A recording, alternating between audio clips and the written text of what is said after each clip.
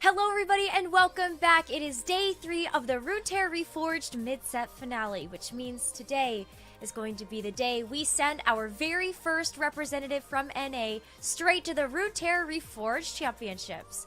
My name is Necker and I'm your desk host this weekend, joined by Casanova, Crowan, Admirable, and Mortdog to take you through all of the action. And it has already been action-packed. We have 3 full days of competition, but we started with 32 of TFT's finest tacticians that battled it out over 6 games, and we got 16 yesterday. And this is one of the tightest point spreads that we have seen in a TFT tournament ever, which means that we have a lot in store for us today, as we have 6 more games to determine not only who's going to get that invitation straight to the championship, but also the top 4 that will qualify to the Runeterra Reforged NA Regional Finals. And alongside that, there is also a $25,000 prize pool that these players are vying for, with first place getting $7,500. So a lot to play for and a lot to look forward to. So now that we've gotten that out of the way, let's talk about our 8 players that have qualified to participate today. And to take you through our first 4, we have Casanova and Crowan to be able to bring us through that. Welcome back to both of you. How are you feeling for day number 3? I'm just so excited. I say it every time when we have mid-set. You know, mid-set regionals, those are my favorite tournaments. It makes sense for the biggest ones with the biggest stakes. We're sending somebody to Worlds. I just can't wait. Yeah, definitely. What a day we have in store for us. It's been a treat from day 1 all the way here to day 3, the finals, the championship Sunday. 32 players are now just 8, but that one, just like Cass mentioned, qualifies for the Runeterra Reforged Championship. Couldn't be more excited to see who it is. I know we sound like a broken record sometimes when we talk about just how excited we are for these final days, but it's just because the competition keeps getting better and better, especially when it comes to how North America has been performing in these last few sets. So let's set the stage. Let's talk about our players that we have at hand heading into this final day. The first one that I feel like everybody has their eyes on right now is Prestivan, one of the players that has been touted for several sets now. Yeah, Prestivan, the future set 9 world championship or world champion. Let's keep the legacy going here. But I got into day 3 here on tiebreakers over Vile. It was rather close, but taking a look at his stats, it really paints a fascinating picture of his play. He's slamming the most items on stage 2 and 3, but also taking the most damage on stage 3. And my instinct was to go, okay, that's kind of weird, right? Generally, if you're slamming items, you're playing for tempo, you're playing for win streak. But Prestivan is doing it just for HP preservation while he saves up gold, right? He's spending the least gold from 3.2 to 3.5, only 20 on average. And to kind of put that number in perspective, other players are spending over double that gold between 3.2 and 3.5. And because of that, he has the most gold down for his 4-1 roll down, where he stabilizes relatively efficiently. He doesn't even have to spend the most gold relative to the rest of the field on 4-1, but still, that is his playstyle leading into today. I mean, in Prestivan, he is the prophesized son of NA to win the world championship. You know, Re-Played already did it, but now Prestivan maybe do it again for us. And he was so close in set 7, right? He lost out on tiebreakers at regionals to make it to Worlds. He's got another chance here. And yes, it started out as this meme that he will come and win the world championship, but now he's very heavily respected by all his peers. A lot of people rating him in the top 3, top 5, you know, in the top 10 at the very least of players in North America. P-God is still P-God. He has that legacy for a reason, right? Hopefully he's able to bring that to the table today. But somebody else that has just completely shaken the TFT sphere, got a chance to see our points leader yesterday, and that is Vanilla.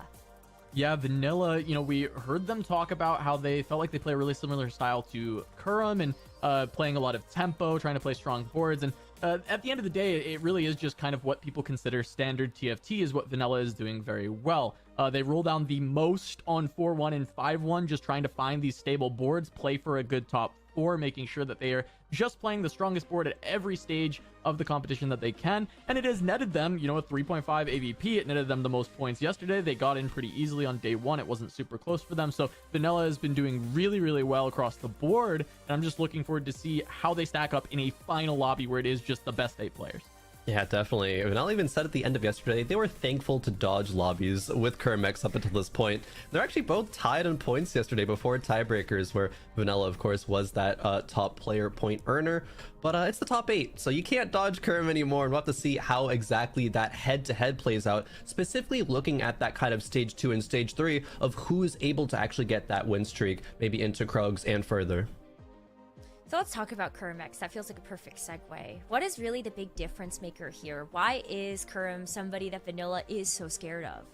I mean, Kurum for many sets now has been the kind of king of tempo style TFT, one of the most resilient players. His playstyle has been molded and perfected over a very long time. That's just his bread and butter and his comfort. So it kind of makes sense why players like Vanilla are so scared. It's trying to adopt that similar playstyle, but Kurum's just going to have all that experience to do it better, right? He win streaks the most in stage 2, plays such strong early game boards, he just has that knowledge of assessing board strength versus the rest of the lobby so well. And specifically with Kurum, actually yesterday it was specifically centered around Sorks, playing that early Sork board, slamming early AP items and allowing him to do that pretty effectively comparatively to the rest of the field. But he has such strong early games that he preserves the most HP all the way from 3-5 to 5-5. And he still takes the most damage on stage 5, but on 5-5 he still has the most HP. That just goes to show how much he's able to play his early and mid games effectively to save all that HP. It doesn't always net Kurum first places, but it does net him a very solid average placement. Obviously 3.5 is fantastic in terms of this caliber, and his top 4-8 is absolutely insane as well. Yeah, and with Kurum, I mean, he has the potential to make some history here, right? He got first in Freljord Cup, so if he's able to find a first place at mid-set, he'd be the first player to ever win 2 major tournaments in the same set. He'd also become, you know, I think the first player to win 3 major tournaments across, you know, his career.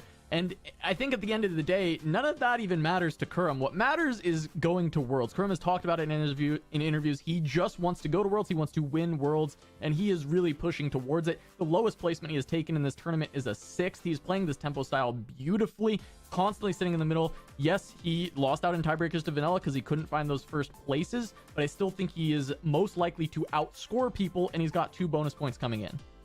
We even ended yesterday with a 2nd place, and that was after we did see a perfect example of that playstyle you mentioned, where he had a ton of HP heading into that stage 5 and felt really comfortable from there. But somebody else that's also continuously been a part of this NA conversation of some of the strongest players is Milk, and he's also found himself in day number 3.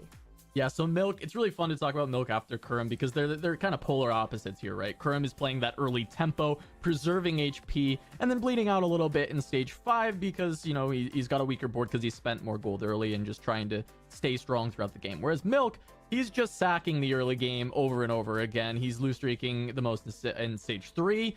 Stage 2, he's only beat out by 1 other player. He loses a lot in stage 2 as well. He tends to have like the lowest HP, but also a lot of gold, and he uses that to take the least damage in stage 5. He spends it a lot later, looks for that win out potential, and yes, the stat is kind of twofold because either he's going to take an 8 because he doesn't have a lot of HP in stage 5, so there's not a lot to lose, or he's just not losing rounds in stage 5. He is winning out the game. And we look at this AVP versus Kurum's. There's a 3.5 for Kurum, 4.25 for Milk. They have the same top 4 rate.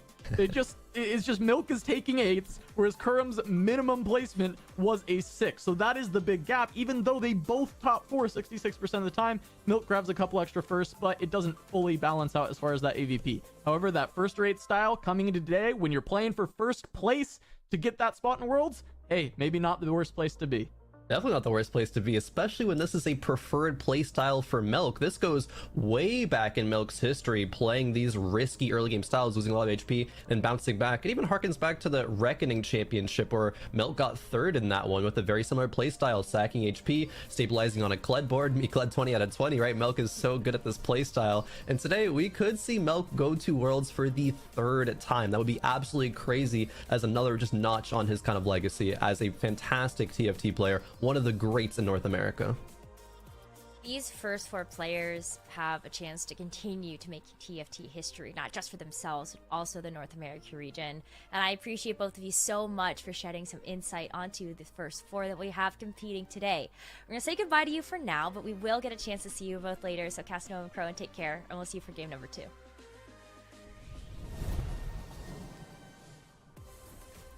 Now join me in welcoming Admirable and Mort back to the casting desk for day number 3. How are you both doing heading into the final day? It's the TFT time.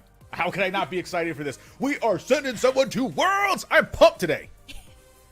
Yeah, I'm excited to be here. Pretty interested to see how these competitions go. It's always fun on the final day because you just get to focus on one lobby, right? 8 stories the whole time, and that feels really good to just focus and see who's going to be the best player. You know, you don't have to worry about different lobby swaps and things like that, and so it's going to be really cool to see how that play comes in. I mean, we already talked about how Vanilla and Kurum X might stack up against each other playing similar play styles, but let's keep the ball rolling on these players' stories, especially picking up where we left off, which is just with players that are constantly a part of the conversation. And one of those that I feel like was just on top of the rest was Dish Soap coming into this weekend. Yeah, Dish Soap has been a player that's been dominating ladder for like the last 2 sets at least, and has always come in as a big favorite, but hasn't really had the tournament results to back that up. Has kind of been struggling a bit, and I think he's kind of putting a lot of pressure on himself to really prove that he's not just a ladder player. He can come in and really dominate. And so even yesterday, he felt like he was in his head a little bit. He only had 2 top 4s, but they were very strong top 4s, and then kind of struggled a little bit, but still ended up with bonus points, which was really awesome. And so, yeah, you know, he's spending his gold throughout stage 4, but he's also taking a lot of damage, and so some of those comps may not be working for him unless he gets exactly what he's looking for. So we'll have to see how that plays the rest of the day. Yeah, for sure. I feel like when you have to take a look at some of the risks you might need to take for this tournament, especially in the final day, that may just be enough to pay off in a big way. But let's also talk about kind of another big factor in this tournament, and that's Replay. Of course, the reigning champion of TFT, but came in kind of underrated into this weekend, wouldn't you say, Mort? Yeah, I think Replay, you know, he won the World Championship, big accomplishment there, that's super awesome. A lot of people were concerned that maybe it was a fluke, you know, he was kind of struggling with some of the early tournaments, but I think Replay has shown that he really learns the sets, he really starts to master them, and once he does, it's hard to slow him down.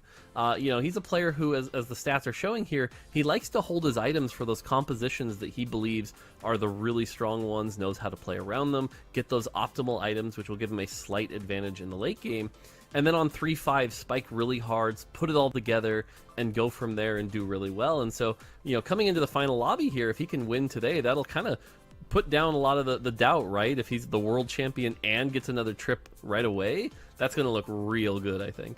And I have to say something right there about Replay being underestimated coming into this. You can't just give a guy the doubt because he has like one bad cup. All right, like let's take a step back here and take ourselves outside of the results-oriented thinking, which is entirely what the basis of strategy for TFT is to stop thinking about your results in that play. So start fearing this player. Okay, they're clearly doing well almost every single time they're stepping into the arena. So let's stop having this weird doubt because he has one bad run of 6 games. Yeah, I mean, take a look at just what's happened already this weekend, right? Replay not only earned himself bonus points on day number 1, but also ended up just barely missing out because of a tiebreaker, just landing in 4th place yesterday. So still a lot of heavy hitting TFT coming out from this player. And I think the same can be said as well for our final 2 players to round out our 8, and that's T-Lides and Darthna. Both of these players putting on incredible performances this weekend. Yeah, T-Lides, I think, is one of the biggest standouts for me, probably just in the tournament in general. When you have a player that started competing, like basically about, set 8, and is now practicing alongside the reigning champion for TFT, that already is a big standout for this. But I think that a name like this really also stands out for if you're the kind of player who's just watching competitive TFT, like you're not hard following challenger looking scenes. The fact that this player is like one of the up-and-comer kind of names that's standing out, this is like one of the biggest things to speak at how tough TFT is even getting at those top levels. Like, this isn't a joke anymore where players are kind of stepping into the arena and being like, oh, who's this? We haven't heard of them before. We started following the challenger scene very tightly. Honestly, I just have to give a big shout out to Frodan on that, who's really pushed me to do that, I'd say, the last couple sets.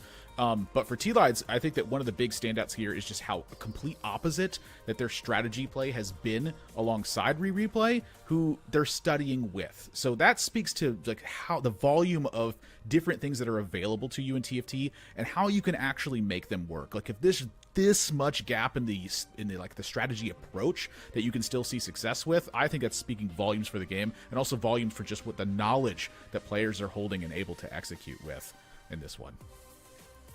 Super awesome to see how all 8 of these incredible players are going to stack up against each other, especially when you look at both T-Lides and Darthnub actually having some of the highest variance in the compositions that they like to play. I think that flexibility could prove to be so valuable when you get a chance to look at what we have ahead of us. And Darthnub as well, one of those players that has a pretty rich history in TFT, but making another great performance here this weekend. I feel like honestly that real life must be one of the things that's holding Darthnub back, where it's like, Darthnub back that little bit where it's like, I feel like he's just busy like all the time. I don't understand how you can be this busy and have time for TFT at all. Hashtag Mortdog on that one as well. It's just like every single time I see Darthnub play, I feel like I pay the most attention to it because he's informing everyone about so much stuff, as well as kind of like hovering in the spot of like, when is Darthnub going to start spiking tournaments? And it's like, here's another opportunity for it to really happen. It's like he's found himself in the final day of this. And I feel like the fact that he's having like the most loss streak versus the other 8 players that we have here today is like one of the weirdest things I feel like I look at. But then you also kind of like, well, how's the success coming in? Excuse me. It's on 3-2, where you're having to make up for the fact that you're having those big loss streaks. And 3-2 is the spot to do that. You're going to have to take a little bit of a risk and spend quite a bit of gold to get a team together. If you can get that team together, though, you have a major spike potential. So that's where really the trade-off, I think, is where Darthnub is finding that success. Lose streaking on stage 2, but then making up for it on 3-2. Yeah, Darthnub's been around for so long, learned a lot of TFT. He knows the fundamentals really well, and I think that shows with the way he's playing here, right? He's rolling on 3-2, trying to strengthen that board at level 6, which, depending on the meta, can be right or wrong, right? And so if he can play around a composition like something like Callista that can do really well, I think that works great. But if not, and other people spike harder, that's going to be the big challenge. I would love to see how that also plays a role in just like all 8 of our players, of course, playing in this final lobby together with this clash of play styles, but also understanding as well there's still so much variance on top of that, of whether or not it lends itself to these players' strategies actually having the success that they would like it to when it comes to like Portal, or even just how much gold is within that game. That can be a big factor as well. But let's take a look at their compositions from day 1 to day 2. Day 1, when we broke this down, I think to no one's surprise, like the Deadeye Aphelios Flex was sitting at the top there. It still is, but more there are other trends that stick out as just so unique from seeing this in a tournament environment. Yeah, I think overall it was a lot of very similar stuff, right? Like you said, the Aphelios Flex did well, the Challenger did pretty good into it, but you see that the Challenger played a lot, not even that much more, but didn't really top 4 quite as much. When it won, it found those right lobbies, and I think some of that could be due to the Portal distribution, but others could be some of those other lines that were being explored, right? People kind of dropped Invokers, except if they found the right Invoker line, and we even saw that win. Zeri Flex here not doing great. Now, this doesn't include Piltover, so Zeri seems to be the kind of composition you can only play around Piltover. And then the other big one here is the Azir Lux just really didn't have the success it did on day 1. You see that going from that 17% win rate to 0. So that's going to be another one I think we're going to keep an eye on. And for me, the big story here is we have players in this lobby like Milk who are definitely going to be playing that Master Yi, Aphelios Flex lines. And when you have 6 games against the same player, how do you react knowing that that's kind of like the strong and favored comp right now? Yeah. That is going to be a strong testament to players' abilities to adapt on the fly. But I think something else that's really interesting about this graphic, of course, and we talked about this a little bit before even just jumping on the show for today, is that there are a lot of compositions not shown on this graphic that have done well. And that, I think, is what excites me the most admirable, is taking a look at these players that can find these more unique lines to head that direction when no one else is. This is the well of knowledge that has now been put together throughout the mid-set finales. We've taken pretty much everyone across the field. We've somehow watered it down to just 8 players, and now here it is. It's like, this is what you have. You have to have so much understanding and idea of what's happening. Either number 1, you need to be like the literal master at what you're doing, which is like, 1 or 2 comps. Maybe that's here. But that is just really not how this set is designed. Everything changes what's available and what's going to happen there. And honestly, I think one of the biggest ones is we talk about just how much gold is available from game to game. You know, some games we're seeing players stack up to 50 gold very easily going into the Krug stage. We see other games where players are struggling for gold going into stage 3, and that alone I think shapes so much of the lobby. So when those different possibilities can happen in back-to-back games, you just have to know more about it. There are so many compositions when you take a look at the stat sheet that they honestly could not have been lumped together because they have actual distinct differences among it. You have to know everything is what it boils down to, and these players right now are showing the most. Easy players have definitely shown some strong fundamentals, and this point actually speaks to something that you said earlier, Mort, about maybe how challengers might actually end up coming into the mix depending on how much gold is available in these games.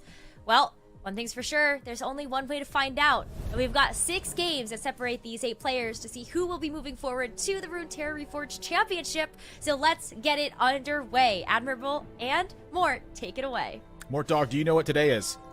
It's finals day. That's right! It's National Mid-Set Finale for Runeterra Reforged Day! Woo! Which one of these are you voting for? It's Scuttle Puddle, right?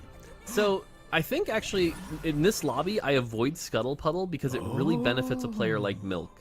Again, if you know he's the one person who's really going to be forcing a particular comp, and when we get a look at their legends, we'll get to see that. But I actually think you want to stay away from that. We talked a bit about the gold being different here. We're on Godwillow's Grove, right?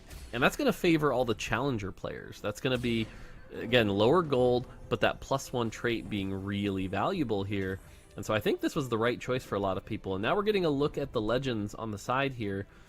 2 Ezreals, 2 Yees, 3 Ezreals, 2 Yees, 2 Orns, and of course Vanilla with his patented Poro. Yes. The Poro. The Poro, surprisingly, has had some of the most success.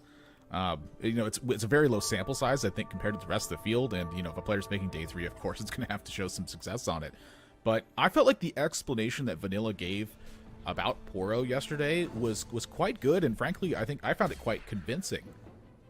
Yeah, it's interesting because, you know, speaking from the design side of things, that was kind of the whole point, right? Is that each legend would allow you to index into what felt right for you and your style. So to see that come to life is definitely really cool because there are players that seem to like, you know, their favorite and what they go for rather than just necessarily go for what's powerful. And then there are definitely players that are like, hey, I found this version that works. I'm going to lean into that, right? I think a lot of the Master Yi players, for example, right now are looking at that going, this is very powerful. Yeah, they want to go a certain line, and they want to show it at the start of the game, like, hey, me Aphelios, no scout, no pivot. Yeah, I think the more interesting thing here is, though, yesterday we were seeing a lot more Ornn, but today to see the 3 Ezreals in particular here is pretty interesting. Prim does have a Callista, which is a great opener, and I like the Ezreal here because it's going to give him some more items. It is the Silver Augment, though, which is sort of considered not the most optimal version of Ezreal, but you are going to get 2 components, which is pretty solid, one right now and one at the next round. And so playing around this Callista, that challenger start, use the Godwillow Grove, it's going to go ahead and re-roll it, though, for social distancing, not necessarily locking him in here, though. And social distancing 1, not quite as powerful as 2 and 3, but still pretty decent here. And now you can see has that 4 challenger, 2 juggernaut, thanks to Godwillow Groves. Kurum's in his comfort zone here. This is exactly what he wants to be. Slams an item that may not be as optimal, but this is, again, Kurum's style to look at like a top 2, top 3 kind of finish. Showing off some of the, already kind of practicing some of the moves here as well with the swap sides with the WW key. I'm curious what he actually has those bound to at this point, where you use the hotkey to swap the unit to your bench and then put it back in with the same hotkey real quick, and it goes from right side to left side. Oh. It's a maneuver that I have often messed up my entire composition with. Yeah, and we can see the power of the 4 challenger here. If he can get through this Renekton, unfortunately the Renekton going to be a little strong in the early game, especially with those healing orbs. Every time he gets a kill, that Renekton getting healed, and Kurum is going to take a loss here up against Precedent with those Samiras. And so now we'll get another look at a different board here. Re-replay with Young, Wild, and Free with a 3 Ionia, 2 challenger start, also favoring that Callista. And again, this is looking like a lot of what I've described, right? It's a silver augment, no gold portal. I think resources are going to be stretched a little thin, and that's what's going to favor Challenger here. Looking at the side, though, we see Milk with Inconsistency and Darthnub with Blood Money. Both of them, those Master Yi players, trying to get that economy up so that they can get something like that Aphelios build that we know caps out ridiculously high. Yeah, and we can see a Challenger Heart in there as well for T-Lides on that one. I feel like when I'm looking at this, like pretty much across the board at this point, I feel like this is going to be a matter of, are the players who are playing for greed, can they have enough time to piece together the resources they need to fight against everybody? Because there are not a lot of players who it looks like are fighting for gold in this lobby, which I feel like it means going to be the damage that you're taking is typically going to be a little bit higher as well. Yeah, it's interesting, and it feels like Dish Soap right now, the one player playing something at the Sorcerer Void line, but goes up against this Callista, and the Swain just isn't tanky enough against that Challenger comp, is probably going to lose this fight, unfortunately, ending his streak. So that's going to be neither Kurum nor Dish Soap streaking as he heads into that Sorcerer line, but might get to play that uncontested. Coming over to T-Line's board for Challenger 3 Noxus. Next to Kled sitting on the bench right now. And this is pretty good for T-Lights right now. 20 gold.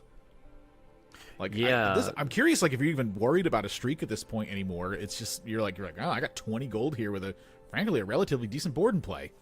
Yeah, so if you look at his item count, he only has 2 items, which meant he got the extra 6 gold to start with. A lot of Challenger players really believe this is like a very powerful start, right? You can build up that economy. And the fact that he has a 2-star Samira and was able to hit some key traits as well, even though he's down items, he's going to preserve a lot of health while also building up that interest. And that's going to be very powerful. You know, he lost the last round, but at 98 health, 20 gold. You look at the gold on the side there right now, and he's at 20. Next highest is Milk at 13, Darth Nub at 13, and they both had economy augments. So T-Lide's really liking this start and kind of showing the power of that gold start. Kind of goes along with what was highlighted during the pre-show as well. The fact that T-Lides just has not been putting together streaks in the early game as much as the other players are. It's, you know, when you have 20 gold at this point, you're like, great. All right, let's get some health total going. I'm focused on stage 3, stage 4, and what to do from there. And Young, Wild, and Free available. Replay heading down. Yep. Callista is not much of a surprise there, I'd say. Yeah, I think Callista, that actually looks like it's going to give him his 2-star Callista at 2-5. Yeah. So that is insanely powerful. Who cares if it's got a belt, right? You've already got 2 solid items on that Callista. So Young, Wild, and Free just giving him a ton of value there. Great augment pick. Press event right now, our Windstreaking off the back of that Renekton 2 with the Sunfire. Really hard to take down with those healing orbs. So that's looking really powerful. And yeah, replay Callista 2 at 2-5. That is definitely something you're happy about. The only struggle here is that is a lot of gold.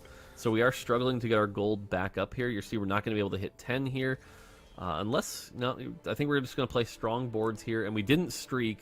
So getting the economy back up will be a bit of a challenge. Yeah, I'm curious to see how that's going to actually fit in this spot. Like, I feel like the Bastion is maybe something you don't really need right now. Like, it's just, you just don't have gold for this one. You're getting a 10 gold. That's really what it feels like it's boiling down to with this. Like, but how worried are you? Like, you have a 2-star Callista in this spot. Like, is this bothering you at all on the gold count? Like, how much attention is he really paying to this? I think there's a little bit. The one positive is likely when he levels to 6, we expect no roll down, right? You've already hit your 3-cost carry. But what that means is you are kind of at the mercy for your front line. If we don't get some strong frontline items to buy time for this Callista, it may not matter, right? And so I think right now what he's doing is really trying to play as much health as he can on that front line, which is why you see things like Darius come in, activate that Juggernaut. Just anything to buy time here so that he can, you know, get some economy back up because he knows his 3-2 roll down is going to be a little rough. My gosh, just the Callista damage is nuts. I'm kind of worried for anyone else who's going to try to challenge that particular line right now. The mercy of the front line, honestly, as soon as you said that, the first thought that came into my head was, wow, this Callista had a belt on it. Yeah, it's interesting looking at the situation right now. Press event, again, win streaking with that Sunfire Renekton, those Samiras. You can even play 2 Samiras to shred the armor even quicker, get through some of that front line that maybe isn't fully itemized yet. So something like this Swain, for example, is going to go down from 40 armor pretty quick and be able to get shredded through and not be able to heal up with that anti-heal being applied. And then every time you kill something, the healing orbs are going to heal that Renekton even more. Trying to keep his streak here. He needs a kill. There's a healing orb proc. Good. But actually is going to lose his streak here. Just isn't quite enough against the challenger line from Talitis. And so that losing his streak here, a bit of a big pain there. And on the right side, the other thing to call out here is Darth Nub is going to be the first into full lose streak, whereas Milk did not. Milk ended up winning a match in between there. And so look at the economy difference between Milk and Darth Nub. Darth Nub might be contesting him for that. Yeah, this is looking this is looking like a pretty big difference here in what's happening as well. Like a lot of life total is bunched into 90 plus right now, and then it's 84, 82, 67.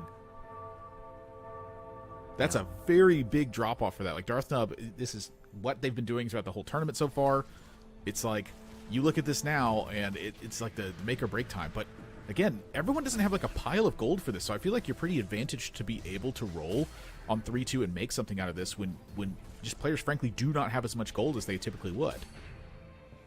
Yeah, the gold situation across the board doesn't look too bad, right? Darth Nub 50, Milk 30, Dish Soap 40, T-Lades 42, but otherwise, it's not too bad. I think Replay is actually the one really struggling right now, only at 28, level 5. But again, he's already hit his character, so, his carry. Now, Milk, on the other hand, does find the Gwen here, so that does open up an interesting option. We'll have to see what the augments here. Could slam a blue buff, but blue buff not really a popular slam right now on Gwen. So I think Milk's kind of struggling to find some direction here with these items. Levels to 6. Interesting Wow. play. I don't think I was expecting a level to 6 here, but I guess like when you have inconsistency, things are like a little bit different. I don't really know. I'm curious what I think of this here. Is this for like tailoring an augment? Like, what is this about? I mean, I feel like it was to try to keep inconsistency going and play around the Gwen. Unfortunately, he is up against the Callista 2, but I do think despite that, he's going to win this fight. So if he was trying to win, this is a good slam. There's just not going to be enough. Yep, good slam here. So again, if the goal was to win, he definitely did it. So props on that level. I don't think you level to lose. That's kind of my thought on the matter anyway. Prismatic augment. Following up a silver now, and this is oh boy, options. Yeah, you look at this situation, I don't think he's looking at this Noxus crown with much joy. Battle Ready 3, not a particular popular one, and Endless Hordes can be really tough to play around. It can be pretty valuable, but I think Cybernetic Leech especially is probably a more safe choice. The only thing is, as far as Prismatics go, it's pretty run-of-the-mill average, right? It's not going to spike you up ridiculously hard. So nothing crazy there. I can't imagine we're going to see a What the Forge. And so sure enough, we're going to see an Endless Horde game. Now, for anyone who doesn't know, the way this works is you get +3 army size. So he can now play 9 units, but the drawback here is you can only put 1 item on each champion, and all the champions have 20% less health. So you can get a ton of really interesting trait breakpoints, a bunch of really interesting combinations, and if you win, you are doing a ton of player damage to the lobby, right? You're winning by 6, 7, 8 units and just doing a ton of damage. But if someone mows you down or benefits from something like on kill, that can backfire pretty quickly. Yeah, so this is now a composition where instead of focusing on like one particular carry, I feel like that you benefit so much from having a line where just all of your units are benefiting from the fact that you have a synergistic effect in play. Like, for instance, having Invoker in play is giving you a lot of extra mana. Having a lot of Sorcerers in play is giving you a lot of passive AP. I feel like those have been some of the most consistent ones that I've seen across Endless Hordes actually functioning as a, kind of a scary augment to go up against. Yeah, looking at the prismatic augments here, the other big one to call out is Precedent getting final reserves. That means when he goes to 1 health, he will not die, and instead get 80 experience and 40 gold to power up his army. And we've seen that augment in the hands of a really good player turn around into a solid first place. So that's an augment you definitely want to keep your eye on. A little scary. Otherwise, across the board, nothing too wild beyond that. No really crazy picks. So I think both Milk and Precedent kind of the more interesting augment choice stories here. Yeah, Final Reserves, honestly, I feel like it's a test of like your micro ability, because you get this giant insurgence of resources all at once. So it's like, have you planned to use this, or is this now like how you get out of the situation that you're in? Is that you're accounting for this giant pile of resources? Like, it's easy to say like, oh yeah, sure, I can make something of that, but if you can't do it in time, Final Reserves is effectively an augment that you shouldn't be taking. Yeah, and we get a look at the situation across the board here. Gold right now, 3 players at above 50. Kurimex is the one at 20, actually, though, so kind of struggling there. Vanilla, we see, took the double tome of traits there and managed to get Shurima and Void, it looks like. So that'll be interesting to see if that Void gets played around. Do we see something like a 6 Void, or even possibly the first Baron we've seen? And then there's a Radiant Thieves Gloves on Darth Nub's side, so kind of an interesting item because it's powerful, but you're kind of at the mercy of the variants, and so we're going to see Darth Nub here, level 7, 3-5, do his roll down, finds the He rolled past no. the Aphelios. He didn't have the bench space for it. Oh, that's You saw his reaction to it as well, where he ended up passing and he just was, oh my, you don't have time to be floored by it is the thing. You have to just keep going. So I think the reaction is very justified, but it's one of those spots where you can't beat yourself up over. Like that Aphelios that came out right afterwards, that was the right of the one he passed up. Don't worry about that. Yeah, definitely, possibly nerves here, right? It's final day, and we always talk about how players don't necessarily play 100% at peak, and if you haven't been in this situation a lot, nerves can really get to you here, and so he is going to be down one extra Aphelios now, but playing that line, and we know this line can be powerful, and up against Milk's Endless Hordes does pull out a victory here because the Deadeye procs are able to shoot down those low health 1-star units from the Endless Hordes. Yeah, honestly, it was a pretty strong roll down for Darthnub, all things considered as well. It's it wasn't. I don't think it was nerves. I think it was just one of those slight mistakes you have where your bench is full because you have a lot of potential things you can play. You try to sell something and you click something else. You just did it too quickly and you go, oh my gosh! Mistakes like that happen in TFT. Frankly, I see them. I'd say a lot more than I would imagine I would, but it's hard to call them out because it's just like, that happens. That sucks. Yep. So Darthnub can't beat himself up over that one. I don't think there's really much you can do to really point that out. It's just like, that sucks. That's an error. But here we are now. The best you can do is try to mitigate what you have. And all things considered, I think the rollout was still pretty good. Yeah, now looking at Dish Soap's situation here, he's level 7, 20 gold, struggling a little bit, has the 2-star Vel'Koz with 4 multicaster. Now, multicaster is the kind of comp that if you can hit the 3 stars, right? The 3-star Vel'Koz, Perfect World, the 3-star Sona, you can just destroy boards. It is one of the highest potential caps out there.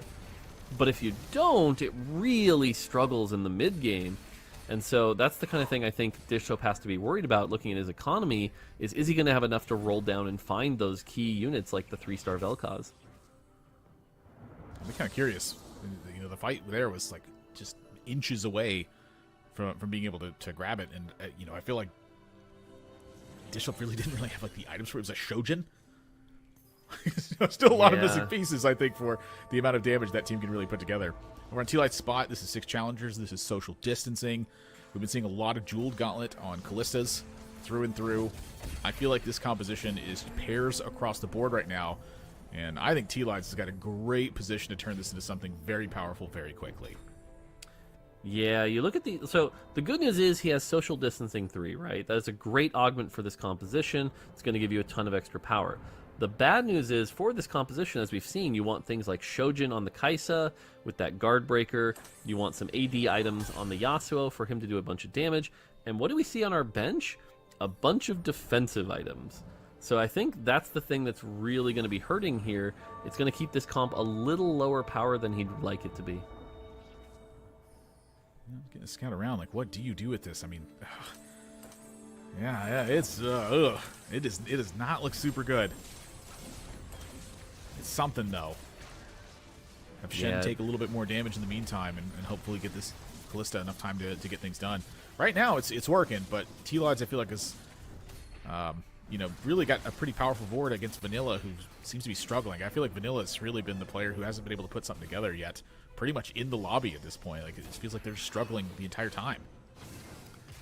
Yeah, you look at the economy right now, and Pressivin on that big loss streak, but still has 56 gold in that final reserves. And we are going to get back-to-back prismatics. So that's going to change a lot of things here. It does go with the Jeweled Lotus, so that's going to give him even more combat power. That's really good news that he's got double combat power. Vanilla, we see on the corner, though, getting Infernal Contract. That's going to limit him to level 7. He'll never be able to go higher than 7, but now has more than 100 gold to work with. And you can see him rolling here. If he can play something like this Akshan 3 that we saw Robin really struggle to hit yesterday, that Akshan 3 can be a really strong condition here. So definitely a good augment to hit, getting that Infernal Contract. Going big Shurima with the +1. Not much of a surprise. It's how do you make something of this now? And 2-star Lux is certainly a help, but I'm curious to see how that gets put together. T-Lides is going to settle on what's here. 2-star Gwen, 2-star Shen, and a 2-star Kalista with a lot of extra crit across the board. Precedent, I feel like, is stacking up and trusting so much that he can get the work done from final reserves. Precedent feels like they haven't spent a penny. Yeah. and that he's just going to have a million gold and levels to work with after this. I'm really worried about the rest of the lobby with how big of a spike Prestiment's about to get.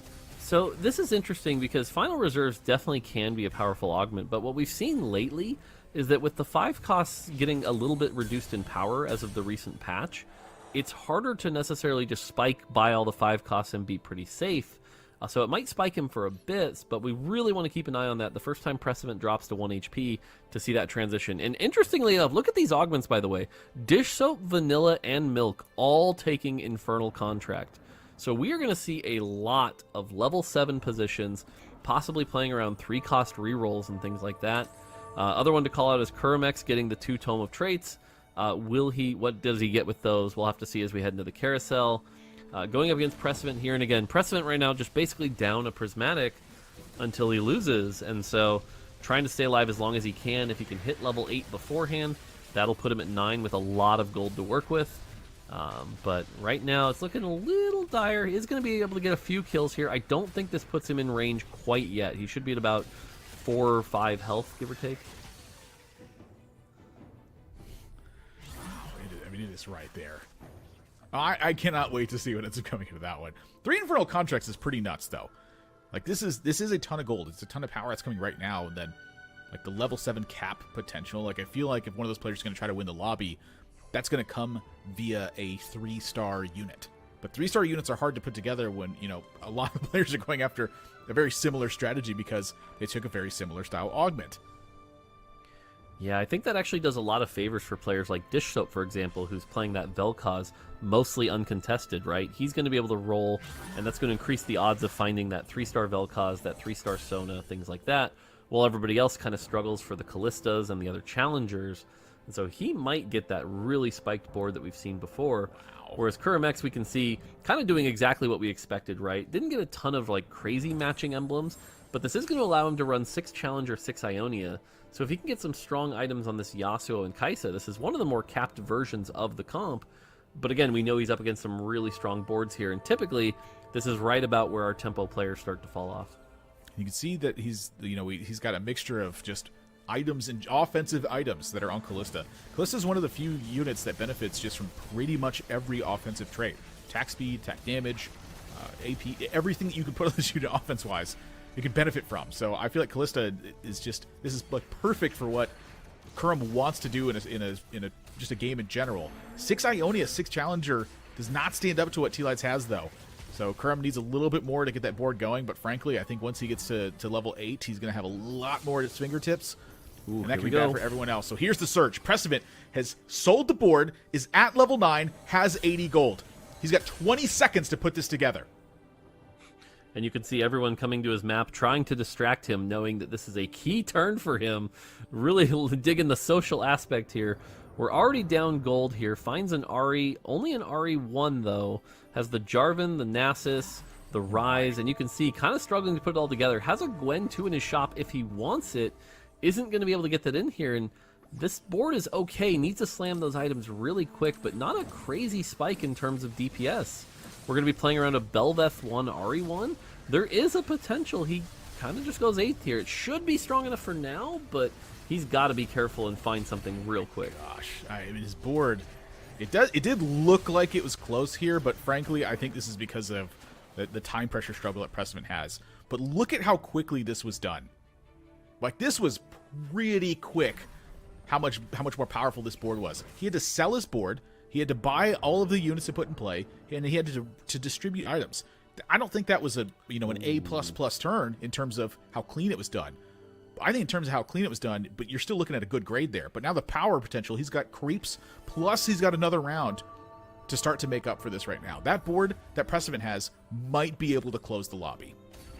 So this is interesting, because remember when I said Dish Soap had a chance at 3-star Vel'Koz? I hadn't seen Milk's board yet, and so that seems to be a lot less true now. We see he's already got 7 of the Vel'Kozes and also is running 4 Multicaster, 6 Sorcerer. Now the one thing against them is that Multicaster really needs sort of that offensive multiplier to power up these units, and a single item may not be enough, even if you hit the 3-star here. But the power of this is extra units, right? He gets to run 10 units as opposed to someone like Dish Soap who only gets to run 7. And so we'll have to see if that item multiplication can be the difference. But for both of them, that means the odds of finding that 3-star Vel'Koz are low. And Milk right now is only 1 off of Sona 3, so he's definitely getting close, rolling down, trying to hit it here. He's got plenty of health to work with, but so here we go. We get to see kind of the rivals right now based on going for the same comp. Who's going to be stronger? And I feel like Milk with these 10 units, it just might be too much for Dish Soap to take down right now. Who is the student and who is the master? Right now, it's Milk is the master in terms of the raw power level for the storyline there. Precedent's board, though, I don't know if you were watching at the bottom left, he hit 2-star Ari, but he had to do it at a cost of something. Vanilla, that is a tough one. I mean, you could see the frustration from Vanilla there. This is not the way that you want to start out the lobby for the final day. 8th place, Precedent's board looking tremendous. Milk's board is getting upgraded. Replay starting to put the items together. Right now, we're at 6 Challenger, 3 Ionia. This is very powerful. It looks like we're going to stay here for a bit. Yeah, Milk finding the Sona 3 was definitely a big deal. I think Vanilla, the thing kicking himself a little bit there is if the thing on the right is correct, had 50 gold still. So, losing with that much gold that you could have spent always is a big feels bad. So hopefully Vanilla can bounce back. It is just one game. Someone had to go 8th. And now we're getting to see sort of this challenger mirror match here. And so will Replay be able to stay alive? He's got this really strong Kaisa that can do a ton of damage. And sure enough, Replay is going to win this matchup. And so we're just going to have to keep an eye on the right side as the health starts getting lower and lower. And right now, Milk with that Endless Hordes winning the lobby, finding that Sona 3. Precedent, though, putting the wins together. Dish Soap definitely got beat to the punch on this one. I feel like this was just a challenge of who got there. I'm curious about the Terra here as well. I know that Terra can definitely be a beefy unit, but this feels like a lot of gold invested into holding on to something. Yeah, it's common to kind of hold this, I think, because it's a 3 cost as well.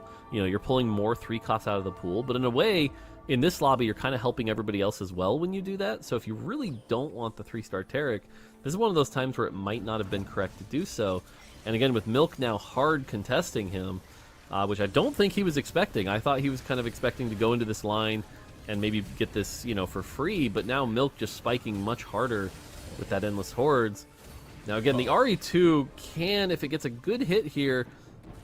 Oh, so close. Whew. And Replay going out in 7th with that Challenger comp we saw that was pretty strong here. And so now, again, these comps are all very, very close. Precedent winning by the skin of his teeth here. Really needs to find items for this RE. Instead, going with the Dragon Claw, that maybe gives him Aatrox 2. We get a look at these boards here. Darthnub's got that Aphelios comp, and so, interestingly enough, Darthnub being the one that ended up pretty uncontested here might be a favorite to win the lobby. But look at this board value, by the way, right now. Milk's board value, 105. A little misleading with the Endless Hordes, but definitely looks very impressive. Honestly, I don't necessarily think that is misleading either. Endless Hordes is putting a lot of that value in play, but with Sorcerers, I feel like if you have enough different spell cast damage things, or do you really care where the damage is coming from? You just need them all to deal damage. They all have passive plus AP. The more that you have, the more that you have. I feel like that's the power of what Milk has put together. Yeah, for sure. Now, Precedent, definitely familiar with this comp, by the way. You notice he's got the Karma and the Shen in the front. He wants those to die very quickly so that every Ionia bonus proc goes towards that Ari. That's going to be pretty powerful. He's got an Aatrox 2 with Radiant Thieves Gloves. Not the best item rolls, but this Belveth, though, has very good items. And this is... Belveth right now can be one of the 5 costs that's a little hard to play around unless you have amazing items and amazing setups. And this is one of them, right? This Belveth's going to do a ton of damage. And unfortunately, it looks like Pressman is going to win, but Dish Soap is going to go out in 6th. Kuramex out in 5th. And yeah, Dish Soap right now probably cursing Milk's name as he basically kind of took the comp out from under him and put him in a really rough position. Well, it was such an unusual style for Milk to get to the spot as well. I feel like Milk was a little bit strapped on items at 3-2, and Endless Hordes, I think, was a key strong option available. So he goes that direction, and then he's like, well, I need a little bit of gold. Here's what shows up on stage 4. Fertile Contract. Have a ball. And sure enough, exactly what happened, by the way, here is as soon as Dish Soap died, Milk hits Vel'Koz 3. So now Milk is a much more powerful version of the same comp. And we talked about it before, that 4 multicasters with 3-star Vel'Koz, 3-star Sona, that's something to be very worried about. I feel like the one thing that can really beat this here is if this Ahri can get a 3rd damage item, the power of this Ahri AoE will melt those low health people on the Endless Horde board. And so that's, I think, the thing to keep an eye on. Does Precedent turn this into a first place? Other thing worth calling out here is that all of our players that came in today with bonus points have now bot Ford. Yep. But hey, you know what? That's a great spot to be with bonus points. Because you're like, okay, get a little bit of a pat on the back here, where it's like, you know what? It's not that bad. I got bonus points to work with. Yeah. So, like I said, big thing here Precedent's looking for is an item for Ahri out of this anvil. He really needs something like a Jeweled Gauntlet, a Death Cap, even an Archangel's could be okay. Could even take a Giant Slayer, Guard Breaker. AP just something, damage thing. Something to multiply the power of this character and get it even stronger, because right now the Ahri is the primary carry, with the Bel'Veth sort of being secondary. Is able to find Scion 2, that's great. Otherwise, nothing too crazy here. Looking for that Heimer 2, if you can find that. Nothing else. So we're going to have to see what the item is. Do we get a good item out of this? Okay. Oh. It's not looking amazing here. Static Shiv's not what you're looking for. Thieves' Gloves is a little rough. So definitely a little unfortunate here. Is going to put a second Shojin on Ahri, which I get out of desperation, but definitely not what you're looking for here. I was hoping he'd go for the rat. I guess he doesn't have the setup for it. Wow. The Bel'Veth does so much healing. Yep.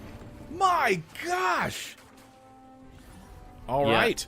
Precedent, I think Precedent has been declared the strongest player in the lobby. Milk was the only player they didn't face. Milk got stronger as they faced him, and then Precedent still came out on top.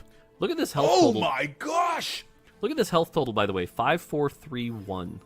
So this is insanely close. The thing to note is Precedent's board is basically built to destroy Milk's, right? You get all the Empress procs whenever you kill these low health units on the board. That's just going to keep Bel'Veth going. And then Ahri's going to be able to do a ton of damage in an AoE, hitting all 10 units for a ton of power here. And so now we get the battle for first and second here. Darth Nub versus Milk, Precedent versus T-Lades. Let's see how it goes. The Radiant Zeke's on backline with 2 Shojins as well. Don't tell me Ahri's not going to cast 3 times. It's already here. So much damage and so much healing. The Bel'Veth feels invincible in combination with the Ahri cast. My gosh. It's so powerful. And there we go. Battle for first and second here. And then now look at these board values here, right? Milk 122, Precedent 108 has put together an incredibly strong board showing the power of final reserves, but the difference is Precedent's board isn't losing 20% of its health. So yeah. Precedent's board is very strong here. We've seen the Ahri kind of blow stuff up. Now, the one thing to note here is Milk has put in a 4-star Teemo. He managed to get Yordle going using the Godwillow's Grove. This is very clever. That Teemo's going to be even stronger. I still don't think it'll be enough, but it's a really impressive board that Milk has put together here. The movement from Precedent at the end, too, to try and get a Zephyr in the right spot. The Bel'Veth is not going down either. This is all on Teemo to get this done, and it is not close right now. Milk taking a beating at the end. Precedent from 8th to 1st, from 1 to win. This wasn't even close once he started getting this board together. What an amazing performance for Precedent to put that together, given the time pressure he was under. He had to open sell his board. There was so much stuff in demand that where it was like, all right, Precedent, here's another check for you, and here's another check for you. And at every step of the way, he was able to pass. That was so impressive to watch. I feel like in a lot of those moments, if you're not used to the pressure and the stress of that, you just get dizzy. Like, Mort, how difficult is it in that spot to actually pull something like that off?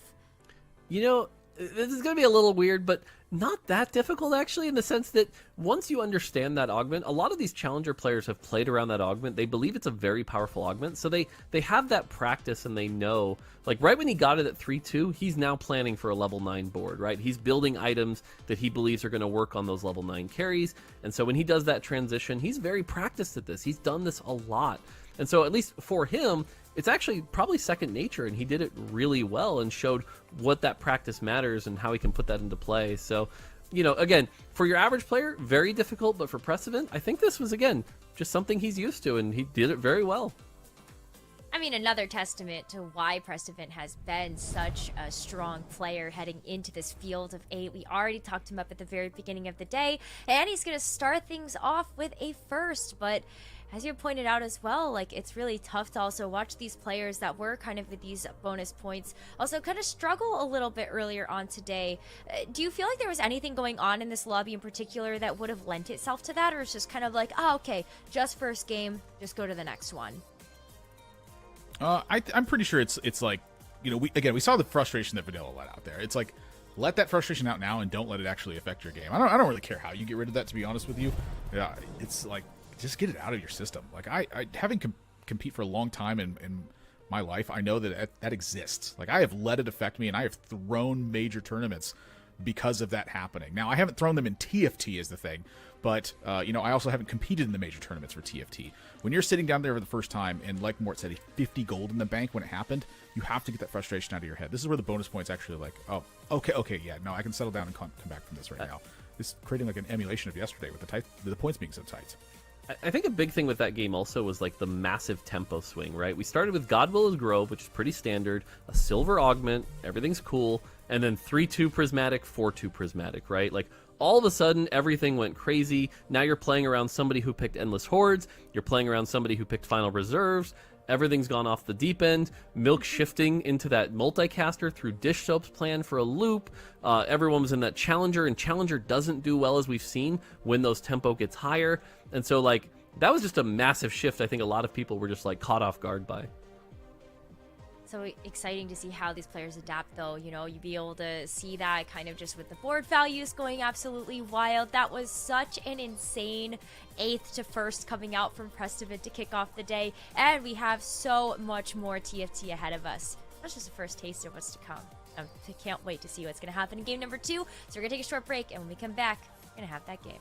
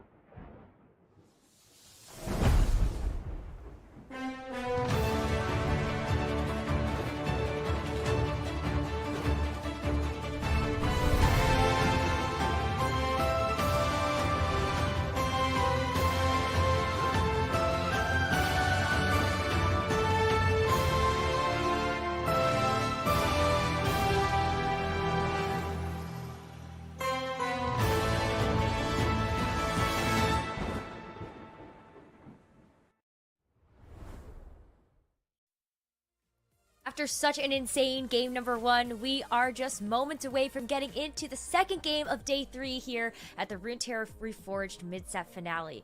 To take you through that one, we've got Casanova and Crowan back on the casting desk with us. And that game number 1, not only was it super exciting, but there was also a really unique change that came through with Prestivan. And that was actually his change in legend. You pointed out, Crowan, it was Ornn to the Ezreal. Do you feel like that is going to play a role here for Prestivan's success today? Oh, I think it certainly will, and he's the only player coming into today changing the legend pick, right? Everyone is very comfortable, especially looking yesterday on Vanilla being like, nope, I'm just a Poro player. I don't even know how to click the other augments from all the other legends. So Prestivan being like, no, okay, I'm more flexible. I can go this Ezreal style. It didn't actually play a factor in the last game because he took healing orbs on stage 2, but I think that's just a good recognition of how much power you can get out of your silver tier augment, right? Prestivan, as we spoke on the top of the day, is a player who likes to preserve HP as much as he can in stage 2 and stage 3, and then spike a bit later while saving gold. And healing orbs, especially in stage 2, stage 3, gets all that value, where he, had pretty much the perfect final reserves cash out, had a beautiful roll down, and piloted that to a first place.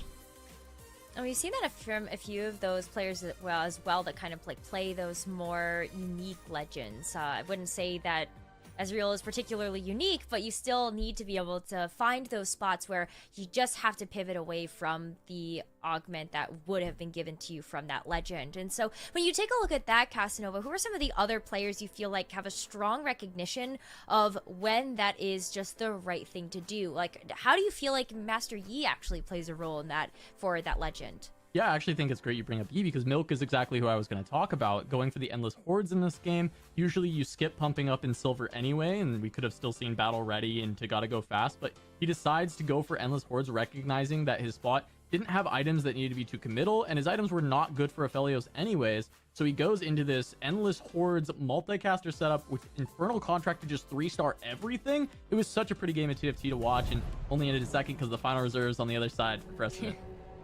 Oh, for sure. But now we get a chance to see if maybe it becomes a first as we head into our second game. Let's go ahead and get right into it. All right. Thank you, Necrocron. We're jumping in game number 2 here. The final day championship Sunday of the mid-set finale. Ornn's Forge, Ecliptic Bolts, and the Rupture. Couple one guys hanging out, but it is just going to be Ecliptic is the pick. Everybody just going to have a little bit more gold, some more resources to play with in this game. Yeah, on board at Prestivan, lobby winner in game 1. Of course, he loves to have all that gold, all that econ generation for a very efficient but big 4-1 roll down, generally where we're going to see Prestivan spike. But man, just going and taking a look at that previous game really quick, Prestivan is so good, right? He's very familiar oftentimes with these very risky strategies, but it's not anything that he's just going to be leaning on for certain. He has all these plethora of strategies kind of in his back pocket, and to be able to pull that one out in a final championship Sunday and do it with the confidence and the speed that he did it in, right? That roll down was really quick to get that board online. Prestivan surely feeling good about that one, even after he recognized this little mistake of not using the Grove kind of bench slot for a couple rounds there, but he caught the mistake, right? And that's, I think, the biggest thing. We've seen players in high stakes tournaments not catch those things before. I'm not going to call any names, but yeah, it has happened. Yeah, I mean, he had one round where it was almost a 2-sork diff, but able to get away with that one, and then eventually turn it into a very solid board, finish out the game. He definitely had a good matchup into Endless Hordes, right? Because he's getting to play those legendaries. Ari and Belveth going to do a great job cleaning up those little pieces. So looking at his start now, I mean, he's got a tier and a belt. Could just be Redemption if he wants to lean back towards AD, but does have a Mal's 2 in that tier if he finds, hey, let's see if he finds like a sword or something. Very good item carrier for a Shojin in the early stages if he wants to lean towards challengers or a Zerlux.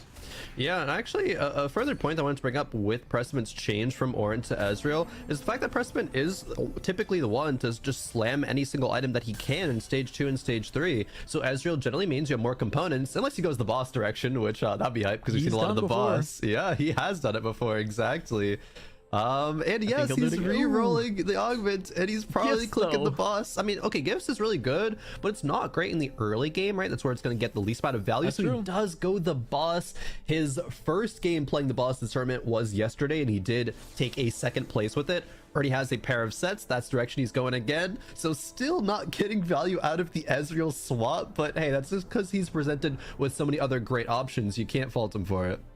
Yep. And I have a lot of confidence in Prestiven's ability to play this boss line out. We saw it yesterday. He actually played the Adrenaline Rush version on Yeah. 3-2, was offered that augment and decided to go from reroll from there. But I think in general, Prestiven is probably going to angle towards tempo, and then if he sees an opportunity to go for the reroll line, he will take it and he will capitalize. So we'll have our eyes on Prestiven's boss, as it has been boasting some very good stats throughout this tournament. I think the boss still has a 100% top 4 rate so far in the mid-set finale. I'll have to go double check that when I get a chance, but it's been doing fantastic across the tournament.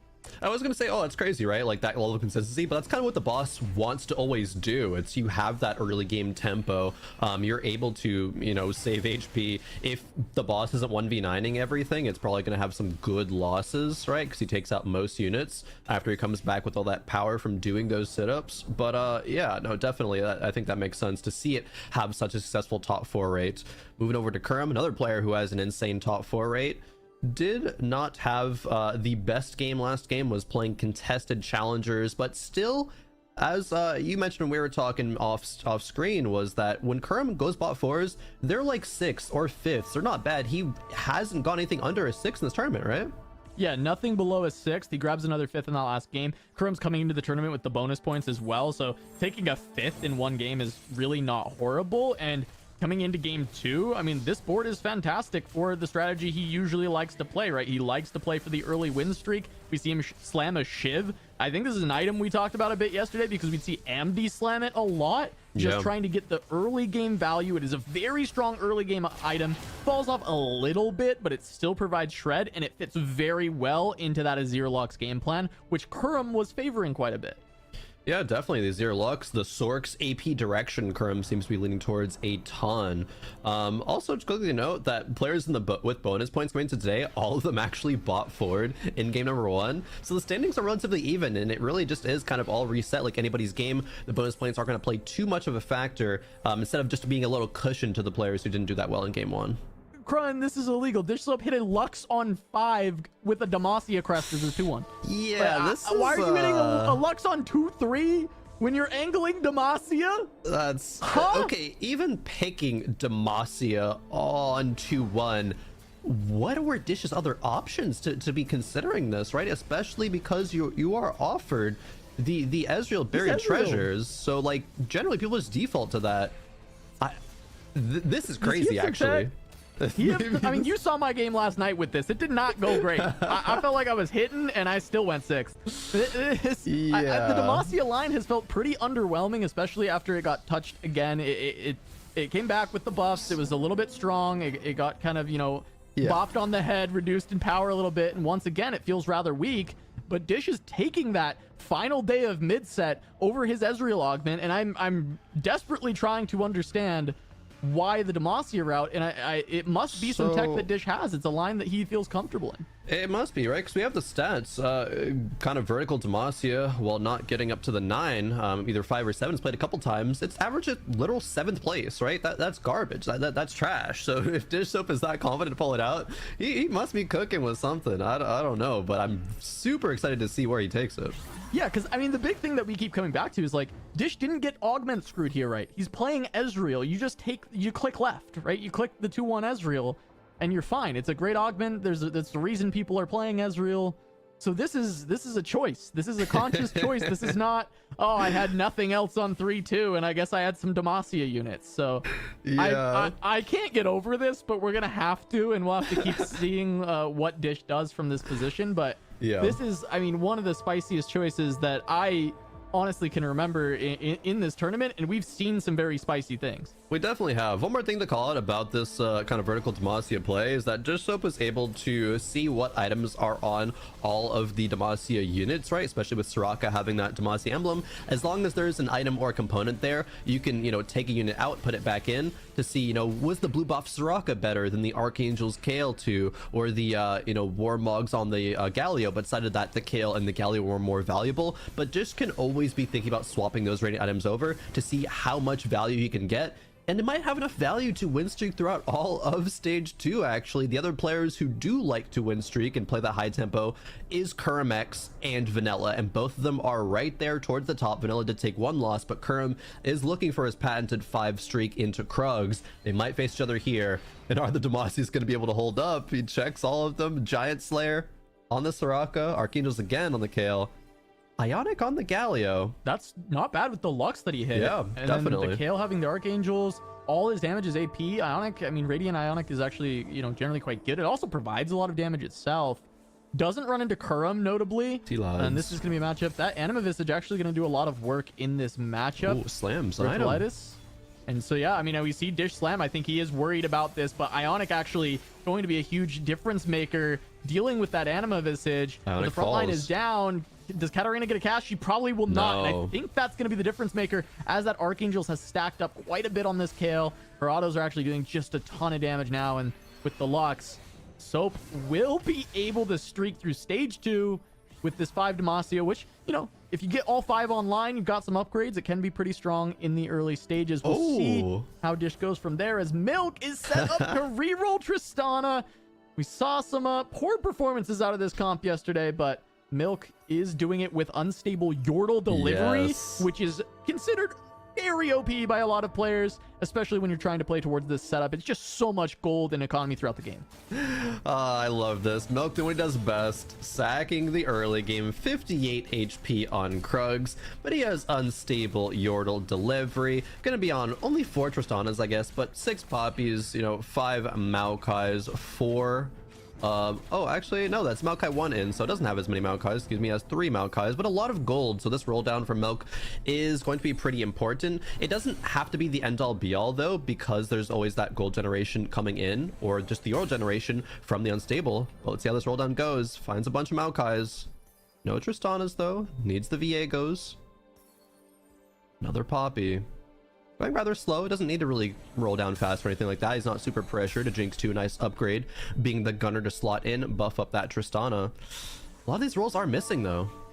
Yeah, he's going to send it to 30, it looks like. This is Actually, that doesn't have the awkward bench space. spot where you don't have the bench space anymore. Yeah. And he's very close on Viego, so it'd feel bad to pass this up, but Oh, yeah. all the other units are more important than Viego generally. You just have to pass it, I think. Yeah, the only other way that he could have done this is just say, you know what, I'm going to slam Viego onto the board, sell the Jinx too. Yeah, or just not make But- the Jinx at all and just say I'll come back to the Jinx. All I need is one other Jinx to get that buff online. Oh, he Yeah. actually locks the shop. Oh, I think he's selling Jinx then, because he didn't want to roll anymore anyway. He's possibly rolling a 5, so he can put the Viego in and Oh, buy that's the right. next Yeah, one. Yeah, so it's not bad to do that. The only argument is, like you're saying, the other units are more important, so it's basically like spending 2 gold to guarantee you have one of the units that you want, be the Viego. But is, like, say, potentially rolling into another Triss more important? It might have been, but Milk wanted to kind of hedge his bets Here we there. are again. Still an awkward. Man, this feels so bad. Has to sell the Yeah. Viego that he locked for, so basically minus 2 gold. Oh. Minus 2 gold again. And there's minus 2 more, gold 3 more Viegos. No. And, okay. This just feels so bad. Milk's getting so unlucky with the timing of At where he's what finding his point, units. Krillin, should we have just sold this Jinx? You know, and At the point where you've said it already, it's almost, you know, that Campos fallacy. He's like, oh, I'm in too deep. I have to keep the Jinx now, right? And you're just like, at that point, Milk is so mentally committed to keeping it on the board. One off of Poppy, one off of Maokai. The Viego's probably just gonna be Viego 2 forever now, even though he was one off. Man, that feels so bad. it's not even Milk's fault, but that did feel like watching a car crash. Like that was not fun to witness whatsoever. I feel like everyone who has played this comp more than, you know, just like once or twice has been exactly there. Yeah. And fully understands just the pain of Milk in that spot. And now, I mean, he's fallen very low on the Tristana already. He still has to hit 2 more units. There's the Maokai, but he needs to find the Poppy as well to get Tristana 4. He has to roll for it and then try and level towards 6. There's a million more Viegos. Well, she finds Viego 3 before the Poppy. No, okay. There's the Poppy. But yeah, now he can't even. the gold is hurting. And now the Jinx 2 has to sit on the bench because he wants to play the Teemo for the 3 Yordle. So this Jinx has just cost so much gold for Milk. Not that it's like incorrect to keep it, right? I don't want to say like it's a mistake, but it's just the way that panned out. Really, really tragic. But now we get to move on to other players. Back to Dishop actually, and he's still win streaking. Same with Kurum, both on a 7 streak. And he's almost natural Kale 3. Oh, true, 2 away. Playing the Demacia line. Oh, that's crazy. Hit Kale 3 and he goes to play 7 Demacia. Just slap a Rage Blade on that baby. That's a good unit. That's gonna work real well. Yeah, get the radiant item, get a Rage Blade. With the tempo that Dishop is playing at right now, actually, I wouldn't be surprised to see him be able to go level 9 once we reach the kind of later stages of the game. So exactly like you're saying, if he just naturals into that Kale, oh yeah, that's gonna be a huge, huge threat. I don't even know how to evaluate the Demacia thing at this point because he's like almost naturaling a Kale 3. He hit Lux on 2-3. Like, I don't, it's hard to be like, oh, Demacia is so good. What a unique line from Dish. And it's like, okay, he committed Demacia and the units are coming to him. He's going to get to slam a blue on his Lux as well. That's massive. You know what I'm noticing earlier, actually? So earlier on in when we were watching his board, he had that tier stuck on the Kale, but now it's not there. Either he got to remove her or end up selling the Kale too. And if he sold the Kale and found that many as well, he could have already had that Kale 3 actually. I don't want to think about that, Kron. I don't want to consider that possibility. It's not, I'm not there right now, okay? Like, no. I don't want to deal with that. I don't want to deal with that world existing. As we got Darth Nub in the corner rolling down quite a bit. Not finding Aphelios, but found a bunch of the Zeries. And yeah, T-Lide's passing Sedge 2 to stick to the Sorcerer board instead. Does not want to lean into any direction that would be playing Sedge 20. Slams the Sork emblem, playing 5 Sorks right now. A little awkward. Could have maybe taken one out to play a couple of Bruisers, but is looking like he wants to sell for economy. T-Lide's 3 great tank items, the Anima Visage, Bramble, and the Ionic Spark. Obviously, Ionic leans super, super well into the Sork line. Not going to be good enough, however, up against Replay with the Shurima and with the Shurima's Legacy, actually clutching it out. Yeah, it was super close at the end, but no, the Shurima's doing it. Yeah, I mean, that's Shurima's Legacy, very interesting because we have seen Shurima very rarely, especially as a vertical. However, when the vertical is played, the 5 and 7 from the spots that people find, it actually does have success. It's just really hard to find yourself in that comp in a good place. So people don't play it from a bad place. They usually just play Luxzir or something like that. Yeah. But when you are really hitting the proper notes for it, it can be a pretty good comp. And Replay having that Shurima Ascension at the start, it's actually quite good. Shurima's Legacy, very, very good augment. A lot of extra damage.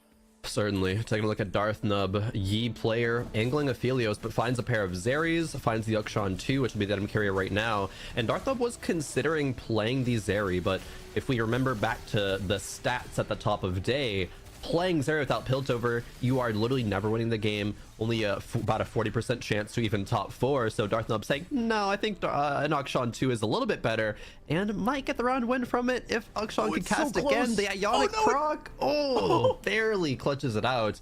And I think that is an Uxan 2 versus Zeri itemization diff there. Oh, for sure. I don't think Zeri wins that. I think the Uxan 2 a little bit stronger.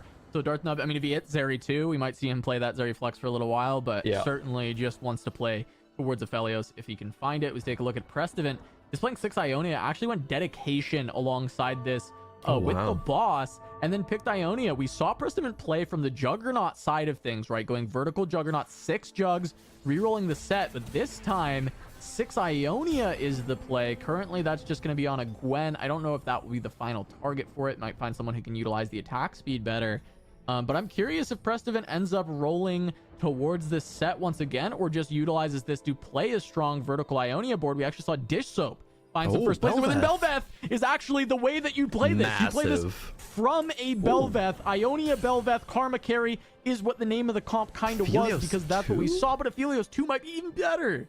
Yeah, you can play the Aphelios 2 for now and then pivot into a Belveth later. Fascinating. Pressman's in a spot where he was kind of finding too many good options, but the items work out perfectly for this. Having the Deathblade to play on this Ionia emblem kind of goes in the slot of that Rageblade, just with the massive amount of attack speed that he gets. Maybe could consider swapping the Karma Guardbreaker over a bit later, but Karma Tooth Guardbreaker is really strong in power, and having this kind of with that boss frontline, it hasn't preserved as much HP as I would have maybe thought or expected for Pressman up to this point, but he is still really strong right now.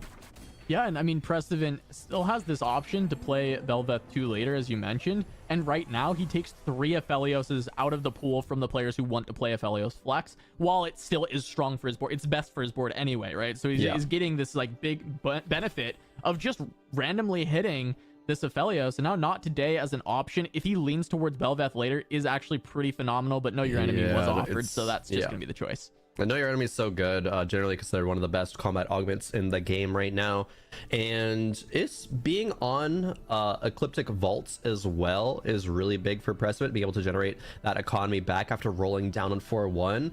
Pressman is, you know, that's what his style of play likes to do, likes to roll down on 4-1, but do it very efficiently, right? He even sold the Belveth to make Econ play around this Aphelios too. He thinks that, okay, I hit one thing, that's going to be what bridges the gap from level 7 to level 8, and he's going to look to make more board improvements at that point.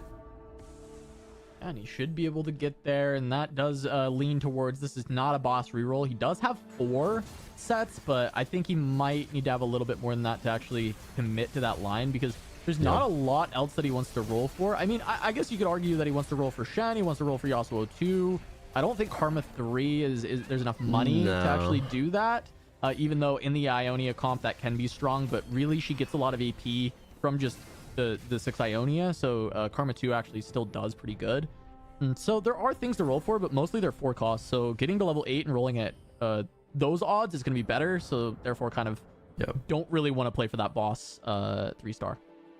So it seems like with Replay's board, he's kind of going towards that typical Azir Lux composition, but Talia gets to sit on the bench for now because he has a Shurima emblem picked up at 4-2. So just really needs to find a Jarvan, or actually has Jarvan on the bench, but find a way to put that in eventually. Now it does go in over the Taric and the Shen helping front lines, but his front line is still pretty poor right now. With only the 1 unit upgraded is that Swain. Yeah, and he's going to make it a Shurima Swain, give it all the items, and that's really, you know, going to be quite strong, right? He's going to be able to get all that extra HP onto the front line. Once the Shurima proc comes through, you can just see how tanky this Swain is. However, that will fall off relatively quickly, right? Swain 2 starts to fall off towards the end of stage 4, or even early stage 4, realistically. I think with the Shurima, it might extend that life. But once we get into stage 5, it's really just not even a tank anymore. You need to have something else that is taking those items. So we'll see if Replay can improve that front line, find a better carrier for those items like Jarvan 2. Shen 2 could be realistic, but it's more trying to keep those synergies tight. So Jarvan is the most likely candidate. Yeah, taking a look at the other players' boards here. Obviously, we saw Milk hit a while ago. Vanilla going towards that challenger line. Rather low in HP, though, only 20. And on a Yasuo 1 with 3 items, that is rather scary. And Vanilla looks like, you know, was a little bit upset last game, taking that 8th. So really going to be looking for a, you know, good placement here to bounce back. Kurum, another player angling Azir Lux, finds the Lux 2 as well. That is a massive hit. Even other Lux to just deny a little bit, but he does have legendaries, right? Kurum has gone to level 8 because he preserves HP and preserves econ so dang well. How does he always do it?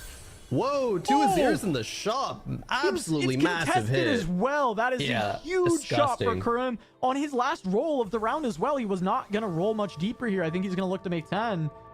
That is so big for Kurum to find that here, especially with the HP lead that he's holding on to.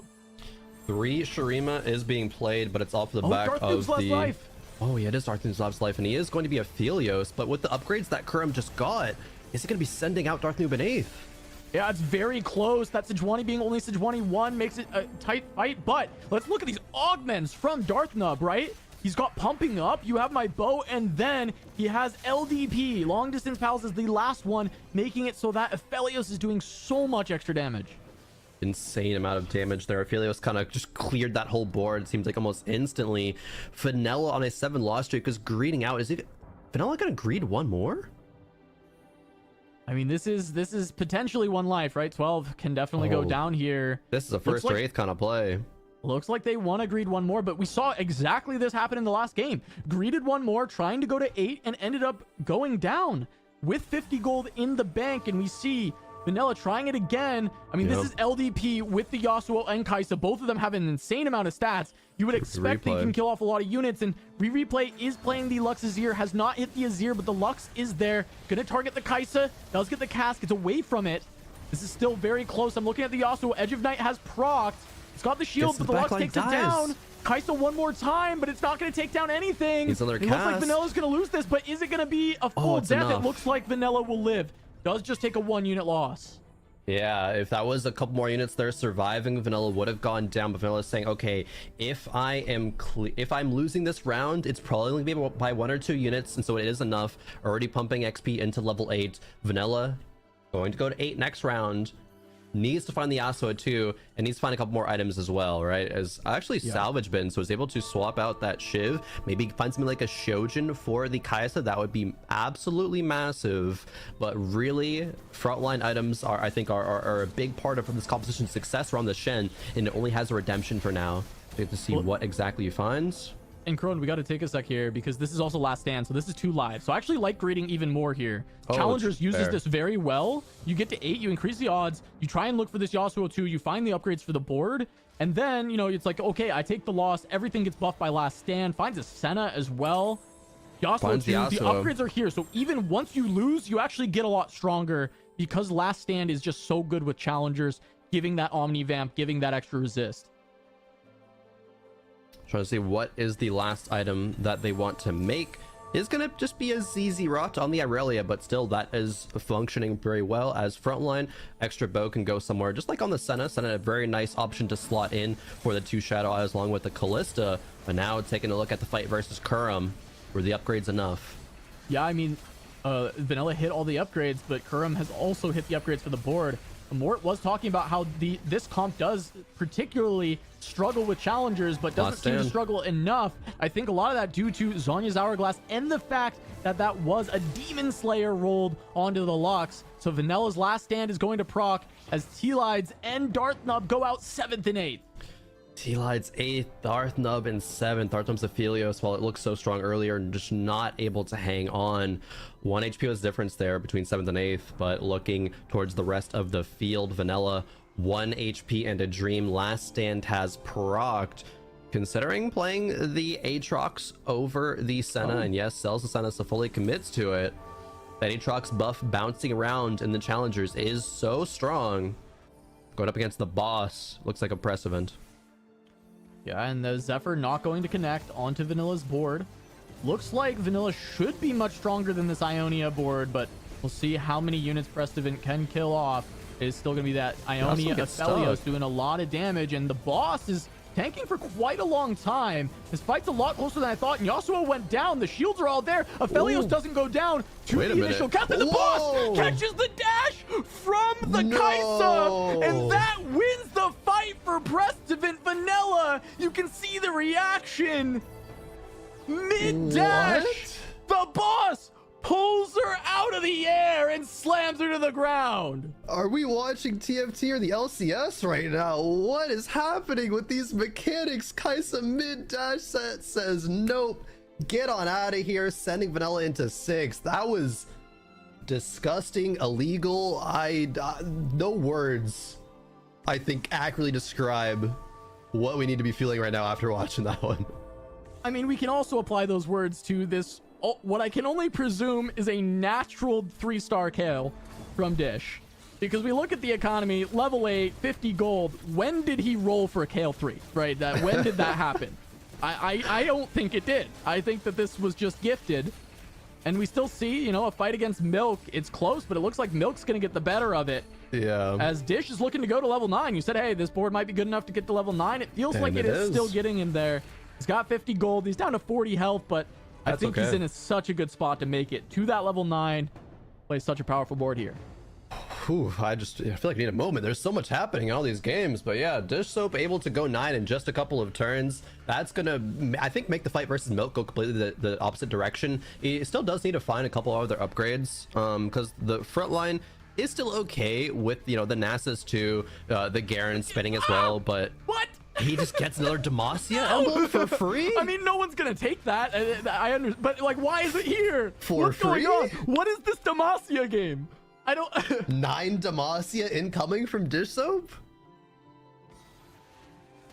I don't know how to feel about this, bro. I don't know what to say about this Demacia game because I'm hyped.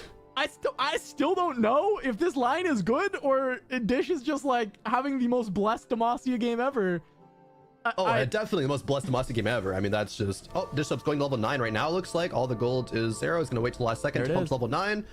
Boom, finds it. Milk It's probably versus 9 the Demacia Ghost. instantly, right? With the +1? I think so. It is. We have to confirm that here soon, but Yeah, we seeing will, Milk versus but- Kurum's Ghost. It's versus Kurum's Ghost. I mean, Milk, having this Ornn item actually was such a huge pickup for the Maokai. Being able to find Eternal Winter actually caps this board much higher than it was at.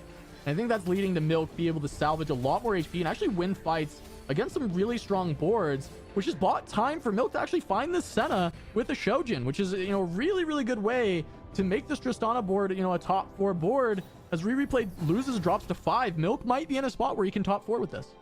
Yeah, definitely. The board has come together pretty well, even after the kind of tragic roll down that we saw way earlier on. But he's gotten to a point where he's, you know, Gwen 2, 3 great items on the Maokai. Took the Ornn Forge 2 to get that Eternal Winter. Fantastic versus the other AD lines, of course. And finding the Senna is really, really huge at kind of fitting all this comp together. Doesn't need to run the Viego anymore, right? Because of the Shadow Isles coming in from the Gwen and the Senna. The last second swap over onto the Zephyr and trying to dodge Zephyr Pressment as well is going to hit Nice. both of them and dodge the Zephyr. Wow, the micro from Milk all weekend has been phenomenal, and this time dodging the Zephyr, hitting Prestivin's carry, and now he's got the boss backed into a corner. His Maokai is going to take the aggro of that Aphelios, going to be able to stun it up. He's going to do a ton of damage to Prestivin, dropping him to single digits. Wow, yeah, we don't really speak the praises of Milk in terms of the micro that often, but oh, replay hanging on alive.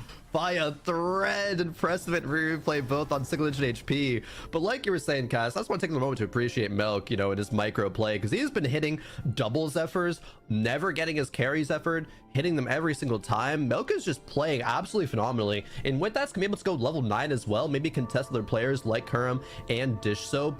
But man, am I excited to see Dish Soap's board. Pressivant still on that 6 Ionia, saving up the Econ, going to go level 9 next turn as well. So 4 players will be on level 9. Replay not able to go to that threshold, so might just cap out at 5th place here, but might still be able to sneak into a top 4. All right, taking stock here. Prestivant gets to go 9 after taking that loss. Finds a pair of Aries in the shop. Okay. He's going to get to upgrade this Ionia board with that Ari 2. Can he find another item to go with it? He can slam the guard breaker on it and a blue buff! A blue Perfect. buff out of his item anvil.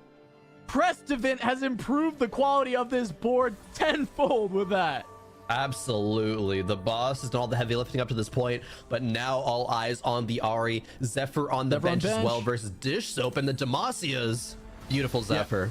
Gets the level 9 Kale. That's a big hit. So the boss is already going to the sit-ups, watching for this Ari cast. It's not going to have the big power of the sorcerers with it, but it's still an Ari 2. There's a lot of damage, but Garen's made it to the Ari. Garen takes out the Ari, and now it's just down to the Aphelios. He can't quite get through the Galio. All of these stats are just too much from the 9 Demacia. And Prestivant, even though he improved the board so much, cannot take out Dish Soap. Looks like he may have held on enough. He did not. No. Minus 15 to minus 14 of replay. Wow. And Prestivant will take a 5th, even though he had such a great board. And it is the first time the boss will be denied a top 4. The first time the boss is denied a top 4, and it is denied by 9 Demacia from Dish Soap. players coming into this event, everyone coming to this event saying, nah, vertical traits, you know, they're bad. Demacia, oh, that's garbage. Just hope saying, nah, you're all playing it wrong. You all don't know how to just natural a kill 3, how to play 9 Demacia, how to look to march that to the end of the game. First has to get through Milk. Yeah, going against Milk. Milk, again, great positioning. Doesn't get the Zephyr, but does get the Eternal Winter in front of Kale. It has slowed the damage so much, and he's dominating this fight. It's going to be a massive win. Huge damage onto Dish, but Dish has 40 HP to work with, as Kurum is losing to the Demacia clone on the other side. Milk holding on. Extra time, going to make it to a top 2 with this Tristana. Milk top 2ing yet again, did it with the Endless Hordes multicaster Sorks in the last game. Did that beautifully, even though he wasn't able to win. But now I think his eyes are on that first place, especially if that last one was anything to go off of. Even with the Kale, you know, the Kale getting Zephyred I think was massive, but still that Eternal Winter, the big thing. Yeah, Kale didn't get Zephyred in the last one. It was just the Eternal Winter on the spot in front of the Kale, and he took half of Dish's life. It was 40 health down to 21. See if Milk can end it here before the carousel. Once again, this time the Zephyr not going to hit, and this time the Kale is on the other side from the Maokai, but she's walked forward and started hitting it anyways. So we are going to see that stun come out soon. The Heimer lands the follow-up, and there is still no way for Dish to get through this board. Will he take the full 21? It looks like not quite. It's going to be close, but Dish will get one more carousel. I don't know if a single item can change the tides of that fight, though. It doesn't look like it will. Needs maybe a Zephyr and then Zephyring the Maokai to allow Kale to get into the backline could have been the only thing. Maybe a Cassante as well to kick it instantly. Dishop's taking a blue buff. Does he have a Cassante? He does. He does. Blue buff Cassante. Blue buff Cassante could be the key. See exactly what board upgrades hit. Does he hit Cassante 2? No. But yeah, the blue buff does go in Cassante. Maybe even taking the radiant item off of Cassante and giving him the tier for the extra mana to just instantly kick the Maokai? Is that... Oh, it doesn't do it, I'm not though. Sure. He was looking so heavily for Cassante too. We actually saw him pass up a pair of Jarvans while he's still playing a Poppy on the board. All he cares about is this Cassante finding the kicks. That's the win condition. We see the swap. He didn't get the right side. Does not have the Cassante in front of the Maokai. He did get his carry away from it, and the Heimer was the one who eats the Zephyr. I'm still watching that Cassante, but it looks like it will go down before it gets a big kick.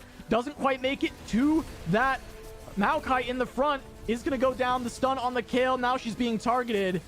And it looks like Milk is going to walk away with a first from this Tristana reroll, even with that doomed early reroll. He's able to hold on, and Milk has finished first and second in these first 2 games.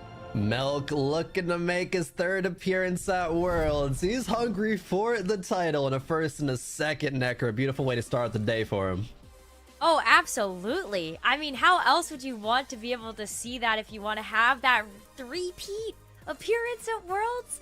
That feels so insane to actually say, just given how much variance can be in this game. But you called it out, Crowan. It was those micro plays coming out from Milk, and this is not the first time we've seen it, but like sing his praises a little bit more. Can you please? Like the micro? Oh, yeah. Hype him up. No, it's been fantastic. I was losing my mind at hitting the double Zephyr yesterday and hitting both carries. Like, no one is able to do that with the consistency of Milk, and he's just not missing, right?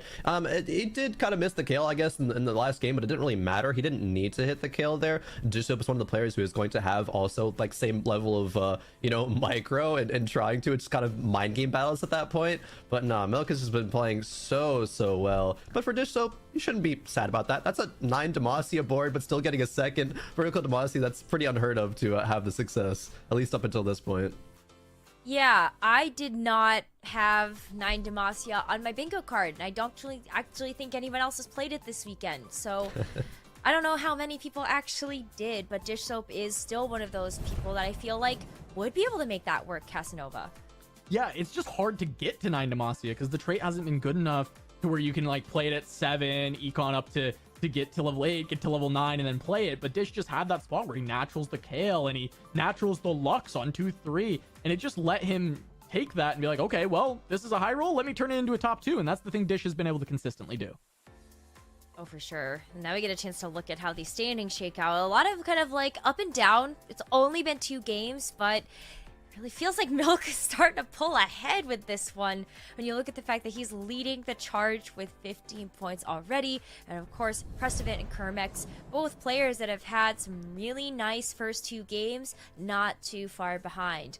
We still have 4 more games to go, and maybe we get another 9 Demacia game.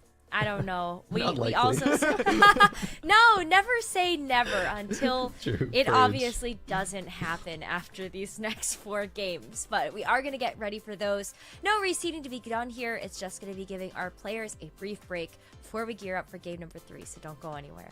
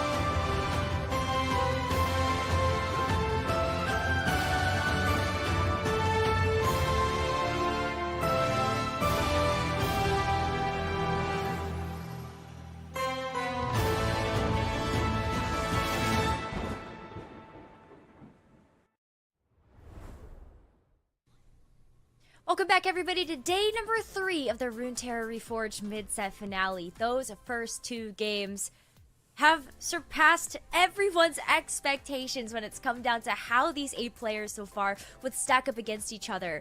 And I think one of the most surprising things overall is also just composition distribution. Like, look at how much Aphelios and Challengers we ended up seeing, but Mort, how excited are you to see that, like, the final compositions really have been a tale of just creativity, I guess is how I'd put that? Yeah, I mean, this is the stuff that makes my heart soar, right? This is TFT in a nutshell. Playing around what you hit, doing interesting things, knowing your lines. You know, props to both Milk and Dish Soap, right? Dish Soap saw that Demacia emblem, saw his start, and saw a line he could play. Now, granted, got, you know, a little lucky with the extra Demacia emblem off the carousel later to hit 9, but, you know, again, played an angle that isn't particularly popular, and willing to do that on the final day was awesome. And then same thing with Milk, right? Milk took that unstable Yordle portal. He knows that there's both the Tristana and the Teemo line, looked at his items, and went, okay, this is more the Tristana build, played around his win condition and did it really well. Again, bailed out by a few lucky things where he got like the Senna with the Shojin, for example. But overall, really solid. And for both of them to pull these lines out on the final day instead of sort of going with their mainstays that we've seen, that's just impressive TFT, and it shows the caliber of both of those players that they're willing to do that. And I can't wait to see more of that, right? We saw Endless Hordes from Milk, we saw the Trist from Milk. He's surprising me, and I you know, 3 points up, and it shows why. That's awesome. I feel like it's tough. Oh, excuse me. I feel like it's tough to say, like, bailed out when your lobby this tough when you're finishing first place as well. To me, like, bailed out would be like you didn't go 8th and instead you got 5th or 4th. I feel like if you're going to first with something like that, you were probably sitting in the middle of that pack, maybe a little bit lower, and then suddenly you hit the surge of power to get to that point. You know, I feel like if any of these players at this point are going to use like the term bailed out when we're going to be talking about TFT, it's like I feel like that's kind of beyond the realm of what's here, even, because it's the whole point is they're here because they can control the things they can control. The player's not sitting here every single tournament, time after time after time, because you know, they're just getting lucky over and over again. I'm like bailed out is like, you know, that's what got him to first place is kind of what my head thinks of it as. That's a very good point. I mean, I've already hailed Milk for his ability to go for those micro plays. Like, Zephyr usage has been so strong this entire tournament.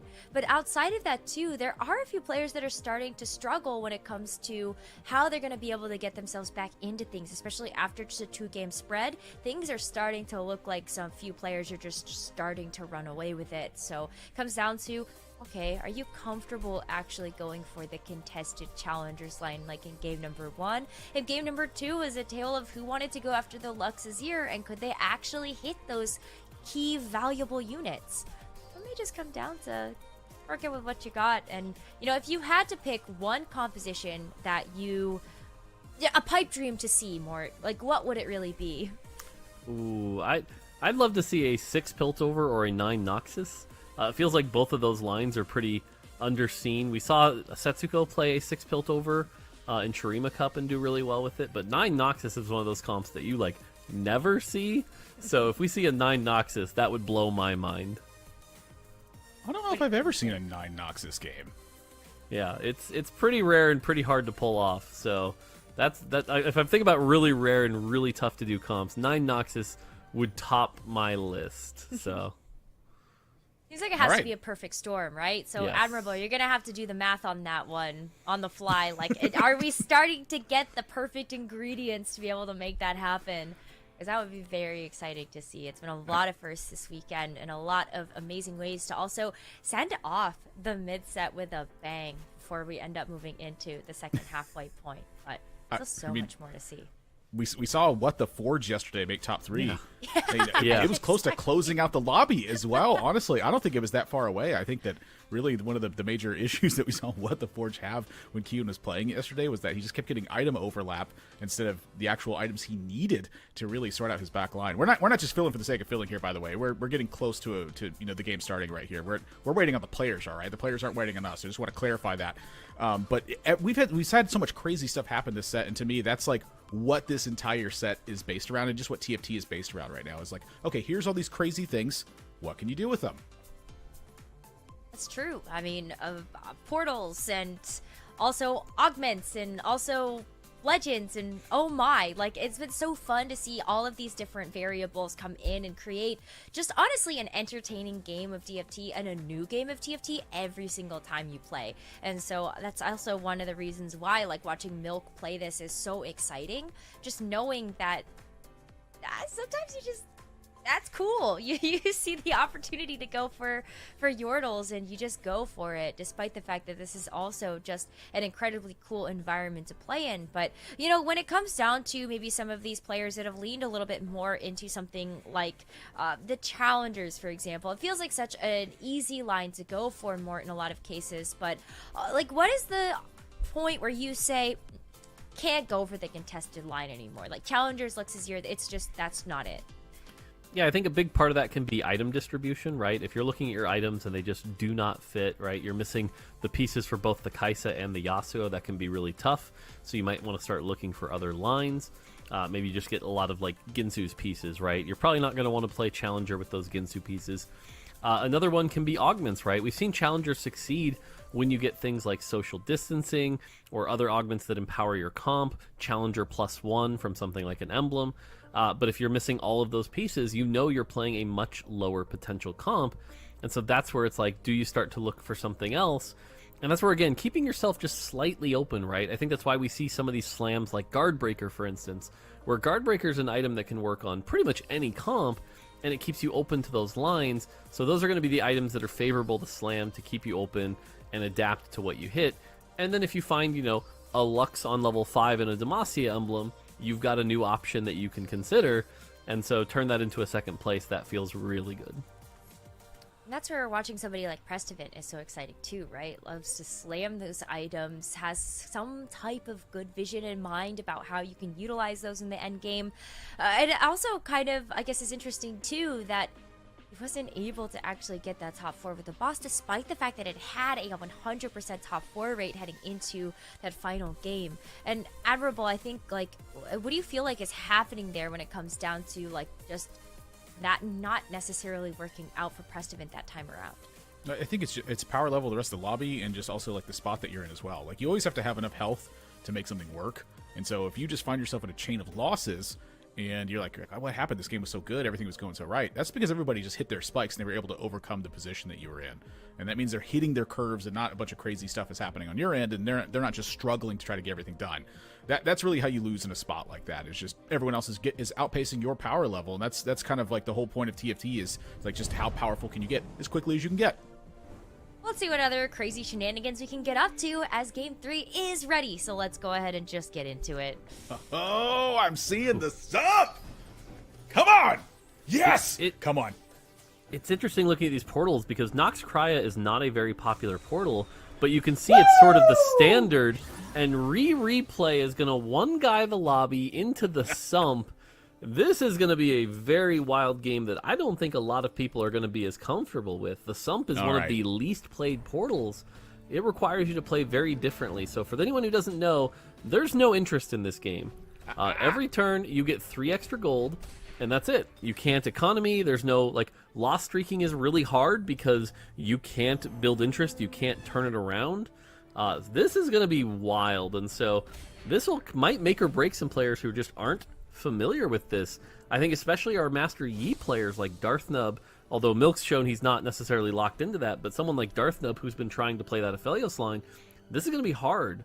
And so the way you kind of play this normally is you take that gold, and since there's no economic power of holding it, you just press levels, right? You're going to see level 5 on 2-2, you could see level 6 on 2-6, just a lot of pressure from this lobby. And so Replay, I think by picking this, has shown he's very comfortable with this. Oh yeah. Look, we are headed to the Sump, and if you don't like the Sump, there's something wrong with you. I love it. This is my favorite. There's so many people I see that like you just click the button and hope you. I'm like, no. This is about pristine resource management, because you can't afford to give a single gold away. Your gold has already been allocated. Here it is. Now, you can't just make speculative 2-star stuff and hope. You gotta, like, perfectly get everything done. You have to know what you're gonna do. If your playstyle is suited towards saving up a bunch of gold and then having big power spikes, that is completely counter to this point. This is now like a big comfort zone check, a big knowledge check of how well they can actually do under this. I'm happy about this. I'm glad it's here. Because this reshapes everything, just like you said. And I can't wait to see who's actually able to be comfortable in this. Yeah, the big thing this really tests is your ability to play strongest board, right? Because for the most part, like I said, you're usually power leveling with this. And so you kind of have to play what's in your shops, right? And make use of what you've got.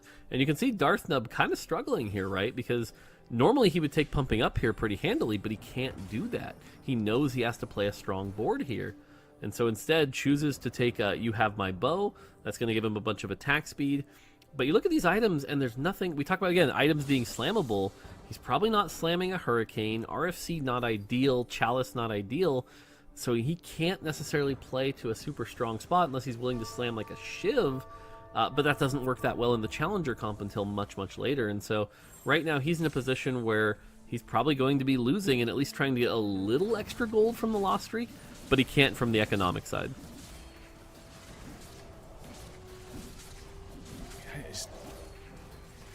All right. I'm kind of surprised he's not slamming a Shiv, honestly. Yeah, I mean, if you're going to lose, it makes sense to hold the items, right? At least you can get Till Carousel, find something that maybe fits a little bit better. We're going to see a lot of challengers because, again, this is where they are really good. And we've said it all day, right? Challengers do really well when economy is at its lowest. And so I think it's going to be a very popular comp. And you're going to see a lot of people trying to play 2 or 4 Challenger. Now, Milk, interestingly enough, does take pumping up here. So he is kind of playing that line that he's really comfortable with, but also has 2 Vel'Kozes. Now, pumping up attack speed is a general stat that anyone can use, but here's what we're talking about, right? Level 5 on 2-2, right? How many people are level 5 right now? Press Event, T-Lades, Milk, Vanilla, and Kurimex, all level 5 right now. I feel like Milk's spot is looking great. I want 2 Vel'Kozes and a belt on my front line. Ooh. So look at Precedent's spot, by the way. He took Parting Gifts with Protector's Vow. And so watch what happens. Every time someone dies, that Protector's Vow is going to jump. This is a really good spot here. And so now if the Aurelia dies, that Protector's Vow is going to jump even more. I like this augment choice from Precedent. Most people know how to play this with the Zerat line, but not as many people are familiar with some of the other combos like Warmogs or Protector's Vow. So Precedent showing just another line he's willing to understand here and use those augments to just have a really strong board. Yeah, the first time I had that exact augment, I tried to build a Zerat and I just couldn't. I was never offered the option to do it. Ooh. And I got frustrated and slammed the Protector's Vow. That was exactly the similar scenario I ran into. So I was like, wait a minute, this actually feels pretty good to me. All right, this is another wild one here. Dish Soap right now only level 4, but took Frequent Flyer. Now, Frequent Flyer is something that makes your rerolls cost 1 gold, and he's already got 7 poppies. So we just saw Milk play this last time, but he's playing it a much different way, and Frequent Flyer is going to give him those 1 gold rerolls, and he's already used 5 of them, so he's going to get to these 1 gold shops pretty quickly, and he's not choosing to play the power level line, knowing that he can just keep rerolling all day long, not be punished, not lose economy, and constantly keep his board capped. So now we're getting to see, again, the different variance ways you can play the Sump, right? You can play one of these reroll comps, or you can try to do the power leveling, and I'm just going to have to really keep an eye on Dish Soap here to see if Frequent Flyer works for him. Not only that, but you also get the added benefit of this is what you're going, like you're going for a 3-star, a bunch of 1-cost units comp. You got to roll on level 3. You got to roll on level 3 multiple times and not worry about the cost of the gold. This is one of the comps that I remember seeing from a VOD in China where the sub got taken, and a player was able to put this together before stage 3 because they're able to simply spend their gold and they got strong hits with it. Now, I haven't seen it with Frequent Flyer. I think this is just a really clever pick by Dish Soap, who understands, I think, at the core level, the strength of what augments can do given the situation that you're in. And to me, this is just a massive highlight of how well Dish Soap thinks about the game. This is an augment that I have had a lot of trouble justifying taking even. And Dish Soap has found a spot to not only take it, but I think to utilize it extremely well, and perhaps in one of the strongest ways that I think you can even play on this region. Yeah, this is absolutely epic, and again, this just shows the knowledge here to understand these different lines. But again, he's already level 4, plenty of turns to reroll, and every reroll is only 1 gold now. He's already triggered that frequent flyer. He's got the Poppy 3, he's got 4 Maokais, 4 Tristanas, 4 Viegos. Like you said, if he can hit this by like 3-1, and we just saw this win the last game, this could be an incredibly strong comp for Dish Soap. Also to note, by the way, Precedent and Kurimex level 6. Yeah, it also has a payoff of the fact that other players are not having as much gold as they normally would. Yep. So in these styles of lobbies, when players are able to just pile up a bunch of gold, they cap a lot higher. Their boards naturally get a lot stronger as you head into later stages. Nobody's been given that extra gold, and they can't earn it. So everyone else's power level is a lot lower as well. It speaks a lot of volume to playing that particular style of comp in general, because everyone's cap is lowered, your floor is raised. Yeah, it's so fascinating. You look at the gold amounts, right? And normally right around here we'd see everyone between like 10 and 30 gold. Nope, mostly zeros, exception of Milk, who's holding it, and we can see just spent it to go to level 6. So again, the story of 2 styles, right? Precedent, Vanilla, T-Lades, Kurimex, Milk, all level 6. Darth Nub level 6. So everyone going to 6 on 2-6 except Replay and Dish Soap, both choosing to go a more reroll line. And so the story for me is, will Replay and Dish Soap be able to turn it around, or was that the incorrect choice in this portal? We're gonna find out. Well, I guess maybe we don't find out because it's a 1-game sample size. But we're gonna find out what happens, and that's really what we're here for on this day. Is we're gonna find out who actually wins this tournament. So with everything that's playing out right now, everyone else leveling to 6, I feel like this is a lot of the general knowledge coming through. Is like most people should not be playing this reroll line because they're going to have different ideas of what to do. So now that we're at this spot and Replay's here, Replay's clearly not going for the same style that, the same composition that Dish Soap is. And I think this is mutually beneficial to them, where Replay's leaning towards Viego and Dish Soap is leaning towards the Tristana. Like both of them are getting a benefit from this spot, where the unit that they're sharing is rolling for Maokai. Yeah, the Maokai in particular worries me a bit, because Dish Soap does need those 3-3-star champions. And the fact that both the Maokai and the Viego are being pulled by Replay here, and if he hits one more of each, that's going to pull another 3 copies out of the pool, because he's got double trouble. And so he's going to have 12 of those copies. Now, there are 29, so it's still possible for Dish Soap to hit, but with that many being pulled out, it can really hurt. And so we get a glance at his board here, and you can see he's only got 6 Maokais, 7 Viegos, and 7 Tristanas. He hits his 8th Viego, so pretty close. Is able to hit the 9th Viego. Ooh. Now really just needs the Tristana, is what Dish Soap's looking at. And on Replay's end, kind of 8 and 8, but nothing else otherwise. And so this is the last turn where everyone is level 4.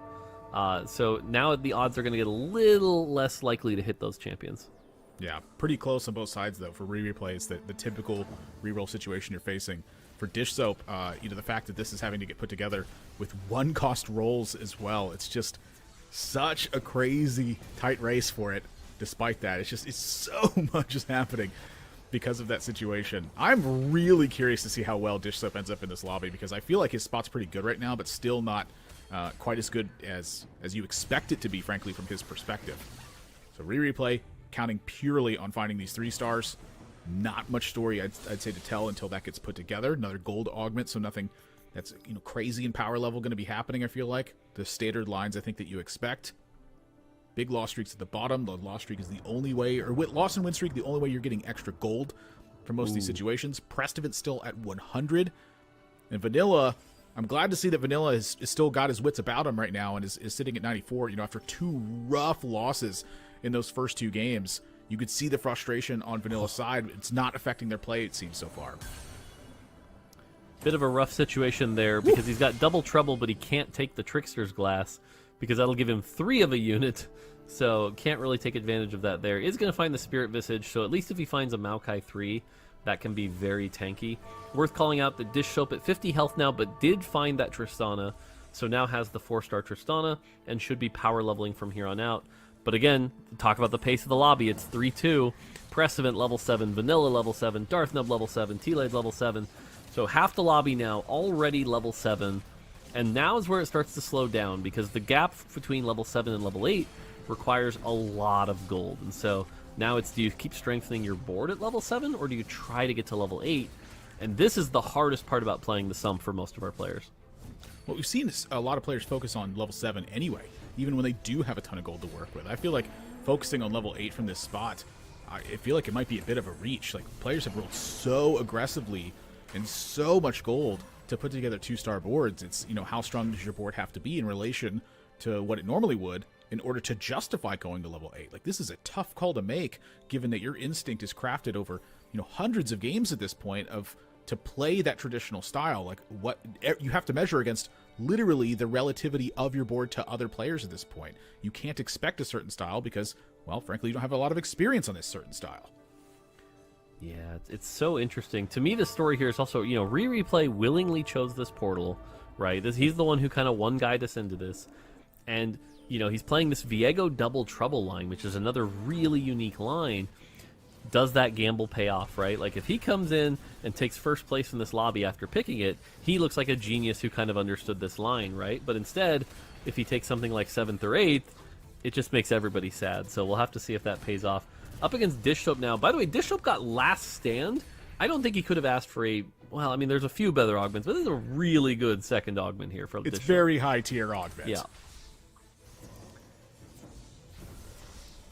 Precedent is able to continue the win condition, and so Precedent 100 health again. He's been in the spot a lot today so far and been really comfortable just getting here and sort of pushing the early game advantage. And so even if it turns into something like a 5th like last game, that's still not bad for trying to gather up all these points. So much caster trauma watching Soraka casts take place. Yeah, Probably read Soraka's ability more than any other unit in the game at this point. True. Looking at these augments, nothing too crazy. A couple interesting lines. Like I said, Dish Soap with Last Stand, kind of the most exciting. Replay right now, still trying to find that 3-star Maokai. That's going to be a big upgrade for him. But now we're seeing Replay and Dish Soap have sort of stabilized. And so now we're on Kuramex's board, who's 68 right now on a 2-game loss streak. Has this Cho'Gath with Sorcerer. Sorcerer can be pretty tough to play here, because if you're stuck at level 7... you know, the odds of finding an Ahri are pretty low. You can play around something like the Sorcerer Sona and the Vel'Koz. That is a line that can work. But again, we're going to see if people can get their gold up. And right now, looking at the gold, the only player working their way possibly to level 8 right now is Precedent. Yeah, I'll be curious to see still how the boards are going to end up stacking up versus the reroll compositions right now. Because again, you keep looking around as we see these fights taking place. Nobody's board is like good, I guess is the word I want to use, relative to what we're used to seeing. You know, we're used to seeing players roll a lot of gold on stage 3, get some strong 2-star 3 costs, or saving up lots of gold, getting to 4-1 and putting together 4-cost 2 stars. Everyone's board right now feels like it's well, what can I do here? What am I working with? Like, I think about the 1-cost rerolls right now, and relative to the rest of the lobby, it looks like these are just miles ahead. Yeah, and this is one of the reasons why some people are not a big fan of this portal, right? Is because one of the ways you play it is you sort of fast level to 7, and then you're kind of at the mercy of your shops, right? You're rolling at 7, hitting what you can and trying to play around it, and that can, feel like it's a little out of your control. The 1-cost rerolls here have avoided that, right? They're playing exactly what they want to play. They've hit their comps, they're playing around it, and now they're just working on leveling up. They'll work their way to 7 or 8 and still be exactly where they wanted to be. And so, again, this might have been a really smart read from Replay and Dish Soap. Trying to think of how you're going to piece these boards together to be too much more, honestly. And I feel like someone's looking for very powerful augment potential. But like, I'm having trouble, really seeing a lot of these players being able to put together too much from what they have. Just feels like they're so far behind the 1-cost rerolls. Ooh, Gwen here is able to kill the Viego. Replay's maybe losing this one. Oh, guys, very close on that.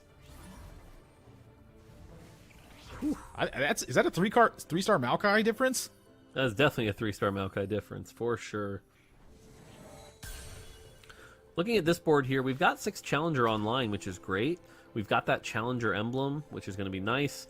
Allow you to play anything you want here. We're also 1 away from Yasuo 2. We've got the Kaisa. So overall, this is a really good spot here. Good augments for this board. And this is what we're talking about, right? This is the Challenger comp is one of those comps that can do well at level 7 and maybe get you to top 4. Does get a gold orb, which gives another Shen. I believe that's Shen 2 for free out of the gold orb there. So bit of a lucky gold orb there, so that feels good. Finds a Heimerdinger as well. That is a Challenger Heimerdinger most likely now. And so that is a nice level 7 shop here that he's going to be very happy with. What? That is insane. Also, look at these items. Is a huge find. These are like perfect items. You hit the Heimerdinger. You have an Edgeonite on your Yasuo, which is waiting for a 2-star with a bow and a glove. This is like perfect. Yeah, this is great. The only reason to not slam the Infinity Edge here is because you're probably going to go, Shrink Ray on the Heimer now that you've hit that, so you don't need to build the Last Whisper. So that's going to give you even more options. The only thing is having to spend, this much, that much gold on all the upgrades is going to be really tough here. 18 gold when you're only getting 3 gold a turn can be pretty expensive to upgrade that Heimerdinger. Oh boy. Dish Soap's items are great as well. Holy smokes, here we go. Third augment now. It's gold, gold, gold across the board. For T-Lides, this is just, take your time. You are not going to have a ton of rolling to do over the next couple of rounds. This is figure out how to get to 8 efficiently with exactly what you're doing. I think Cybernetic Leash here is really good, especially because you have Gifts of the Fallen. So, it decides to pass on it, though. Interesting. I feel like Leech would have been really good to keep that last unit alive that's got all the stats from Gifts of the Fallen, help them stay alive. So I felt like that would have been the choice I would have went for. Instead, he's going to keep re-rolling here. Has a couple options here. Parting Gifts, Portable Forge, Library Card. Be interested to see what he goes with. Goes with the Library Card, finds the Yasuo 2 right away. So again, some really good stuff here. Gets another Challenger emblem. Gosh. This one's awkward, though, because the Challenger emblem here to me, like, what are you putting this on? You can put it on Shen and maybe try to get to 8 Challenger, but you're a long way off of that.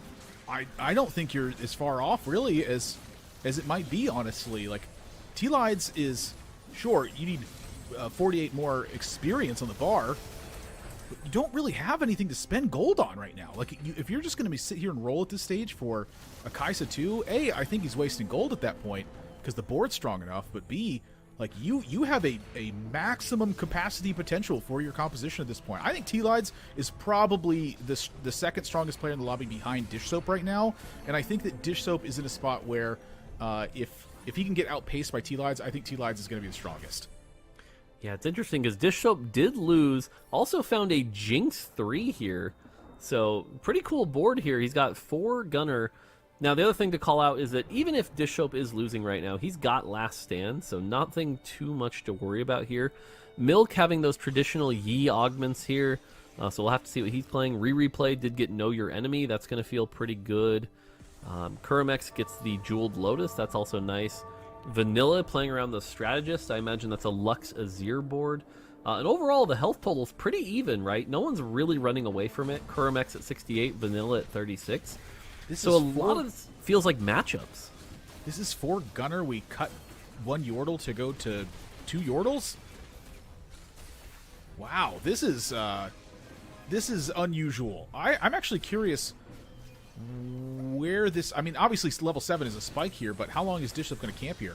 Because I'm looking at Dish Soap's augments, and it's still the last sand that's available, so that's a major spike. He's effectively playing down an augment right now. And he's gone to 4 Gunners, which is still a lot of damage that gets poured onto this board, but how long is he gonna spend on 6, I guess, is my question, because there was a lot of gold still on the bench, and that was still a 2-star Maokai at the end.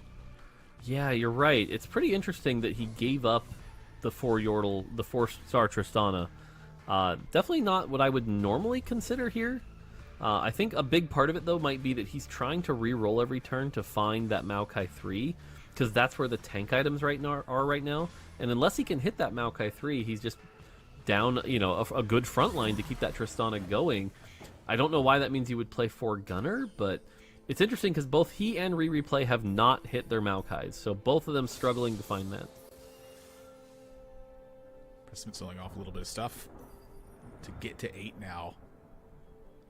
It's a pretty good looking board for if you're not having any gold increases available to you. It's just kind of the natural play of the game. Yeah, he's the first person to reach level 8, and again, it can be pretty hard to hit 8 in this this portal. For example, I don't imagine Dishsoap ever hitting 8, even if he, you know, wins out from here. It's just so much gold he's down behind.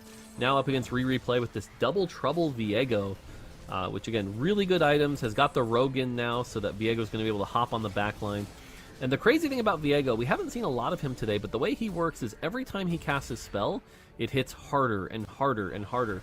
So as the fight goes on, he ramps up pretty well, but unfortunately up against this Lux Azir, and even though they're 1-star, just melts right through them. And so Replay and Dishsoap also bothly losing, so we're starting to see these reroll comps fall off really hard.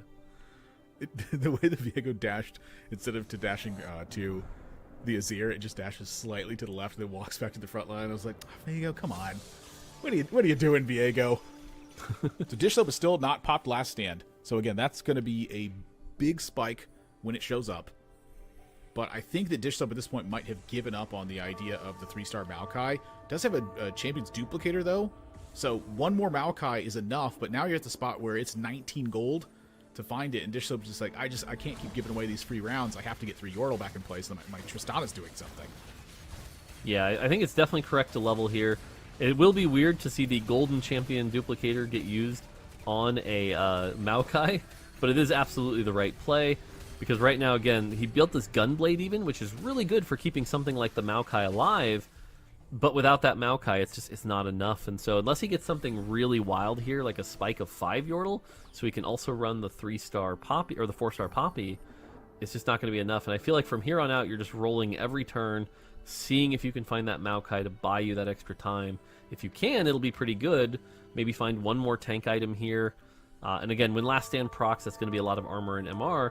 But yeah, again, right now, Replay and Dishsoap both on loss streaks. So the reroll does not seem like it worked. And again, if Replay takes 7th or 8th here, it's going to feel like a very odd portal pick. I'm with it. I think the strat was fine. I think it's just not working out, honestly. All right, so he's got the anvil, holding the 1 cost here. You can see him holding the 1 cost. He really wants to find that Maokai. And again, trying to find that Maokai at level 7 is just so difficult. There, he did find it. And yep, sure enough, we see the duplicator.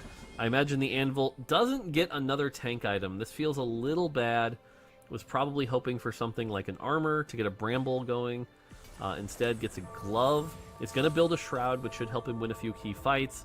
But now he's kind of at his peak here, right? This comp is not going to get stronger other than the Last Stand proc. So up against Replay, one of these players is going to get taken some big damage here. Wow, this is not good news for Replay. This is almost peak for Dishsoap at this point. Oh no, this is. I have a feeling that Replay might be rethinking this, because this is total domination on this spot right now. It's out in 8th place. Honestly, I still think the strategy call is there. I think that it didn't work out.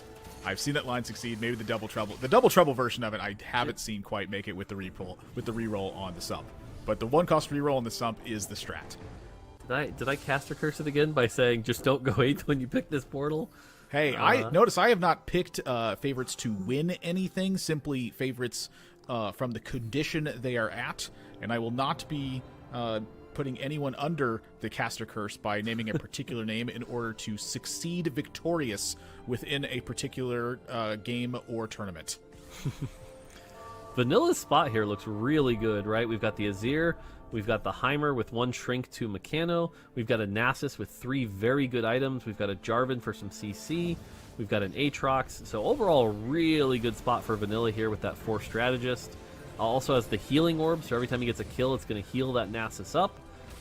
Just has to watch out for these Luxes, right? These Luxes are the one thing that feel like they can really melt through this Nasus. But thankfully, again, healing orb's just doing a ton of work here.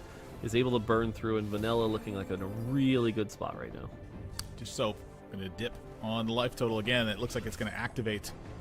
Indeed it does. Last Stand is now active. So something to think about with Vanilla's board that we just saw as well is that the Azir composition, I feel like, is strong if everyone is not hitting massively powerful boards. I feel like that's one of the strongest boards you can put together, just, relative to the gold and items that you can use for it. I think it's performing pretty strong in this lobby because everyone doesn't have their normal gameplay. They don't have these crazy powerful boards they can put together because they're used to figuring out how to utilize those resources super well. I think it's a great line to take, and I think it's a great one to put together with this, as players are just now starting to hit level 8 and really start putting the pieces together for that final touch. Like, everyone's under pressure. You see how quickly the Lux melted that Maokai? Whew. It's scary. But Tristana's here. Don't worry. Whew.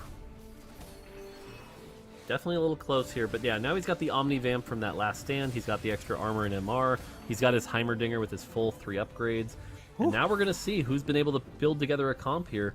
We've got everyone at level 8 now, finally, except for Dish Soap, who's level 7, but has that comp fully online. I do notice another Challenger emblem here. That Challenger emblem, we know there's a few Challenger players that'll be really happy if they can get that. Milk grabbing the Heimerdinger. That's going to be a Heimerdinger for his board right now. His board looks a little rough. Kind of only has 2 items on a lot of champions right now. Isn't able to get anything 3-starred. So it feels like looking at these boards across Kuromex and Milk looking a little weak. But overall, nothing too crazy. Look at the board values on the right side right now. Looks like Precedent has the strongest board here. Finds another Heimerdinger in the shop, which is always a little funny. T-Lions, by the way, picked up a 3rd Challenger emblem. Yeah.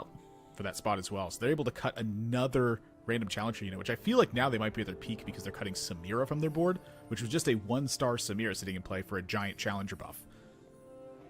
Yeah, being able to swap that with anything, you know, really strong, some extra frontline can be pretty massive here.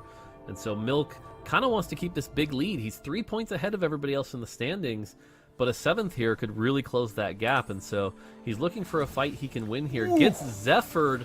The Lux Zephyr here might be critical, because that is where a lot of his damage is coming from. Saw that Darthnob was able to pick off the mirror as well. But my gosh, it's just so much damage with a Radiant Jeweled Gauntlet as well.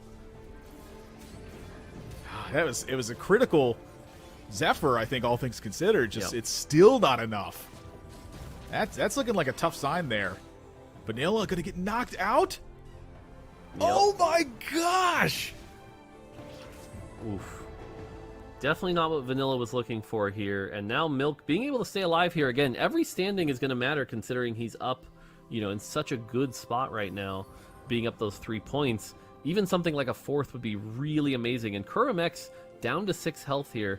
So you're looking at your matchups going, I really hope I can get some of the weaker people in the lobby. And this Lux right now is just cranking through the damage. You look, he's got that 4 Sorcerer. You know, being able to burn with these great items, rolls the Radiant Jeweled Gauntlet again. So you've got that Jeweled Gauntlet Giant Slayer up against Precedent here now, who also has a Lux, the 2-star Azir. So we'll have to see which version ends up strongest. Good. Look at the repair on the turret at the front of this. Well, gosh, that little turret takes so much damage. Oof. You had to kill a turret 3 times to knock Milk out. Either way, Milk's still going to go out. That's 6th place for Milk now. Oh. -8 to -8. So Kuromex barely winning the tiebreaker for an extra point there based on previous round health. So Kuromex turning that into a 5th. And so Disho pretty happy with a 4th here considering he's been at 1 health for so long. And we finally get a look at this 8 Challenger board here on a 5-round win streak. It turns out when you get 3 Challenger emblems, that's pretty good. That's pretty good. Well, this was 3 Challenger emblems with the Heimer, like, on curve with it as well. Yeah. Like, the 3rd Challenger came up in the previous carousel, but T-Lides, I had mentioned, it was like, they hit it, and it was like, what on earth could you have asked for more in a Challenger composition? Like, it was like the Challenger lineup that, like, puts everyone else on pressure in a regular lobby, let alone one on this sump. And so T-Lides just curved easily into level 8 to put this together now. I thought they were easily the favorite in this lobby for quite a considerable amount of time, and you're seeing all that come to fruition now. The player to contest them, I think, was Dish Soap. Precedent, I think, is making a good argument as well. I want to see that board as we come alongside this. We only have 4 players left, so we're going to see it at some point. But for Dish Soap right now, every round is do or die, but this is the matchup that I've been waiting for. Yeah, and I feel like the Challenger is just going to mow this over so fast. Wow, the Scion 2. Yep. My gosh, so much CC onto the Tristana. Yeah, one of the things that's underappreciated is that when you have a Challenger Heimerdinger like that, they're casting their spell a lot, and their spell is a big AoE stun. So the combination of that and the Scion just locking everything in place. And right now, he is looking like a favorite to win this lobby. He's got 6 Kaisas, he's got some stronger choices, is able to find the Heimerdinger 2. So this is looking real good. We have a Heimer 2, Scion 2, Shen 2, Yasuo 2, and yeah, like I said, this... And a good luck to the rest of the lobby. Yep. So right now, I think Precedent, Darthnub really sort of battling for second place here, trying to stay alive. Again, just really put this board really well together. And so, yeah, Darthnub does get a ghost fight here, so Precedent fighting for his life to stay alive. Precedent's board was looking good, but they also got the Morello on the Radiant item for Lux. I think that is the worst one you can get. The Scion 2 with Challenger here, I think it's just too strong an argument. I just don't think you're able to overcome how powerful the Scion 2 is activating onto a backline there. Easy victory for T-Lides, who is able to turn a high roll situation into a blowout victory, given the relative strength of the lobby. That was so fun to watch. Just honestly looking at this game, starting off with the Sump replay pick that went out in 8th, and then you also had just all of the other versatility in terms of styles that these players decided to navigate that with. I mean, Mort, I know you said you wanted to see 9 Noxus, right? But was the Sump also pretty cool? The Sump was definitely an interesting experience, and I gotta say, Double Trouble Viego, also not, I don't think, on anyone's bingo card. Granted, it went 8th, but again, not something I was expecting someone to see someone pull out. And if anything, like I said, seeing people pull out these interesting comps has been a lot of fun so far. We saw another Tristana make a top 4. That's been great. And again, turns out 3 Challenger emblems, pretty good. 8 Challenger, admirable. That's kind of like the stuff that a first place is you just dream of, right? We already got a chance to see the vertical traits start to work so far. The Demacia, now we get a chance to see the Challenger as well. Well, that 6 Challenger was pretty strong, but like, is it emblems really just the way to go? Verticality seems to be working so far this event. I mean, emblems are definitely powerful. You know, we've seen players like try Earth and have success with it in some spots. Tomes definitely dictate a lot of the game when they can come up. The issue with it, though, is that when they come up early, it shapes your entire composition, which is not the strength that these players are wielding when they come into an event like this. They'll have a general plan, but typically their lines want to overlap with other ideas that they have in mind. And then as the game goes on, you see a stronger position and you go that way. When you have to do it early on, it takes away a lot of what the players have as a strength that they can utilize. So coming into a spot like this game, I think, was an exceptional highlight to what was happening here with, again, T-Lides turning a high roll into a blowout victory. This wasn't even close. This is utilized by the fact that A, they had good items, B, they had decent augments for it, and then C, they had units show up. When all of that like collides into one perfect storm, you're going to defeat the rest of the lobby. Now, in terms of the region that came in here, the Sump divides you into a particular type of strategy. Your gold is effectively predetermined on its use. We saw 2 1-cost reroll comps take position. Now, Replay went to a double trouble line. I'm not sure how functional that actually is. I've seen the Shadow Isles Viego come out pretty well, but I haven't seen the double trouble one. And we saw we saw Dish Soap take another one and get to a top 4 with it, where he took the return on investment. It was for like the first. It's such a wild augment. I never see anybody take that. He takes it on 2-1 and kind of cruise controls to a top 4 victory, losing to one of the most powerful boards that we've seen today, let alone in a game where everyone has a low economy going through with this game. So just a pretty wild divide and strategy here, where we're walking away with just a ton of different perspectives that players are looking at here. Like if Dish Soap doesn't fight a 2-star Scion with a Challenger emblem, I think that he is a very strong contender to win that lobby. Yeah, and as you both were pointing out too, like not just kind of the approach that needs to change, but it's also, can you actually navigate maybe not being able to play your play style in terms of playing to a win streak or a loss streak, because that interest is now taken out of the equation. How do you make up for that? And so you can see kind of how that has affected some of these players going in there, like, you know, Kurum as well as Vanilla, just trying to play a little bit more of that aggressive play style, not necessarily panning out for them this time around. But that race towards the top, we are at the halfway point, and that bar is looking pretty close together when it comes down to the top 4 players at the moment. And oh, I can't wait. Like, that's just 3 games down, 3 more to go. So let's go find out what's going to happen next on the other side of this break.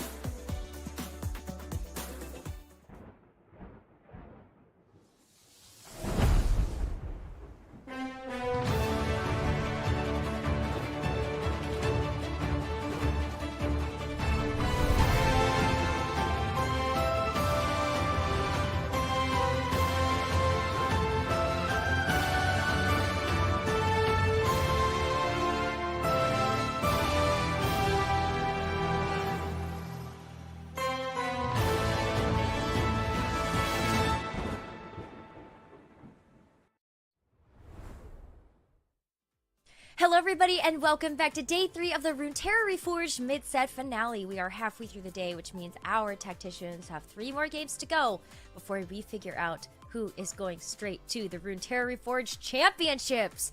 And it has been an incredible day so far. I mean, just even taking a look at this last game, was that a calculated choice there from Replay to go to the Sump when everyone else was like, no thank you, I don't want any of that?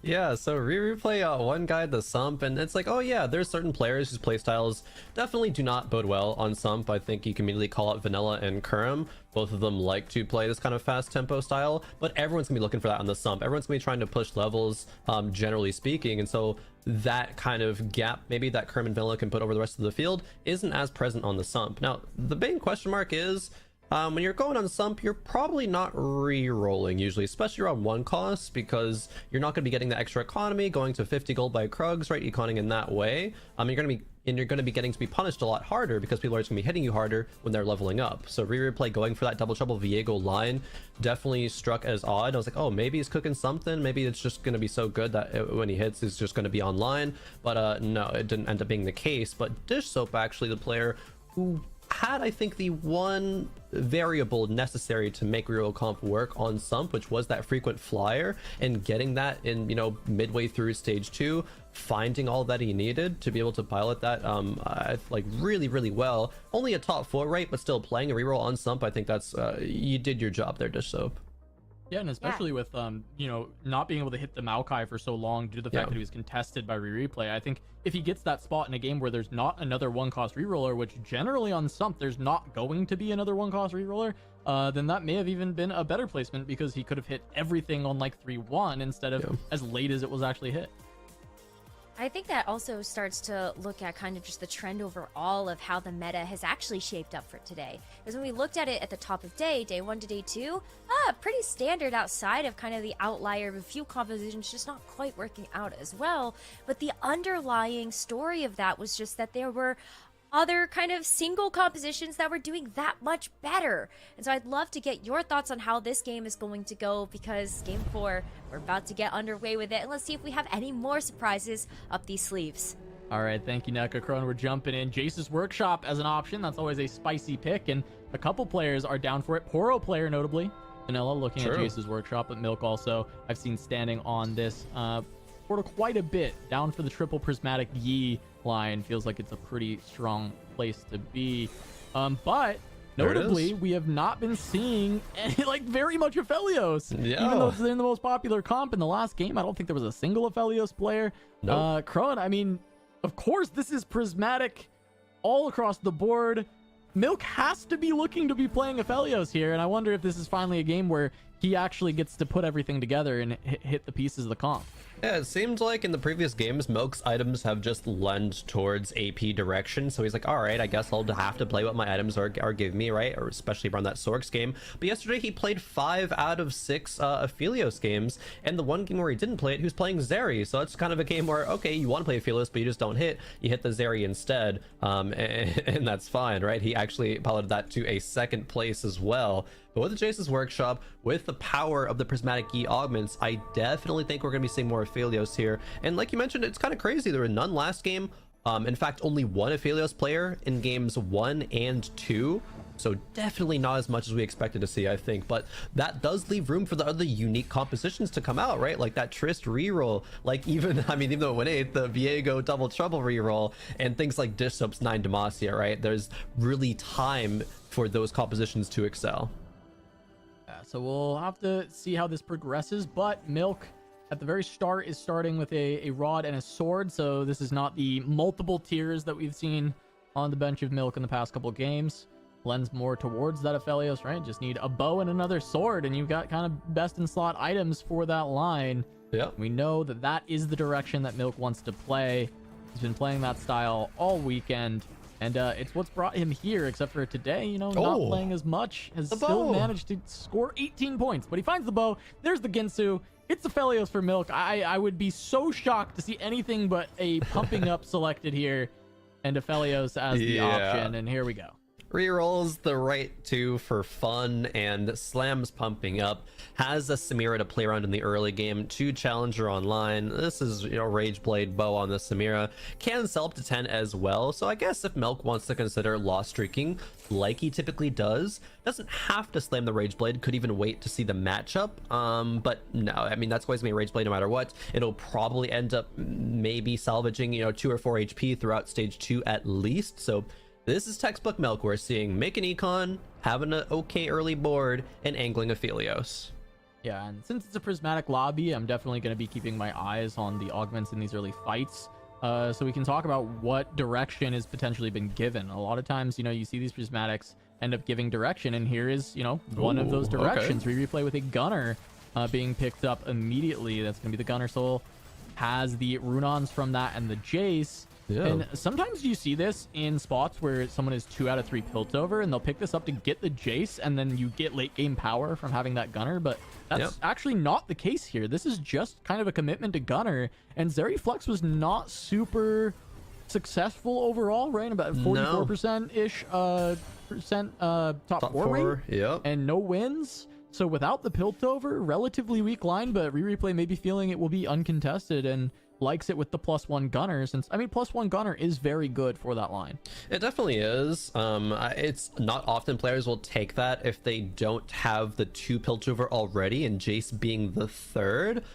So a little bit more of an interesting pick. I wonder what his other options were, but we can only speculate, right? All we know is that Replay is going to that Gunner Zeri line. It has not won games yesterday outside of the Piltover line. So probably just going to be second at best. T-Lides, however, playing a little built different action. We've seen a little bit of that over the weekend, and it can be very successful. Yeah, I think it was actually T-Lides who got a built different game. Oh yeah, it was. You're right. Either 1 or top 2, It top was 3. second. Really just a good built different game earlier, so we know he's comfortable with that line, and I think he's gonna be happy to have picked that up. Darthnub is gonna be our other Yi player, also has the Ginsu slam as well as pumping up 3, so they're both gonna be contesting certainly towards that Aphelios, but 2 players can definitely get there, so we might just see them as the only 2, and they both get to play towards their comp, whereas Kurum, who leans toward the other line that pumping up can sometimes take with that Azir Lux, has grabbed the Shurima emblem early, and once again we're seeing Kurum with this static shift slam. He is one of the few players that does lean towards slamming this item and playing into Azir. Yeah, no, definitely. And Kurum, of course, trying to win streak in the early game really hard. That's why he levels up to 5 there to be able to play the Teemo for the 2 strategists, making Swain a bit tankier. Sometimes players will frontline the Teemo just for a little bit of extra shielding, a little bit of extra frontline, but I think the Swain 1 right now is still enough. There is a lot of backline damage around the Shiv, Shurima, Samira, and the Akshan is still fine at this point, even with no items. Absolutely. Taking a look here, Dish, it looks like, has the Challenger emblem as well, so that's going to be challengers coming from Dish Soap, and might be relatively uncontested in this game, seeing as how we do kind of have some Aphelios leans. We have, you know, the Shurima, so that's going to lean towards Azir Lux. I'm trying to look around, see if there's any other potential challengers players, but we also, you know, have like a gunner commit, and a built different will contest the units, to be fair, at least somewhat. Usually we'll see a Kaisa on that board, but Vanilla could be going challenges, right? Has the 4 challenges on the board, has the Rageblade Slam on the Callista. That is potential, but there is shopping spree there, interestingly. And you really can play that with tempo style of play, slamming level ups, especially when you get around that level 7, right? Getting those free shop refreshes. Because a lot of times challengers really do stabilize on level 7 pretty hard before going to 8. So I wouldn't be surprised if Vanilla does end up going that direction. I actually love that for going into the challenger line, because not only do you get the rerolls early without having to worry too much, like as you're leveling up, you can just hit your 2-star challengers, right? You hit your Shurima, you hit your Aurelia, you hit your Warwick, you hit as you just level up. You're not sitting on these levels and rolling. So you get to kind of 2-star those support units, and then as you get to level 6, level 7, you can even potentially lean towards 3-star Callista as your main carry in the challengers. And we see a Ginsu for Vanilla already. That definitely could be a direction that they end up going. Yeah, that's why kind of one of the 3 comps that Ginsu is playable in, it would probably land on the Callista more than anything else. but it could just be a direction towards Aphelios from Darthnub there. So we'll have to see a bit later. Nothing clearly indicative quite yet, but we do see trends still happening that are pretty consistent, right? Kurum win streaking at the top, 100 HP. Maybe gonna run into Prestament there, see whose streak is snapped. But Melk towards the bottom as well, of course, as is usual for him and that play style. But taking a look at Dishope, the player who we do know is going challengers with that challenger crown. A Callista 2 was found so early in this game. Yeah, Callista 2 very early, has another spat on the bench, so can go for +2 challenger in this game. As we jump on with Prestament, we've actually seen him take roll the dice a couple times, as well as Radiant Thieves gloves. Very good early game item, right? 2 Radiant items in the early stages of the game. Seems good. You put that on an upgraded unit, you should probably win streak. And guess what? Prestament's win streaking through Krugs, which makes perfect sense here. Renekton actually really good with just kind of a lot of different items. So exactly. I think a 2-star Renekton feels like kind of the perfect candidate to put these Radiant Thieves gloves on. Definitely. Earlier in game 1, Prestament had the roll the dice, the Radiant Thieves gloves on an Aatrox, a kind of similar style unit to, okay, benefiting off of tank items, benefiting off of some AD items. Not the best AP scaling on either, but still, you know, most items that both of them roll, and with a Renekton here, is going to be solid. Melk did grab the sword off of the carousel because he had, you know, early priority pick. Especially able to get the 76 HP with a 5 loss streak is really good HP preservation. And actually, even going back to round 2-1, Melk saved 2 HP with that Rageblade Slam specifically. So doing a great job here at this early HP preservation. Yeah, I mean, you can just look at the HPs on the side and see that Darthnub ended up winning, not able to get the full loss into Krugs on the same HP value as Milk, who was able to do the full loss. I mean, that's immediately very good, but also just in general 76 is quite high for that 5 loss. He's barely below someone like Replay at 80, right? So Milk in a super good spot, able to find the Deathblade, finds another sword here alongside a couple of cloaks. Maybe not the best items, but another sword item can be just fine for the Aphelios. You can go something like Giant Slayer a little bit down the line, can be really nice. So I mean, this is a very good spot item wise. Could probably use a little bit more frontline to start turning around this streak, but we know Milk is actually down to lose streak through a lot of stage 3 as well. Is completely fine to continue this loss streak a little longer. Doesn't feel the need to snap it right away. Happy to just make even more gold and then just roll down, send it until he hits his comp. Yeah, see that little stat there above Milk's portrait at the bottom right. Average gold star at 27 is about 37. So Milk very rich at this point. No surprise at all. And like you mentioned, the tank kind of potential there was a little bit lacking, but did actually slam a D-Claw. So we gotta be able to pay attention to how valuable is that going to be in this lobby. How many AP players do we have? Because there were only a couple players that seemed like leaning towards that direction already. But here we get another prismatic augment. Final reserves being an option for Melk. I think he's one of the players who would be very comfortable with that play style. Is he gonna pick it though? I mean, that's the one I'm looking at, right? Because Battle Ready 3 is very good. It is like the best, you know, it's the best of the Battle Readies. The more damage, the reduced damage gives you some more front line, some more back line, but it's against Final Reserves. And yeah, we see that get rerolled. It feels like it is just a Final Reserves pick. Milk was just seeing if there's anything maybe a little better, but this allows him to even greed out even more if he'd like. We see him level to 6 to try and mitigate some more, but he just plays a Cassio. It gives Noxus, but it's not making his board so strong that I feel like he'll start winning. It actually just kind of means he'll probably kill a couple extra units. And we see Kurum and Prestament still streaking. I'm curious if they've gotten much stronger as we go up against Replay. This is a fight that's potentially winnable, but the Gwen did just get an Edge of Night Slam. It's going to help that out a little bit. It feels like the Samira is just chewing through this board way too quickly, though. So Milk might finally snap this streak. I don't know, actually. Edge of Night coming in clutch. The Gwen is just so tanky. There we go. Alive. Wow. He keeps the loss streak going. And I think that Milk is happy with that, right? He's just killing units, still taking the losses, making a ton of econ, and has the final reserves to fall back on. Yeah, well, talk about board efficiency as well for a lot of these players. Prestament only has a kind of board value of 15 and is still 100 HP on top. Kurum, I believe, had in the 20s there. The number will pop back over here soon. Both of them still streaking, but Prestament doing it exactly how he always likes to. Okay, Kurum is 19. Dish Soap had the 26 one. But yeah, this board, very cheap, but with that luck, super powerful. And Crowan, look at Prestament's second augment. Final reserves again. His first place earlier came from a final reserves, but now it's contested with Milk. So if he gets to the point where they're both popping their final reserves, if they fight each other, they're going to ruin it for the other person. However, Milk is playing it from loss streak, whereas Prestiven's playing it from this win streak. So Milk is way more likely to pop it much earlier than Prestiven. And hit all the units. There, exactly. He'll hit all the units, and then what happens to Prestiven at that point? Very, very scary. Prestiven trying to carry the win streak forward, but no, not able to do it. The Shurima Samira for Kurum, a little bit too powerful. And hey, Kurum doing exactly what he always likes to do. 100 HP even at 3-5 going into this carousel. As we take a moment to digest everyone's comps, but I was like, want to just fast forward this game to when the final reserves are popping. I'm just so hyped to see what happens there. Firstly, it is going to be Milk, right? In capping around units like the Bel'Veth, like the Ahri, and they're not as dominant as they were a couple patches ago, right? They were nerfed, but as we saw from Prestiven earlier, they're still really strong and they can still very much win a lobby. Prestiven, however, yeah, it's going to be a long time until he gets there.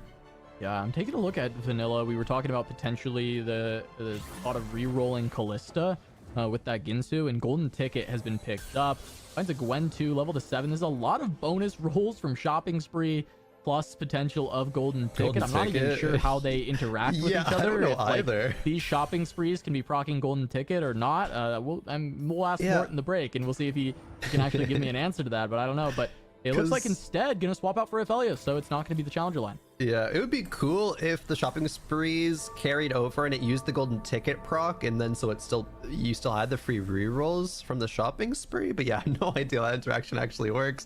Aphelios, however, for Vanilla is going to be the pivot, as you mentioned. One Rageblade Slam. A Gwen 2 is really strong as well. No items yet, but as soon as the Wolf round comes through and Vanilla gets a whole bunch more items, surely we'll be looking to itemize that as a secondary carry. Yeah, still going to lose this fight. Kurum maintaining that win streak, goes to level 7, is now on a 9 streak, trying to streak all the way through Wolves. Beat Vanilla, who did just roll down quite a bit. So Kurum on 40 gold, level 7, full streaking. This is the Kurum comfort zone that we've seen throughout the tournament. 100% massive. Wow, the Aphelios actually just gets straight up sold by Vanilla, even before hitting a Zeri 2. Just gonna be a Zeri 1 kind of pivot to Urgots as well, but the items, again, it's really nothing to work with right now outside of that one Rageblade and the one Sunfire. A lot of rolls coming through. A Sejuani in the shop would be nice for 3 Freljord. But it is going up against Dish Soap, who has, like you mentioned, Cass, slammed another Challenger emblem. We were kind of theorizing that might be the case, and it is. Yep, we were just waiting for that bow to hit. Dish finds one, able to slam the second emblem, and you know, we've seen the power of that 8 Challenger. It can do so much work, and the item slams are already pretty good. Could go to Kaisa later, but they're also fine for Callista now. And there's potential of Dish, you know, now that Callista is no longer being as contested, Challengers in general not contested, can look for, you know, either Callista 3 or just capping out level 8, level 9. Just depends on how the shops are going, right? If you find enough Callistas early on, sometimes it's just worth committing for her, because Callista 3 is a big win condition for Challengers. Definitely, and I do like that there's a lot of different ways you can play this Challenger line. You're mentioning, oh yeah, 8 Challengers is a huge cap, but you can't get to 8 on level 7 unless you have that Challenger Heart, or you have some kind of portal like Godwill's Grove, where you have that bench slot to work with. But Dish Soap is rich enough, I think level 740 gold on Wolves, and very healthy HP to be able to go level 8 and play that 8 Challenger as soon as he gets there. But taking a look now at replay with that Gunner committal early game, finds a Senna on level 7, absolutely fantastic. Still no Zeris though, so the Tristana needs to come out, and surely needs to still find a Zeri. Only one Urgot as well. We'll make that a pair, but still far from stable for replay. Yeah, not finding the Zeri is huge, right? Because being able to play the 6 Gunner as you've hit this Senna is massive, right? Yeah, you're probably not gonna be able to play it until level 8 anyway, because you need to keep some semblance of frontline. But you know, not having the Zeri in to put the items on, instead having to play it on this Jinx, it's just not super exciting. However, it seems like it might be enough to find a win in this fight. Jinx pretty solid overall, gonna take it at least for stage 4 with these items. Once we start getting through this stage 4 though, gonna be tough for replay to keep up until he can find that Zeri 2. The third Prismatic coming through, because it is Jace's workshop. For replay has a decent amount of items already to work with. 3 of them on the carry, so the Orin item anvil and complete item anvil would look to be tank items. Cybernetic Leech maybe has some merit to it, and yes, that is going to be the play. It does help the Urgot out, although the Jinx and then future Zeri will already have the healing from the Gunblade. Still does give a little bit of nice HP for most of the board, right? Over half the units, especially with the good item spread, with that Senna now having the Thieves Gloves. Yeah, I mean, Leech certainly isn't an augment you're happy about, but you will take it, right? It's definitely fine. Reasonable augment to pick. Replay still not being able to find the Zeris. You know, Vanilla contesting this comp is going to make it tough for replay because there are those Zeris already out of the pool. Going up against Vanilla, and it's like, hey, Zeri look, too. Hey, you wondered where those Zeris are? Right over here, buddy. And the Urgots too. It has Urgot too as well. Yeah, all of the units that he's looking for over on the side of Vanilla's board, and so Vanilla should be able to find the win here. This fight's actually relatively close. I guess it's just the gunner, the augments making the difference, and in fact, it is a big augment diff here. Because Replay Jinx just stronger than the Zeri on the other side. Felt like that should be an easy win for Vanilla when you just look at the boards. However, the augment difference, because of it's a prismatic lobby, is huge, and Prestivan open fording with the reserve setup.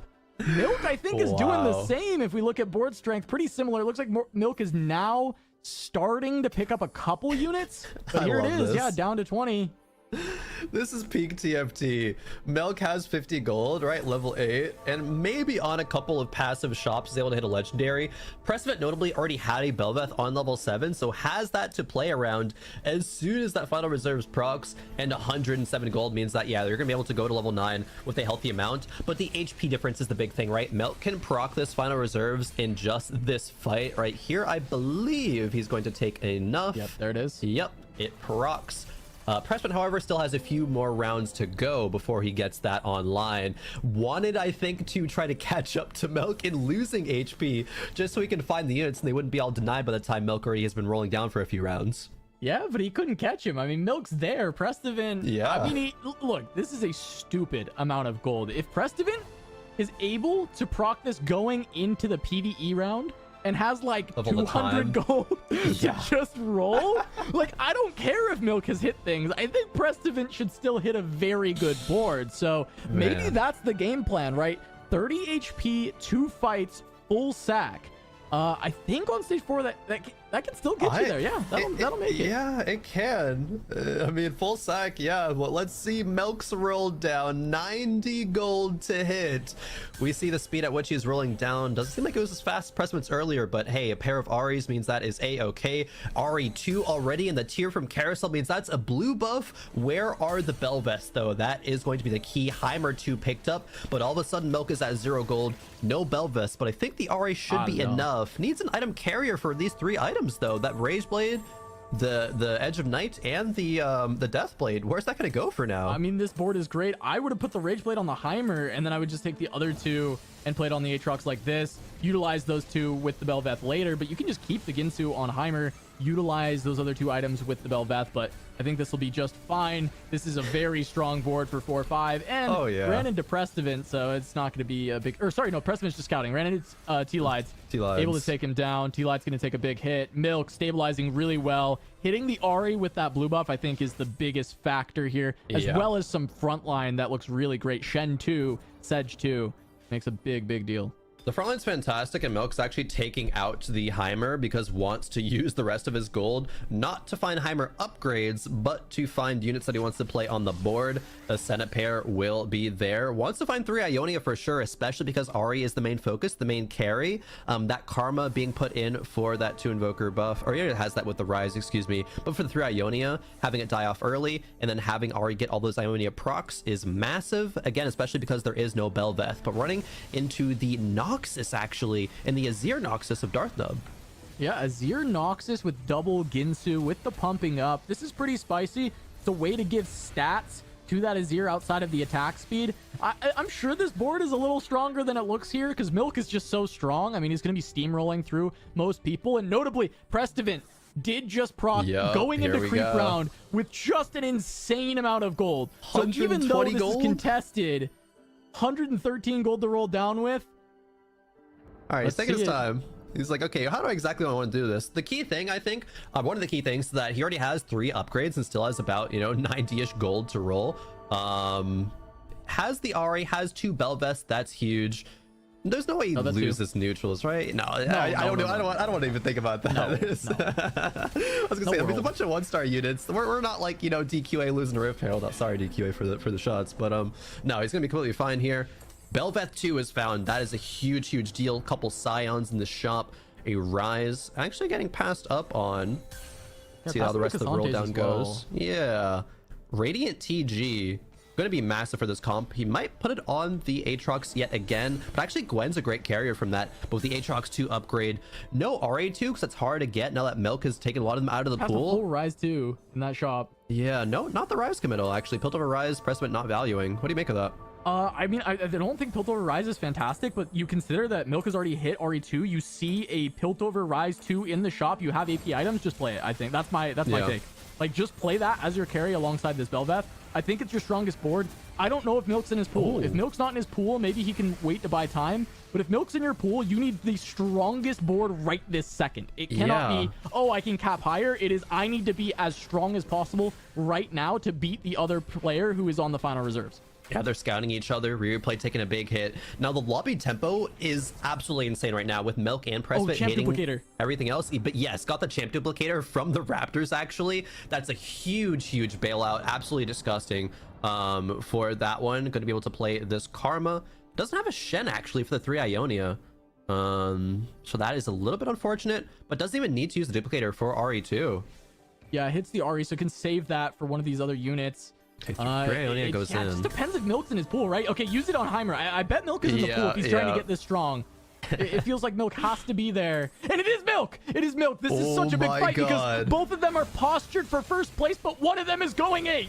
One of them is going 8. The fight between the two, watching the Belveth. The Belveth is starting to reset for Prestivin. A cast from the Ari is going to help out. The Belveth is going down, though. The blue buff Ari takes it out. It's still very close, but the 1-star Belveth, Milk is winning it. It's so close, but Milk wins. Prestivin takes an 8th. And these two, who are tied for first place going into this at 18 points. Prestivin has been sent 8th, and Milk is going to skyrocket towards first place. The fact that that is the 8th place matchup in this lobby, no, that feels so rough. Pressman did everything he needed to do in that round, found the Ari upgrade, found the Heimer 2, but it just wasn't enough. Milk only being on Belveth 1, it worked out. The Rise upgrade, everything. The fight was still so close towards the end as well. It really still could have gone either way. That was a huge blood of Pressman, like you're saying, but Milk putting himself in a position to be locking in that third world spot, especially because this is a board that can go for another first. Yeah, I mean, we're just watching these fights, but it feels like Milk is so far ahead of everyone else when it comes to power, and it gets stronger, right? This is a Belveth 1 still, and 3 Belveths just went back into the pool. Milk has a lot of time to get even more powerful, and we'll see if anyone can contest that towards the end of the game. I mean, I'm looking at Kurum level 8, 0 gold at 52 health. There's nobody with a lot of gold to push to level 9, try and cap out their boards really high. Maybe Dish Soap, it's the Callista 3, but doesn't have a lot of the other upgrades, right? No Kaisa 2. Challenger Yasuo 2 has no items. Another Challenger Emblem for Dish Soap. Yeah, the items, like you're mentioning, aren't really fantastic. The Kaisa 1, but may be able to make something happen. But also, actually, Dish Soap having the golden egg. What's that? Okay, well, thank you, production, for now showing us that there is, in fact, somebody who's got a very strong board that maybe can start to contend. Zeri 3. Now, I have seen Zeri 3s lose way too frequently to be overly excited about this. However, there is frontline support here, right? This is a Scion 2, Urgot 2 with very good items on the Urgot. Now, augments, no combat augs. So this is going to be a little bit... I'm having a hard time evaluating where this is compared to Milk, right? Milk is the big scary one. Freaky Friday, I guess, is a bit of combat augment, you can say, with just the 2 items being on the Zeri and the Urgot. The Zephyr lands onto the Senna, but Zeri 3 should clear this board from Dish Soap. Yeah, Zeri 3 pushing through. Yasuo will get some CC down, but that's not going to be enough as there's going to be a pop on to that Kalista. And is Dish gone? Down. Dish goes down before the golden egg pops, and this is why we see players skip on egg most of the time. But Man. Dish thought he had a spot for it, ends up not working out, goes 6th. Replay going 7th. We're losing people like flies here, and Milk is just climbing up, finding more 2-star 5 costs. We just saw a Scion picked up. T-Lides falling very low, 2 HP.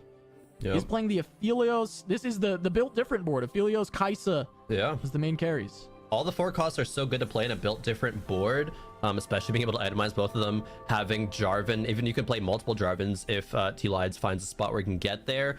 Isn't close to level 8, however, but has to get through this Noxus board from Darthnub first. Yeah, up against Darth. Is going to see this Azir try and pop off with the Noxus.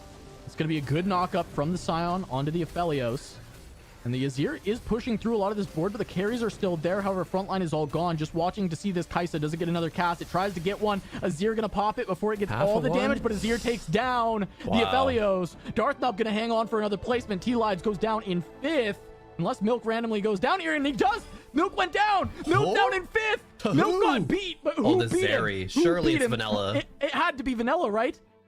Yeah, Vanilla, the yeah. only one with the win streak. Vanilla, the Zeri 3 was enough to take out Milk's board. No way. Both final reserves players going bot 4, two of them facing each other, 7 Hearts went 8th, but then the high roll, I'll say it, Vanilla's high roll to hit Zeri 3 to take out Milk in bot 4 here. We were talking about, oh, Milk's probably gonna steamroll over this lobby, but all of a sudden Vanilla is the kind of 3rd player here. We're talking about super cap board strength. Kron, I know you're saying high roll, and usually, yeah, 3-star 4 cost, pretty high roll, but like, take a walk with me here. The Vanilla augments, yes. has shopping spree, golden ticket, playing an uncontested 4 cost because Replay died pretty early and didn't have any of them, where there's a built different player pulling infinite 4 costs out of the pool. You're cooking. There is Kurum, who is playing, Azir, and the Nasus playing, other 4 costs.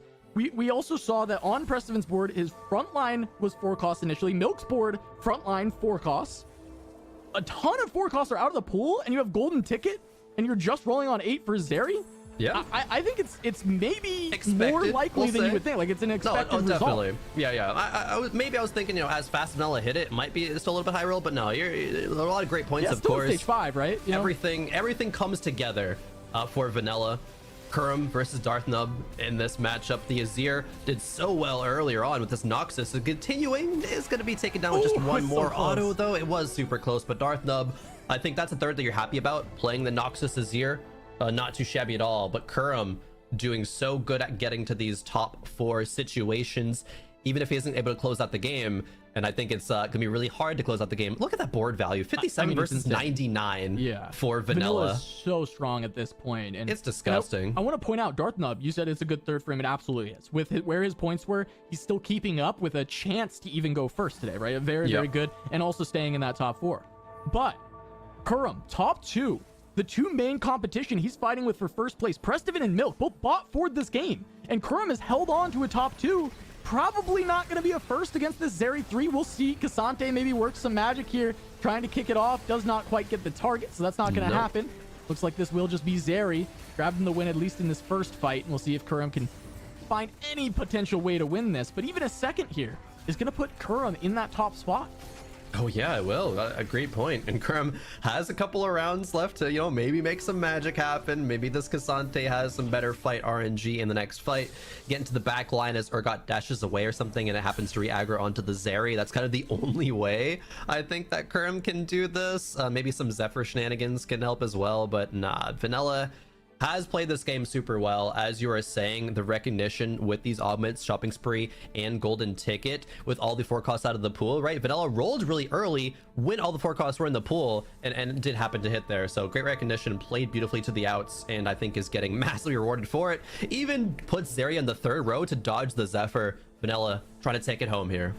Yeah, it's very funny. This is a slightly dangerous position because of Cassante's in the game. Yeah. If the fight RNG got it over there, right? It takes out the Scion. If it somehow ended up by the down. Zeri, it gets really scary, but it's not going to matter here. Vanilla going to find another fight win.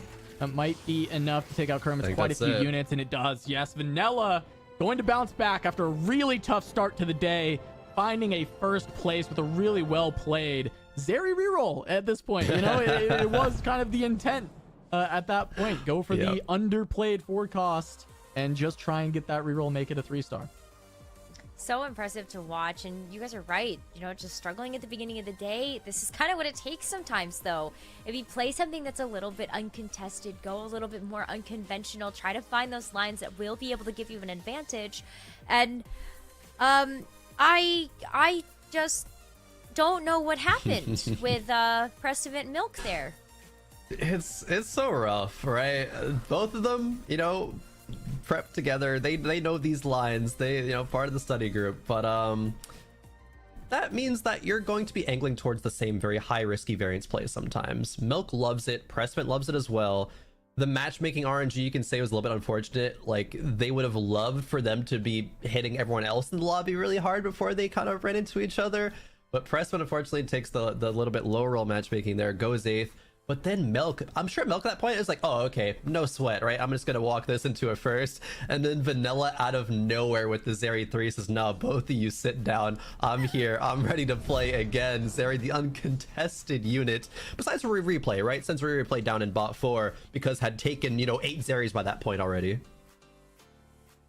Really shakes things up, though, right? Like, replay definitely struggling. There's only 2 more games left, and at this point, you really are trying to play for those top 4 spots at regionals. But everyone else, Casanova, this is going to be close.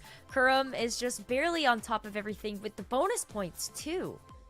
Yeah, the bonus points, you know, making him hold this top spot over Milk. Milk on the day has scored the most points. Kurum just only 1 point behind alongside Darth Nub, but from having those points from yesterday, playing really well, is going to pay dividends here. His consistency has been so good. And when I look at this spot, I mean, I heavily favor Kurum to do just well to finish this out because of how good he has been at mitigating his low rolls, taking like a 5th in those situations, and then finding ways into the top 4. So Kurum is got to be happy with this spot he's in, and it's going to come down to Milk. Can he kind of repeat what he did in game 1 and 2 to bring this back? But Darth Nub also has quietly brought himself back up to striking distance for that first place position.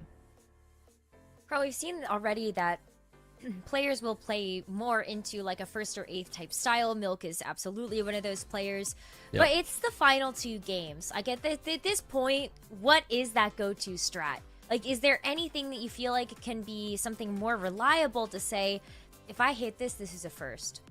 Does it go back to the Aphelios line? Maybe, especially for the Yi players. I almost think it has to be take the consistency out the window and play for these really high roll spots, especially because it is only a 6-point gap between 1st and 7th right now. Kurum sitting at top of 23, and Vanilla with that first place now sitting in 7th with 17 points. So theoretically, if a player like Vanilla at 7th right now just goes like 1-1 or 1-2, could be at the top there. Everyone has to be playing their A game. Everyone has to still be eyeing for those top placements. I don't think this is a time where you can be like, all right, I could just top 4 and safely kind of coast to that first place rate, especially with first place being on everyone's kind of radar as that world slot. No, these 2 games are going to be just as crazy. I'm so hyped for them. I can't wait to see what's going to happen next. So let's take that short break, because when we come back, it's game 5 and then game 6 as we look towards the conclusion of day 3 here at the mid-set finale.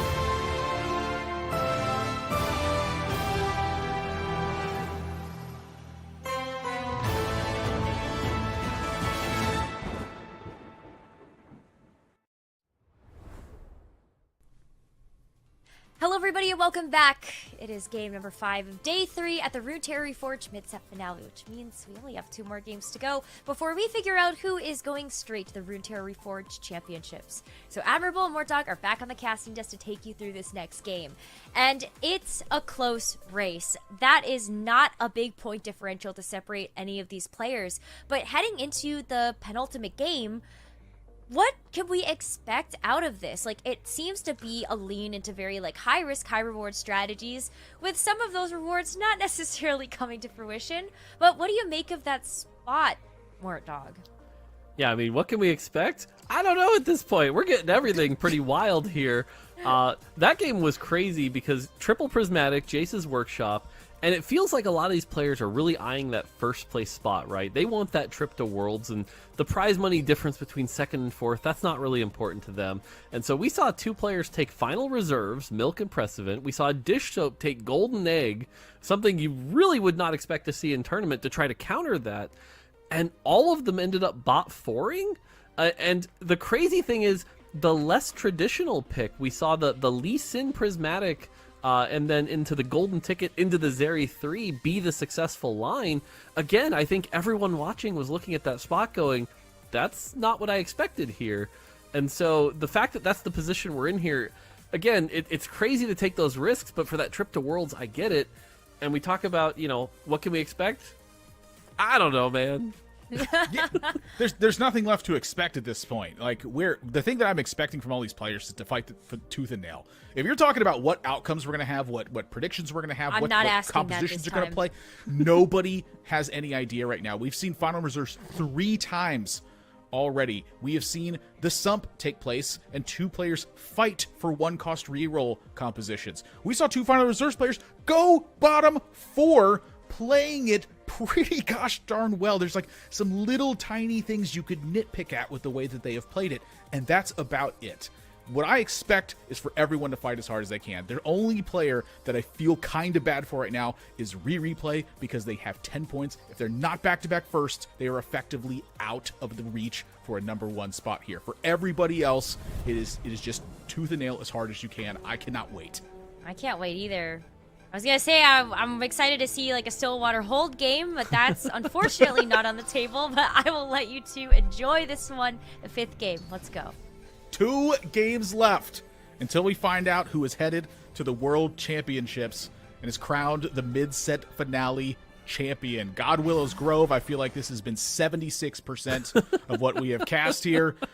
With Vanilla, with Poro. You know, the thing that really stands out to me is Vanilla talking about, in the interview yesterday after finishing number 1 in points, tiebreakers with Kurum X to get to that spot, that they felt that their strategy was contested specifically by Kurum X, and they felt like they were at a disadvantage. Vanilla said he is at the disadvantage for that, and he comes into the 4th game and gets a victory heads up versus Kurum. Yeah, definitely a victory heads up, but overall for the day, like you said, so far Kurum X has been playing it very well. Even in that last lobby, he sat at like 50 health, just really comfortable, frankly. You know, playing really well here. Now, looking at Vanilla's board, he did get that Jace, he's got that Orianna. Maybe we have a chance for a high roll Piltover start here. But I was joking with you before the game started that, you know, with how crazy it's been right now, I feel like you and I are due for silver, you know? It's like, might be something pretty standard for us, but we'll have to see. Well, Vanilla did get a Champions Duplicator, which is not one of the starts that I feel like a lot of players favor when it comes into the opening creep rounds. I have often heard that one as the, this one could be a little bit tough. Maybe not in such kind words to go along with it. Dish Soap's board, as we jump over here, pretty decent opening with the items here. The units are a little bit lacking right now, but you know that always can get cleaned up in just a couple of different shops. But for Dish Soap, this is also a pretty tough one to come off of in the previous game, where I felt like against 2 final reserves players, you're hoping you run into those matchups with a golden egg, like maybe he's kind of pushing that position. I didn't get a catch of what his augments were in that 3rd spot, but this is a legend change here for Dish Soap as well. Yeah, it's interesting to see the Bard here. The other thing to call out here is this is a 5-component start as opposed to the standard 3-component start. So players are going to be playing with a lot more items here. And so Bard, I think, here kind of fits into that risk, but doesn't end up taking the gold Bard augment. I think he's looking at the situation not particularly happy. He even took the one that gives you 4 3 costs here. I don't think this is a popular augment to take, hoping to maybe establish some direction here, but this feels like Dish Soap trying to take some big risk plays here to try to get back into first in the standings. Yeah, this is an interesting one. I felt like that if Dish Soap took either of the other augments, it kind of pushes in one direction. When you have 5 items for the start, I don't really feel like taking more items is necessarily what you want to do. And I feel like for what's been handed out, if he went with early education, like, you were really putting yourself in one direction only, and it might not even be a fantastic way to go at this point. Economy is certainly going to be one of the things we see players focus on at pretty much every single game that they possibly can. And for Dish Soap, I just feel like the options were there. You take the economy augment, maybe you get some units to go along with it, and you can make something of it. Let's look forward to 3-2 and see what Dish Soap can come up with. For Milk, on the other hand, Milk was looking like he was in a position to absolutely run away with what was available there, and just going bot 4 to a Zeri 3. That has just got to be an absolute dagger to the heart from where Milk was sitting last game. Yeah, but I have to say I've been really impressed with Milk on the day. Admittedly, I kind of expected him to come in sort of hard forcing that Aphelios line, but he has been playing all over the map. A lot of different lines, a lot of different plays here. This time going with Shurima, something we haven't seen him play all day. This could be a situation where we see 6 different comps from Milk in 6 games, which would be incredibly impressive, especially if he turns that into, a first place on the day. He's only down by, I believe, 1, maybe 2 points. Yeah, 1 point. Yeah, really good spot for Milk here. Has the Shurima emblem, which is going to open up lines into that 7 Shurima if he wants. Something like that Azir Lux. He's got some pretty good items around it. So overall, a pretty good start if he wants to go that direction. Oh, Vanilla. Piltover start. Yeah, so Piltover start here, and you notice it's already lost twice. It's got 4 stacks here, so he had this at 2-1. And so if you're looking to try to come back into it, I know Vanilla here we see in 7th place here, but this is one of those ways to come back, right? If you can get one of those big 8-loss, 9-loss cash outs, that can be pretty good. He's just got to keep an eye out, I think, for Darthnub, right? Darthnub, although you look at Darthnub, he's got a pretty strong board here, so Vanilla might just be pretty safe to just keep loss streaking and be in a really good spot. Yeah, Darthnub has been another player who's been on the lose streak strategy for a large portion of the tournament so far. Against these other players in particular coming into the day, he was easily the player who was having the most loss streak during Stage 2. But Darthnub today has had a fantastic showing right now. There's been 1 bot 4 out of 4 games so far, and sitting at 21 points means that he is just 2 points back from the lead at this point. And these loss streaks that he's having now are clean looking from our perspective. Now, granted, we're just seeing the 1, but if that 2-star board is what Darthnub's been sitting on and taking these losses, you are not taking, 4-unit losses and having to go, gosh, what life am I going to be at the end of this? Instead, you're wondering like, oh my gosh, am I going to lose this next round? And I feel like that if you're still picking up losses there, that's a pretty fantastic spot to be in. My eyes on Darthnub to have a pretty strong Stage 3 and Stage 4 with what's given here. For everybody else, when I start looking at these augments here, again, not too much is super standout. Dish Soap taking the 3's company, that's a very much like a look forward to the next stage sort of thing. And the Shurima spat, outside of that, not a ton that's sticking out as in terms of like shaping up a composition on what players are having to do. It looks like it's a lot of preserving what you can, making what you can, and then looking for another stage to dictate more. Yeah, I think the only thing that really stood out to me was T-Lade's got the Goldmancer staff from the Shimmer Scale item. And so if he can manage to get a couple kills to get that economy going, that could be really good. But if you look at the gold count right now, no one's really sitting very rich. So it looks like he hasn't been able to get a couple procs off of that. You're really hoping to maybe get 2 or 4 gold off of that in the early game. That's when it's at its most powerful. And so right now, only Vanilla is sitting at 20 gold. Everyone else still in the 10 range, which is pretty standard. And so we'll have to see if any of the gold can stack up here. But again, Vanilla right now, everyone playing pretty strong boards, which might just make it really safe and easy for Vanilla to play that Piltover loss streak that nobody else has been playing. And so Kuromex, on the other hand, slamming the Shiv here. I like the Shiv slam to continue his win streak. And this is what we were just talking about, right? That he's just so good at Stage 2 right now. Probably one of the best Stage 2 players in NA.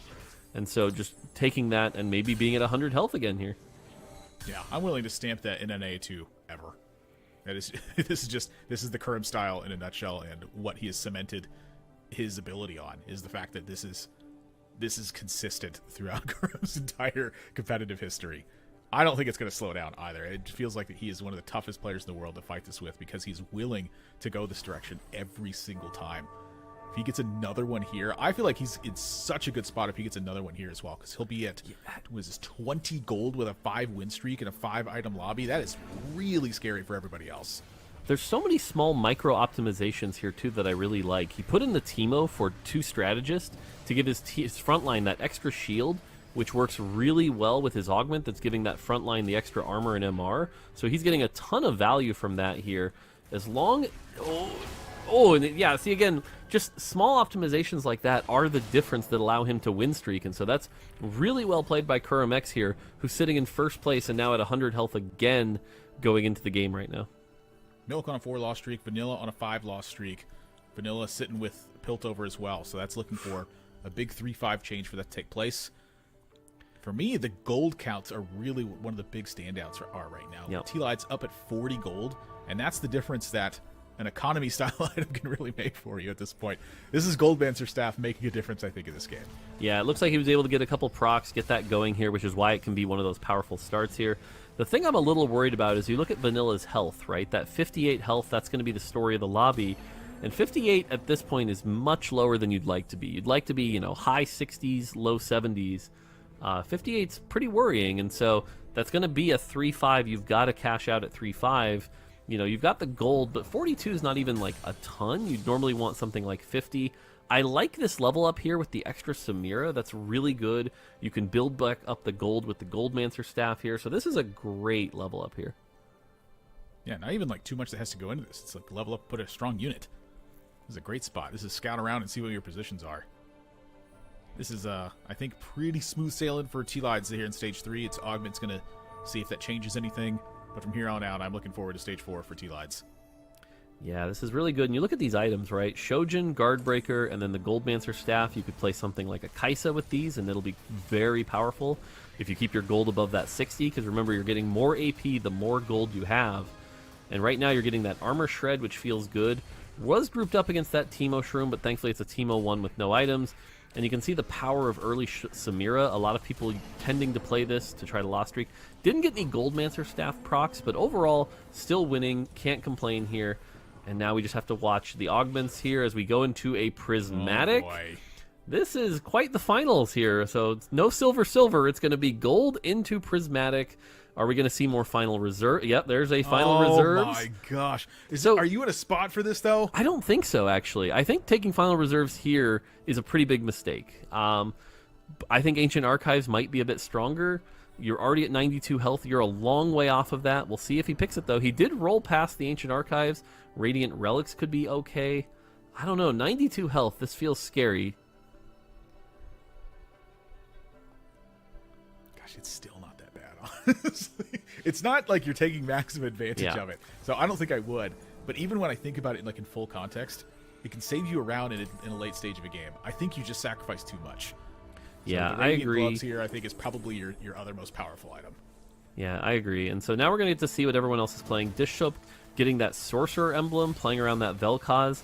Maybe a repeat of Game 1, where maybe this time he won't be contested by Milk.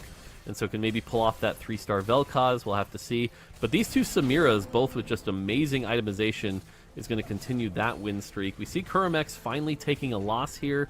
Vanilla down to 34 health. This is really rough and bleeding out.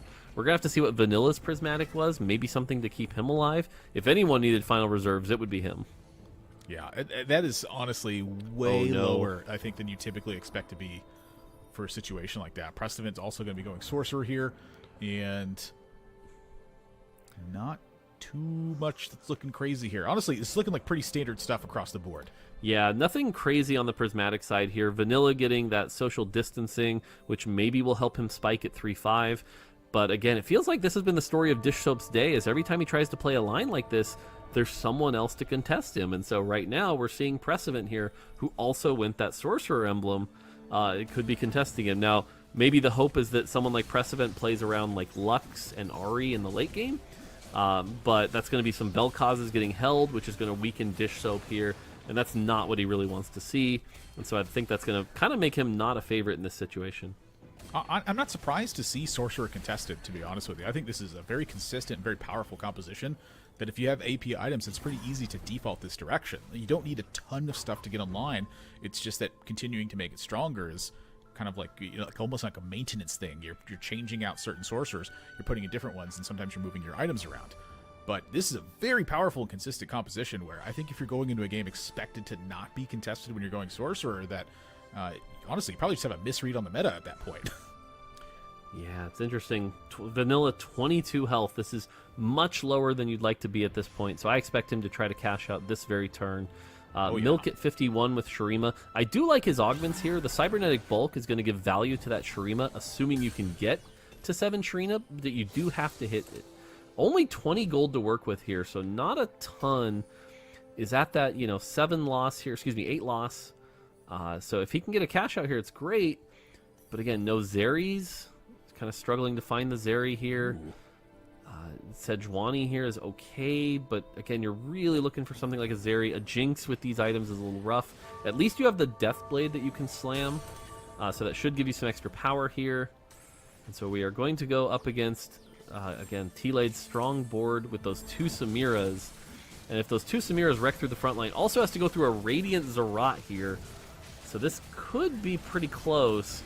The items on Jinx are quite good, and so it does, does look like we're going to get our 8 loss cash out here, so that's exactly what he wanted, but again, much less health than I think he really wanted to have. I think that definitely is the case. The board is looking pretty good, though. You have a great Zon upgrade with what you have there. You found a Sejuani to go along with that front line. Now you have a 25 power Dino to go along with this boost. I think that you're missing, oh my good, I was just about to say, I think you're missing a little bit of power to be able to call this. Oh my gosh.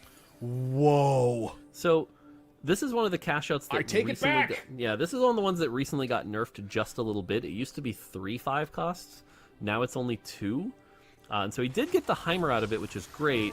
He also got the Belveth, which I don't think he can really play around here. But now there's an interesting situation where if he finds another Heimer or another Rise, he's got that duplicator. And we could see a crazy 2-star 5 cost if he gets a big high roll here. I imagine that Vanilla was looking at this duplicator and thinking that there's so many possibilities available to be like, okay, I can make sure that I'm not going like a bottom 2 position from this spot. And now suddenly you're looking at this and going, well, wait a second, how much can I do with this duplicator to find myself in a top 2 position from this spot? Ooh. That is a massive turnaround. Vanilla, I think in a couple rounds is going to be in contention for strongest composition by far. And for Milk here, it is about putting this together and making sure you can get something out of the Shurima spatula you've had for a long time now. Milk is down to 26 health. You have to turn this around because the last 2 stages have been difficult at this point. What's been missing and what has to be here now? Yeah, the fact he's on a 9 loss here with an Azir 1, I imagine we're going to see all this gold get rolled down, trying to turn it around. Does find 2 Akshans here, which can help a bit. And so it's going to find that Akshan 2. We kind of want to get to that 5 Shurima at least. 7 would be even better with that God Willow's Grove. Finds a Nasus, that's big. So that's going to be a big spike here, but we're still kind of hoping for at least a 2-star to really power this up. Has found some items here. But again, the thing is, Milk right now, second in the standings. He can't afford, with only 2 games left, to go like a 7th or 8th. This is the thing that's been costing him the big placements in these tournaments. He really needs like a top 4 here to stay in contention for that first place spot. Jewel Gauntlet. One of the Azir here, and I feel like this is a story of lacking 2 stars for Milk right now, and up against some pretty powerful boards to boot on that. Milk is going to take a pretty brutal loss here. He does not have much time to put this together anymore. What health is this now? This is 12 health. Yeah, 12 loss, 10 game loss streak. This is a little sad. Okay, another prismatic here. It's going to be pretty wild. Milk does get level up, but he has no gold to play around it. Cybernetic leak, social distancing. Social distancing can be okay, but right now he's going to have to kind of group up. So does take the cybernetic leech. That's going to give him a bit, but right now he desperately needs these 2 stars. He needs a 2-star Nasus. He needs a 2-star Azir, and he's just not seeing it.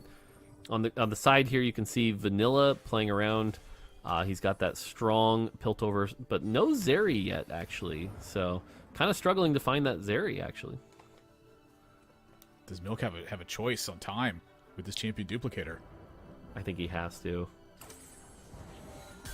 Uses it on the Nasus. I like the Nasus play at least. It's stronger front line.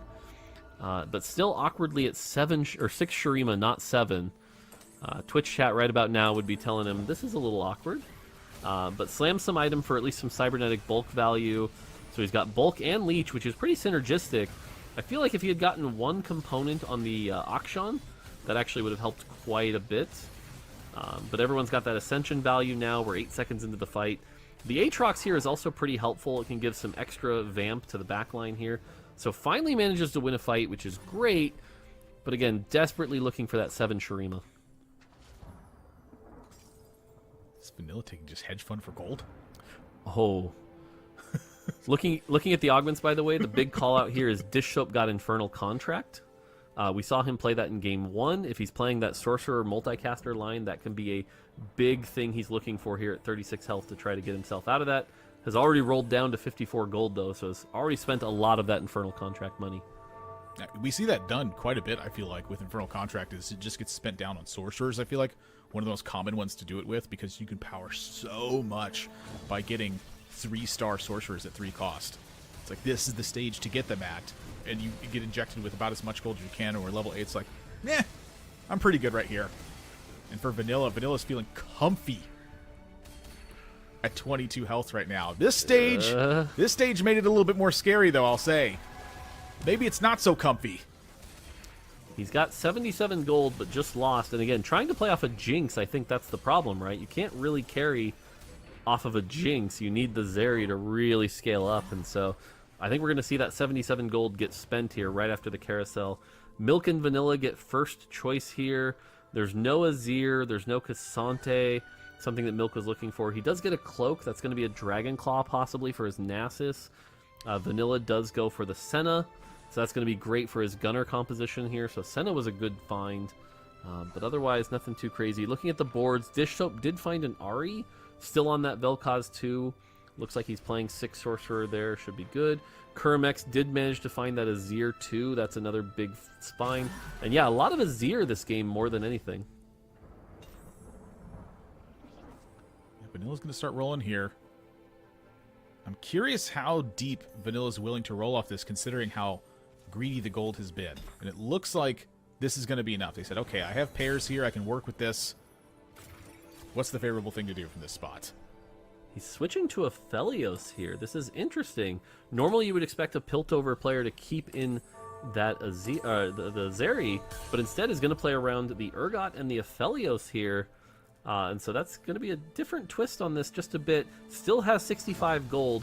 You don't want to see this be one of those moments where you get knocked out with 65 gold like we saw in game, I believe it was game 2, or game 1 actually, where he lost like 50 gold. But overall, this board looks strong enough, is going to win this fight here.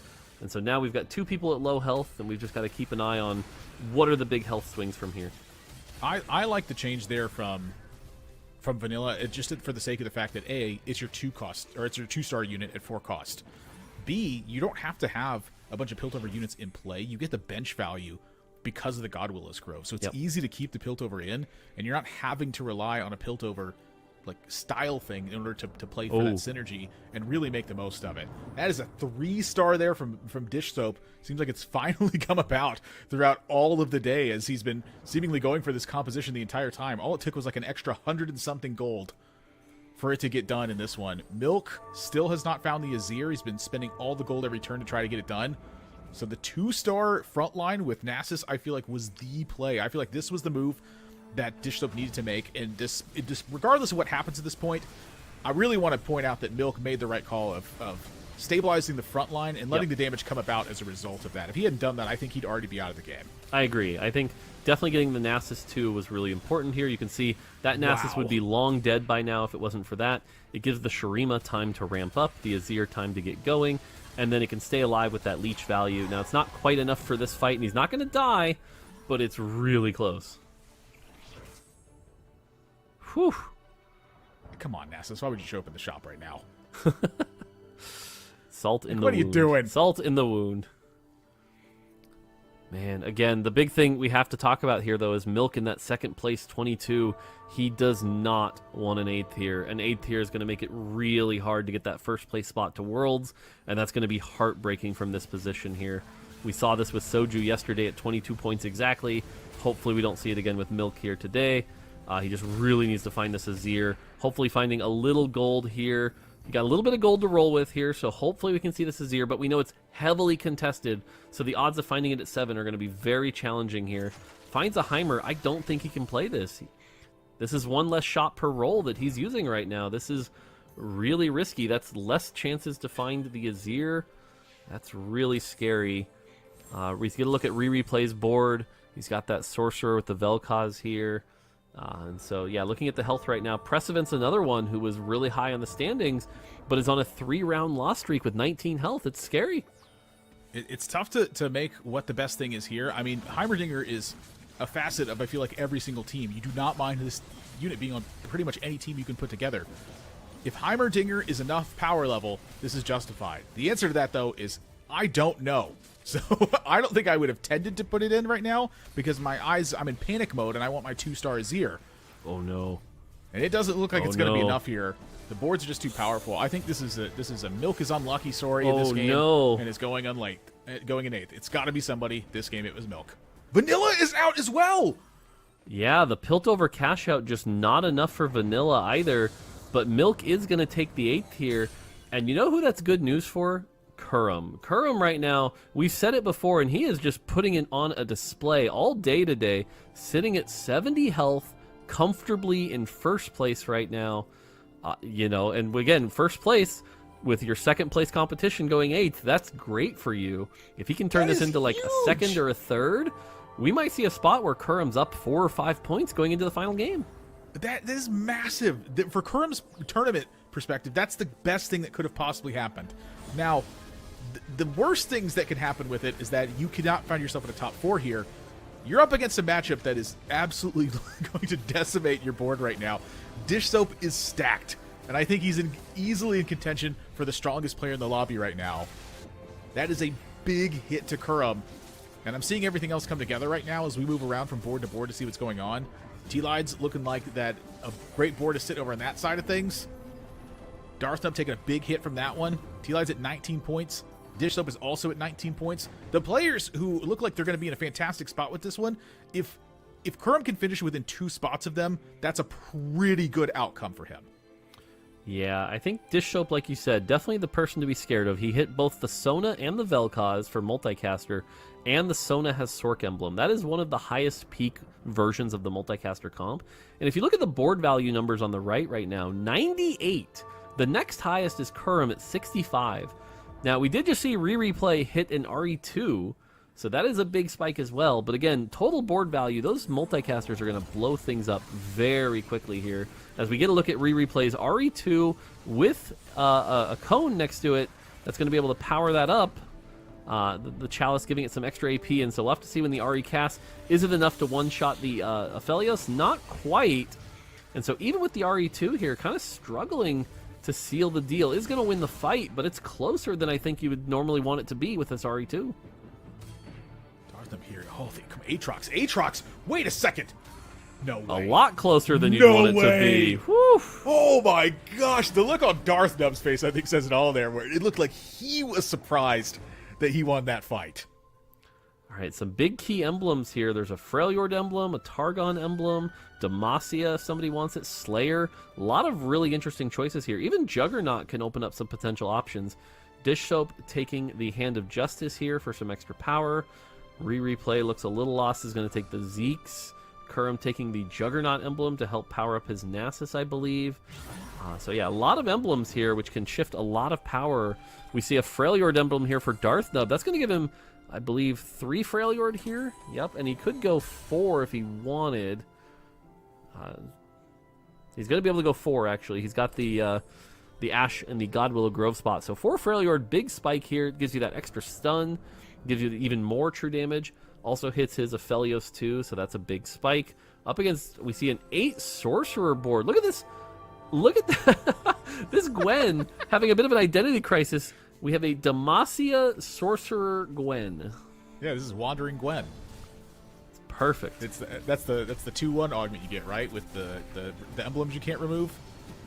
Prestivan at 19 points, but hanging on by a thread in this one. That Azir is pumped up in the back line with a Jewel Gauntlet Radiant from the Demacia on Lux. Some stuns are not going to be able to be enough in this one.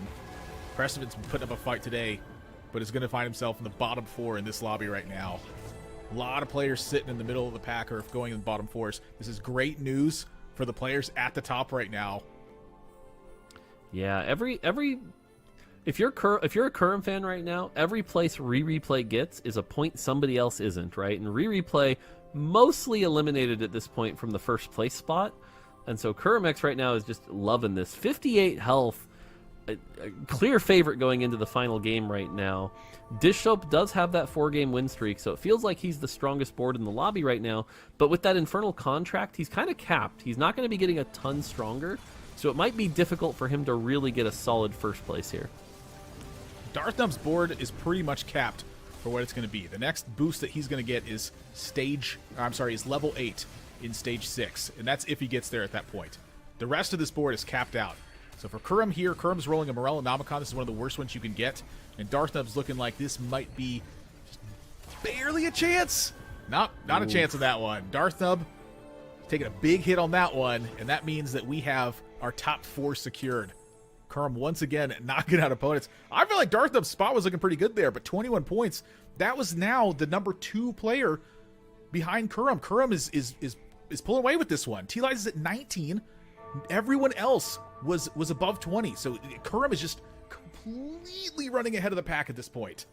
Yeah, it feels like Kurum's going to be up like 4 points, give or take, going into the final game, up ahead of people like Dish Soap, Milk, Darthnub, things like that. So as long as he can play this final game well, we might be sending Kurum to Worlds finally, which we know has been a big deal for him. Every tournament, it feels like he's just a little shy, but he really wants to get back there and, you know, show that he can be North America's best player. T-Lines, I think, is thinking about this one, scouting around. How do you make the most of this? Decided, you know what, the way I do better in this lobby is not right now.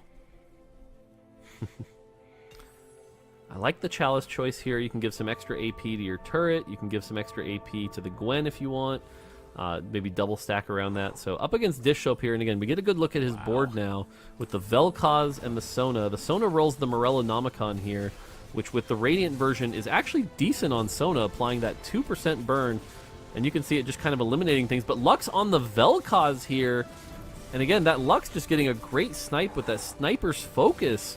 Just a ton of damage. It's not going to kill Dish Soap, but again, this is what I was talking about, where his board just can't quite get much more powerful from this position. T-Lides was not able to make enough out of the Goldmancer staff either. Get knocked out by Kurum. Kurum knocking another one down. So Dish Soap moves up another position.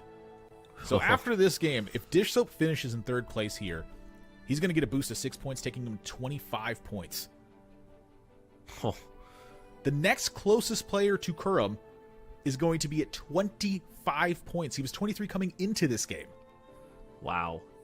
Yeah, even if Kurum goes second here, that's a 4-point lead. If he goes first, that's a 5-point lead. Whew! Kurum clearly looking like the favorite going into this. So, might be a big... I mean, and again, he played really well yesterday. So he's just shown throughout this entire tournament. He's willing to play a lot of different things. Leaning into this Lux Azir this game is going very well for him. We're going to be playing Kurum on the right. This is a pretty brutal fight right now. Damage is stacked up on the same side. Kurum's front line gets cracked first. His back line lives longer. Replay taking a big hit. Dish Soap is out. We are heads up now. Kurum's mightiest opponent will be at 25 points. This is looking very good for Kurum right now. He's also sitting on 66 gold. So even if he loses a couple rounds, he goes to 9. He powers up this board even more. This is looking like a great position to be in. Definitely not something to be upset about. And even Replay right now kind of stuck with this Lux 1. So it's going to take a really good Shroud here to maybe slow down the Azir and the Lux. We see the Shroud does hit, so that's pretty good. The Lux is going to do a lot of damage here. The Sniper's Focus is going to multiply that damage quite a bit. The Azir not getting a ton of time to ramp up here, and I do think Replay looking like he's going to win this particular matchup. But again, Kurum with 66 gold has plenty of time to build that up and get even stronger. We see the Eternal Winter stun, the RE2 down, not quite enough, and loses by just 2 units. And again, lots of health to work with here. Oh, Zephyr floating over to this side too. Wait a minute, is the Sorcerer's Emblem better? I think you take the Zephyr just to deny, if nothing else. That's going to be able to prevent anything like your Azir, because you don't want your Azir to lose that ramp-up time, so that's going to be key. We see 76 gold here. Is going to go ahead and level up now. Finds a Jarvan, uses the duplicator for a little extra money, puts in the Heimerdinger, try to get some things in here, possibly some Mechano. Is going to get the Shrink Ray. So just a little bit of extra power here. Finds a Mechano to get that true damage burn, that anti-healing he might be needing. And so now it's all going to come down to the Zephyr placement. And again, Lux rolling Morello again here, so not the ideal situation. You're at level 9, though. Zephyr, oh my. Oh my, that is a massive Zephyr as well. Yep. I think that might be enough to get this done, because the RE2 was killing the front line before anything could get done here, and that was not an option in this one. Kurum's got 47 health. It's still lost this fight, but still more rounds to work with on this one. I know we're talking about how Kurum has a big lead and everything, but every point's going to matter here. He really wants this first place. Replay kind of playing spoiler here, because if Kurum can get this extra point, there's a big difference between being up 4 and 5 as we head into the final game. And so I know Kurum's fighting tooth and nail to try to get this victory. And that was as good of a Zephyr as you can get here. Now this time does get the Death Cap instead of the Morello. So can he avoid the Shroud? His Heimerdinger is also a bit stronger now, so that should be a big difference. It feels like the Jarvan 2 might actually be a big upgrade as well. Other side this time, Zephyr hits again though. Yeah, Eternal Winter on the Shen is pretty tough though. So you do have the Lux to try to burn this down, but I feel like the Eternal Winter's already done its damage at this point. So now, big cast from Ahri. Doesn't finish off the front line though. So Ahri goes down, and that's the damage completely eliminated. Replay is going to go down. 34 health left. Kurum takes a first place victory. He's the only player in the 30s right now, and it's not even close. Kurum might just be on a victory lap at this point. And, like, what is it about Kurumx's play that is making him such a strong contender to potentially get that first place spot? That's where I want to go with that. Instead of caster cursing him, really what is it, though, about him that does make him this good? It's Kurum! He always has the Plain strongest simple. board that he could possibly have. If I knew how he was doing it, it would be kind of a different story. I feel like I would just do that, because his playstyle isn't fancy. It's not like he's got like so much micro going on and he's making crazy boards that are coming together, or spending 160 gold in Eternal Final Reserves. He's just always got a strong board. This is just like the solid fundamental play of TFT, where you know what the strongest things are, you learn how to do them, and then you do them better than the other players are doing them. So when it's your turn and you have the rolls on your side, you're crushing everybody. That's what's happening in this one right now. Is he's doing good things, he's doing them well, and he's got a little bit of luck in his corner. It's really, I'm sorry that it's kind of boring like that, but honestly, this is just Kurum. He has not had below 5th place today. Yeah, I mean, I have to call it out, and I mentioned at the beginning of the game, right? He plays stage 2 better than everybody else, constantly, every game. He's always got a good spot. We see him play around that Samira. He played those 2 Aurelia 2s really well. He knew how to optimize with the strategist and the Teemo, and those micro decisions, again, at this skill level, those are the differences. Those are the micro things that are going to make a massive difference. In every game now, he's just been sitting at like plus 40 health 2nd place as we go into stage 4 and 5 with ease. Even triple prismatic lobbies. Like, dude's crushing it right now. But again, let's not caster curse him. 5 points up is a lot, but just don't go 8th, right? Please don't go 8th. Why'd you say the thing? Oh, I know. You said the thing. But yeah, listen. Yeah, I mean, it's actually look at more than 5 points. Yeah, that's actually 6 points. That is a big lead. And so, I mean, really, it's his game to throw, right? Just don't go 8th. And everyone on the bottom 4 right now, Milk, Precedent, Vanilla, Replay, they can't win it all today because of that game. That 8th place for Milk kind of threw him out of contention, and so. But, you know, our top 2 players right now are also 2 of our bonus point earners, so they're just showing that they're very skilled players. Wow, this has been so exciting to watch, and it still feels like now, maybe Kurum, just looking at a victory lap, we still have to think about those 4 NA regional final spots that are on the line for these players. But Admirable Mort, it's been a pleasure to have you both on the broadcast with us. It's been so much fun to hear your insight on these games, and I just want to give you a moment to just kind of say some final thoughts on it. Admirable, you first. I would like to point out that I have not said anything about who I predict to be the victorious player You've been so in this good tournament today. or in any lobby. So if any outcome happens, just remember that you have anyone except That's Admirable to blame. If you wanted to blame Necra, if you wanted to blame Mortdog, if you wanted to blame Casanova, Crowan, Frodin, Bryce Blum, the president, anybody except for me, because I'm the only person on the planet who has not predicted who is going to be victorious in our 6th and final game of the mid-set finale. Perfect. So true, bestie. More, what about you? On my end, I'm just, thank you again for having me. It's been a blast so far. Yesterday was amazing. Day 1 was great. And today has been some of the wildest games of TFT I've gotten to cast in a long time. So it's always awesome to see the game get played at this high level. On behalf of the entire team at Riot who works on this game, thank you just, for playing and watching and enjoying it. I can't wait to watch the final game. So good luck to everybody. And Kurum, please don't drop the ball on this. Oh no. Right. Oh, we're gonna just leave it on that one, but thank you both so much. Please enjoy this final game, and we will see all of you after this break to do just that.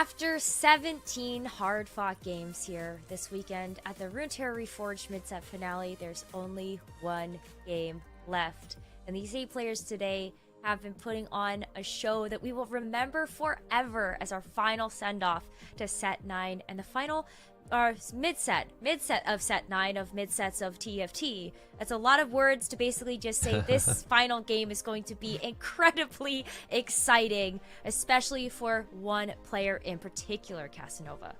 Yeah, and that's going to be Liquid Kurum X. Right now, we're looking at him with a 6-point lead. If Kurum is able to reach 6th place in this game, he wins the mid-set. He's going to the World Championship.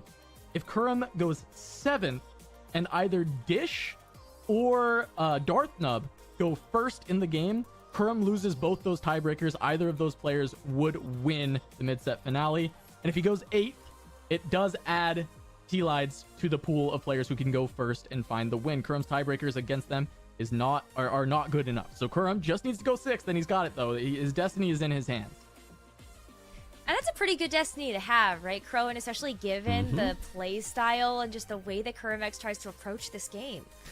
Yeah, given the playstyle and given the fact that Kurum has literally not placed under 6th up until this point, over the course of those 17 games, he has gotten at least 6. So if history repeats itself, if Kurum keeps on playing the way of TFT that he's shown so dominant, right, to be on, we could be sending Kurum to Worlds here yet again, but we still, we gotta wait and see what happens, right? I don't wanna, we're not cursing it. Anything. We're not cursing it. No, at least we can't go as bad as Mort did in that caster curse. So if anything happens that's wrong, blame Mort, right? Yeah, we'll blame Mort. But also, Mort did say good things too. Like, no one's played stage 2 better than Kurum, right? Like Kurum, there's his facts to back it up. It's been so good. He has been at the point where going under 6th would be a very big surprise, right? He hasn't done it all weekend. 6th is the minimum placement. Today, 5th is the minimum placement. Kurum just has to keep playing his game, right? Ignore all the outside factors. It doesn't matter that he only needs a 6th to get there. No pressure. Just play the same game he's been playing all of the other games so far. Let's get it done. Give a big round of applause to Kurum. See if he's able to actually accomplish that top 6 or better. And let's get into this final game to also see who's going to make it to the N8 Regional Finals. All right, thank you, Neka Crow. And we're jumping into our final game of the mid-set finale. This will decide who we send to the Runeterra Reforged Championship. And Kurum is our leader. We are jumping on board with him in Aaron Mount. We'll look at all these extra items. This is actually a portal that's not so great for the Ezreal that Kurum's been playing, because you get all those extra components, and so does everyone else. So it kind of nullifies the advantage that you generally have with having those extra components early. Yep, exactly. It's going to be a little bit less value because the rest of the pool of players will also be working with extra components. This is one of the times where you might actually skip that Ezreal augment at 2-1 and go for some other direction as well, which Kurum has proven that he can do before. But really, it's if Kurum is win streaking until Krugs, right? That is the major thing. How many players are going to go for early tempo boards? Because the ones that have to play for first place, they might be playing Piltover. They might be sacrificing their early game, which allows Kurum that much more leverage to be able to play the exact kind of game of TFT that he loves to. And he has an econ opener, actually, which is a little scary, I think, for Kurum. It's not his typical playstyle, kind of sacking and generating that early economy. Yeah, well, actually, so Kurum got an econ opener. It is Aaron Mount. Maybe he still goes Ezreal, right? You still get the early items. You get to play tempo. Later, you're going to have maybe too many items, but the comps he's been leaning towards, the Azir Lux, can actually utilize 4 itemized units on the board if you're at the point where you're hitting everything. So it can utilize just too many items, quote unquote, if that is the case. And this is, a very heavy econ opener. So maybe Ezreal to fix the items in the early game.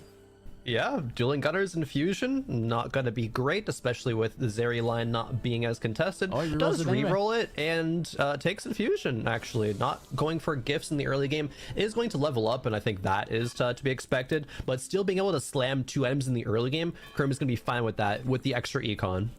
Yeah, finds a rod, so definitely a very sought-after component for Kurum when he has been leaning towards this Luxazir line. I honestly don't expect him to change away from that unless he's given some very big direction. And the fact is, he's being able to pick a bunch of rods if he wants, finds a Warmogs as well as a Interesting. potential early slam. A lot of players talk about Airmount actually being one of the more difficult portals to pilot effectively because there's so many different variables when you're popping one anvil at a time, considering what items you want to slam, what you want to build towards. We know that Kerm leans the AP tree, so something like a blue buff or a Shojin's, right? But he didn't take a single sword, didn't take a single tier, and is actually just going to be slamming a Warmogs and leaving one rod open for the Ionic Spark. That is a fantastic early game item, and one that you always going to want in any AP lines, be it, you know, Azir Lux or that Sorcerer's with the Vel'Koz reroll, or just playing a tempo style, right, which Kerm does obviously love to do.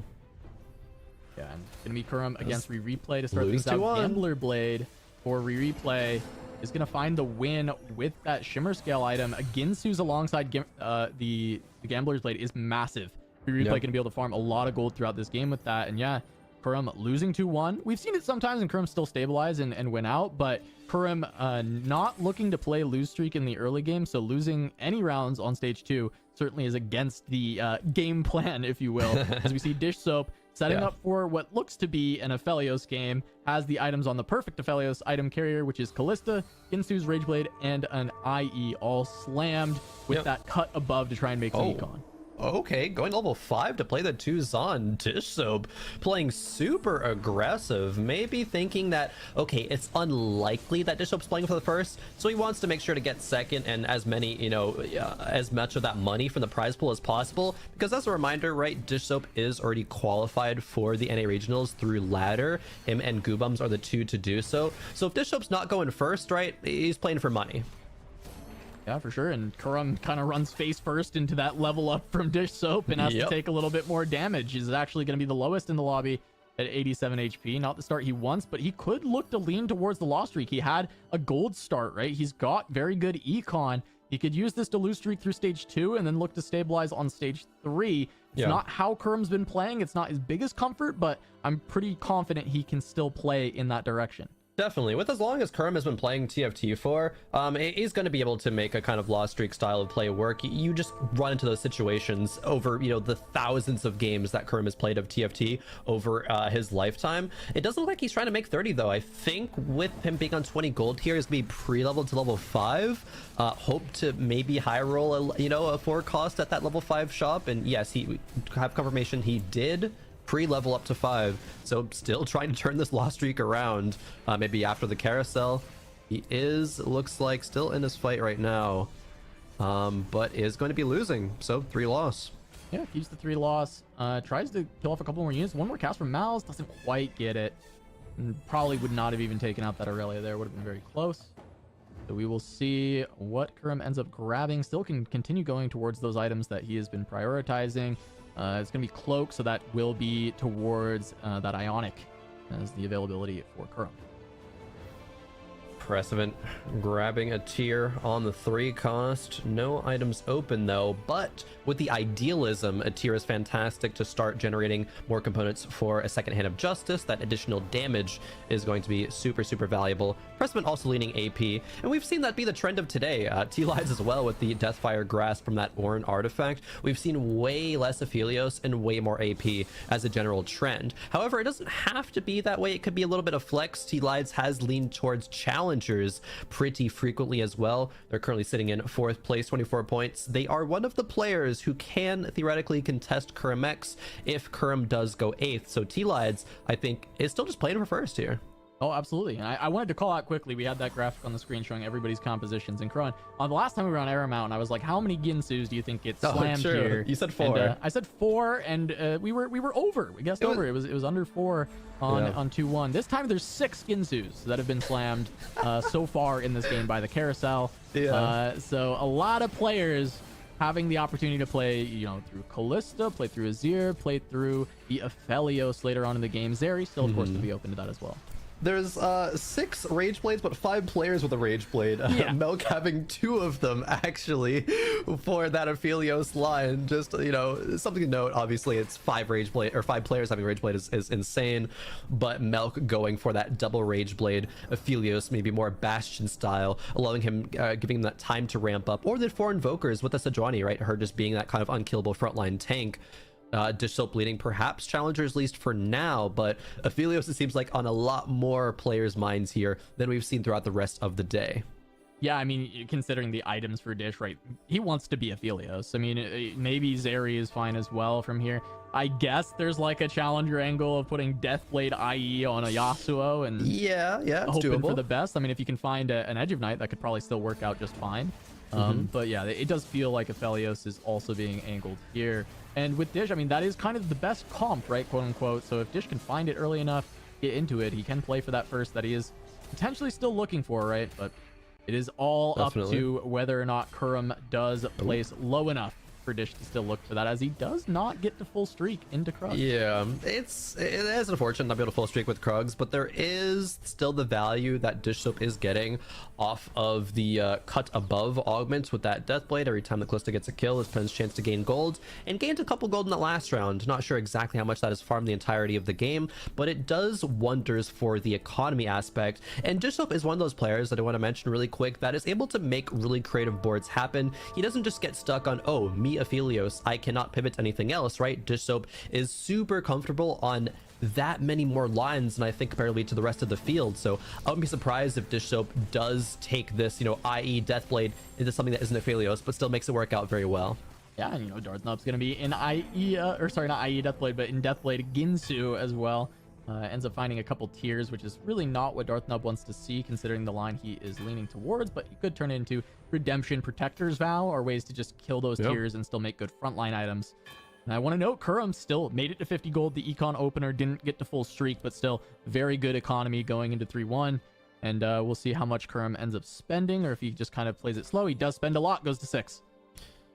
Goes to level 6, yes. Take a look at Darthnub. Could also have that potential, but is okay with the loss streak currently.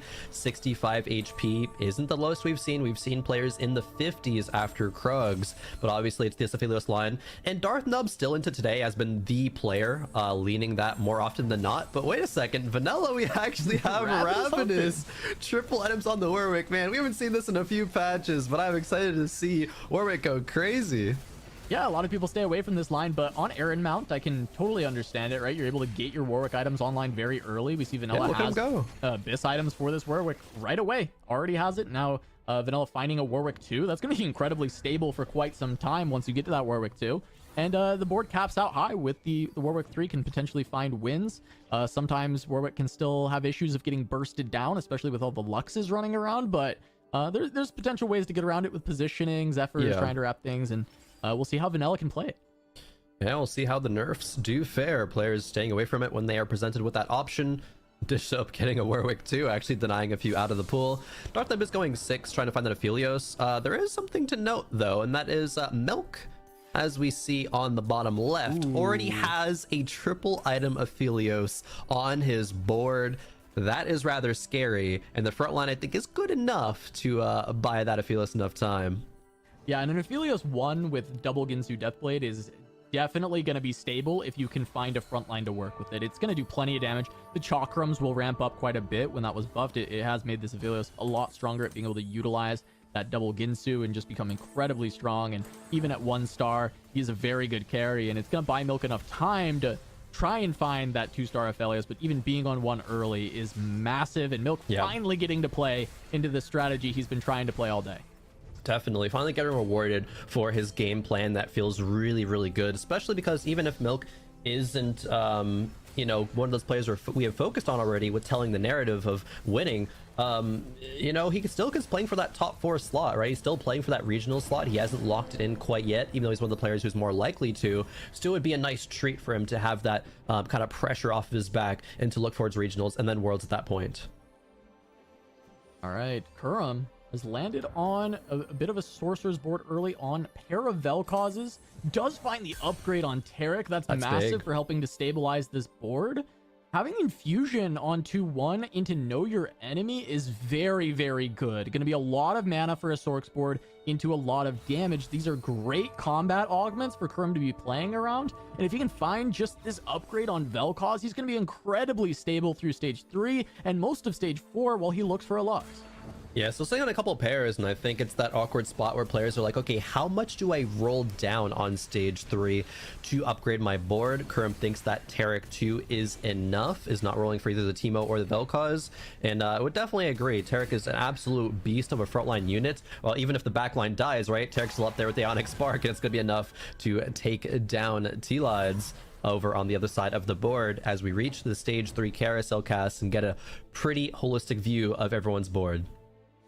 Yeah, that win for Kurum is actually going to put him in 3rd pick, which might be a little sad for him, considering there's some really good pickups on this carousel. Yeah, and the Lux. Eli's going to grab that Lux. If he lost that fight, that Lux would have been his instead. However, still going to find a Jarvan with a sword, and I think he's going to be plenty happy with that pickup. It's a unit he will potentially be wanting to play with his board very soon, and also, you know, sword going to be a good component with what he has. It can either be Giant Slayer or Gunblade even. It can be Gunblade, right, which is going to be very good. Parajarvan. Might be too Pair expensive for a Jarvans. pair. I mean, he technically isn't losing Econ, I suppose, if he is playing that right now, seeing how he can fit this board, dropping the Teemo. Dropping the multicasters, you know, does lose out on a bit of damage there, so he's trying to think, yeah, let's just put these back where we came from. Really needs the Vel'Koz to be dishing damage, and now I think if he loses the round, has to consider, what do I sell, right? Is it probably gonna be the Orianna? A Teemo pair, actually, as it was being hidden by that little picture-in-picture, but yeah, you can definitely get away with selling the Teemo and getting up to 30. He really does want to start win streaking, however, though.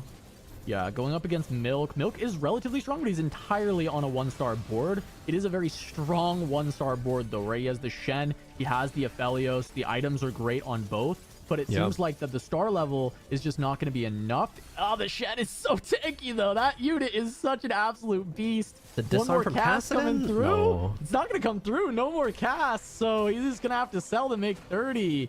Very, very tough. That Shen held on for so long. Yeah, dude, I'm almost, I'm kind of anxious for Kurum right now. This is not a spot that we have typically seen him over today. He's very little gold, middle of the pack in HP. So it's really, I think, a testament to how can Kurum salvage this situation. He's not in his comfort zone. So how does the roll down at 4-1 go? Where does he find the pivot if he doesn't just hit Sorks, right, or hit Azir Lux, something like that? Can he find a Gwen to stabilize? Can he find, you know, Legendary and stabilize around that one? Really, really important to see what Kurum is able to accomplish at that 4-1 roll down. With his pairs, he's very close to stabilizing on 7. If he can hit Jarvan 2, Vel'Koz 2, that board is probably good enough for stage 4 to get him through safely. But it's not amazing. It's still going to be really tough for Kurum, and he has to even hit those units. And once again, going to take another loss here against Replay. The challengers coming through, taking him down. He has an Ari as well already on 7 Replay. Going the challenges route, so it's kind of in there for a bit of Ionia power at this point. But Vanilla not able to win streak throughout stage 3 with that Ravenous Warwick is a rather large blow. You would love to, you know, just be able to use that middle game power that I think the Warwick augment leans towards to have your win streak carry forward and be able to recover on economy and push you towards that 3-star. Dish Soap on Aphelios pair. We see this level 7 roll down happening in the corner. Has really good Aphelios items. Aphelios pair hitting a couple of the other Targon units, but not a full front line yet for Dish. He does just kind of have these 2 costs.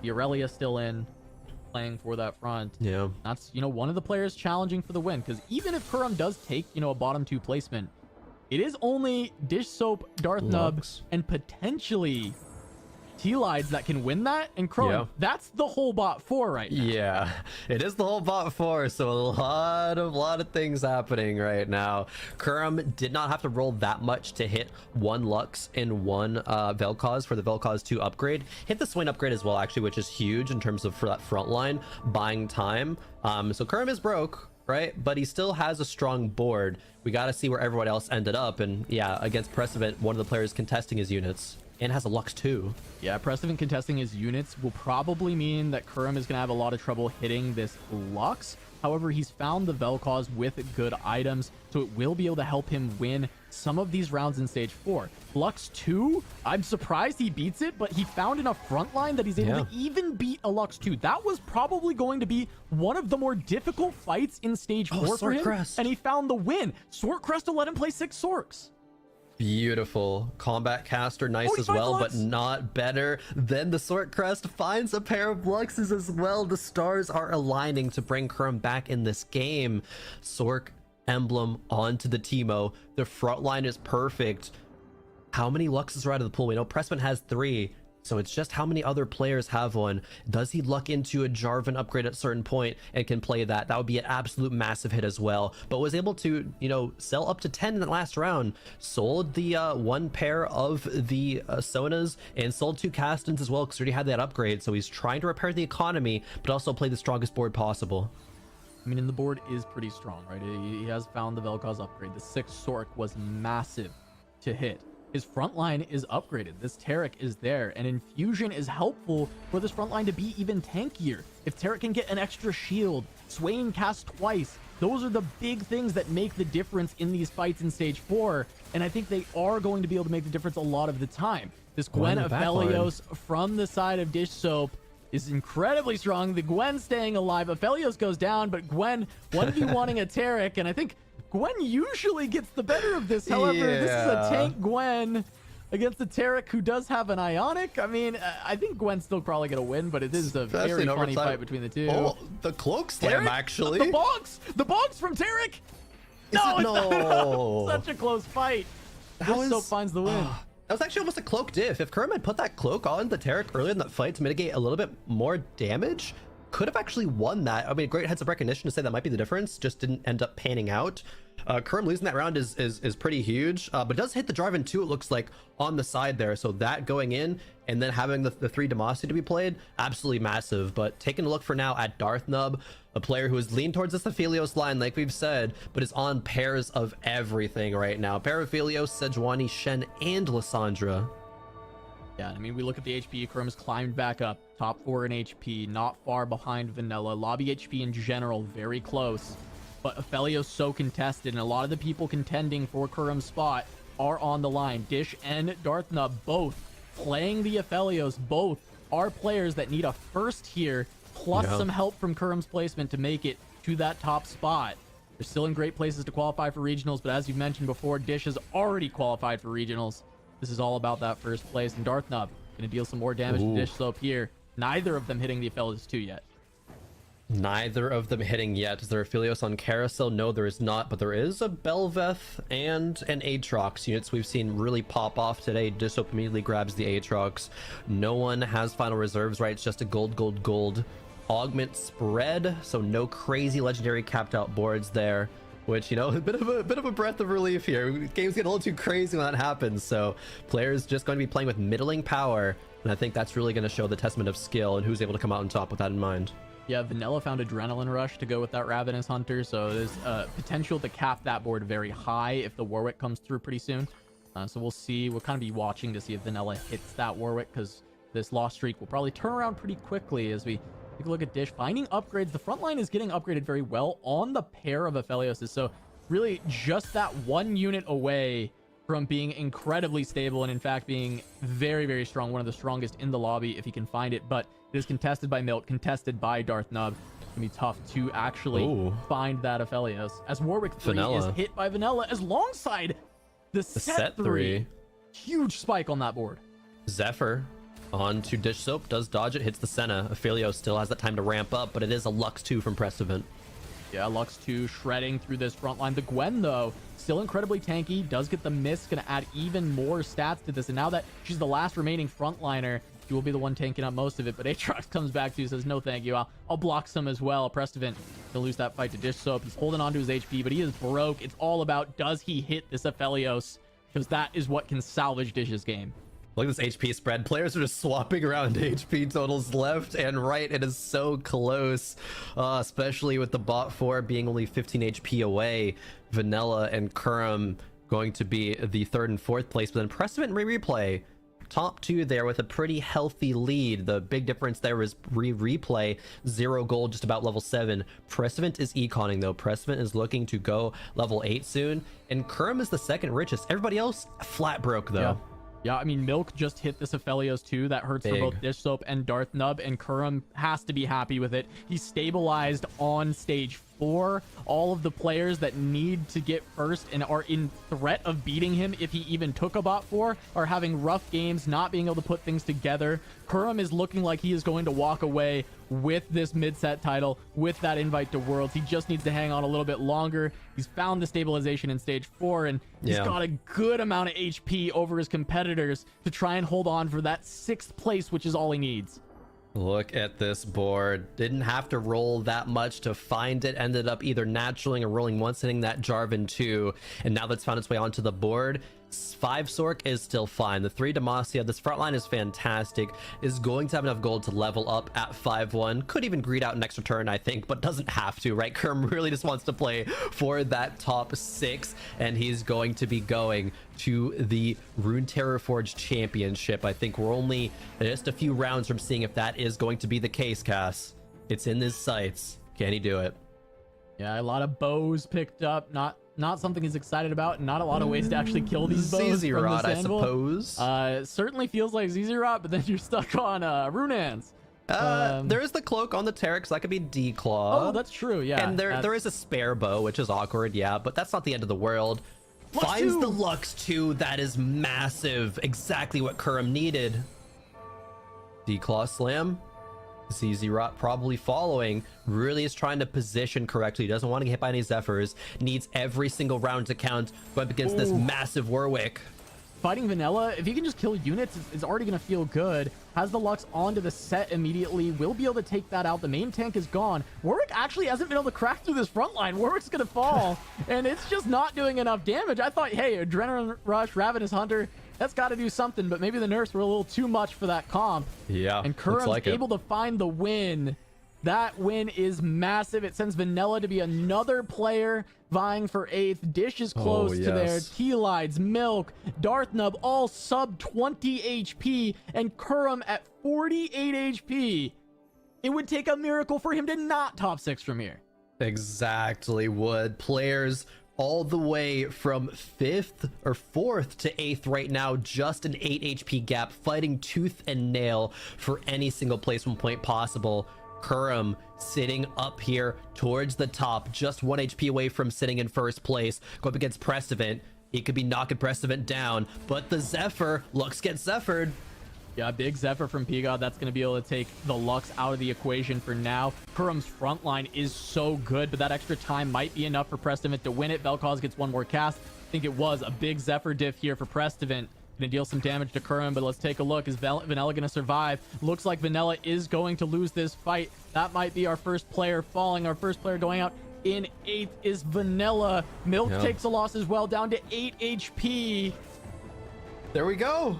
Kurum, he just needs one more placement, and he is guaranteed.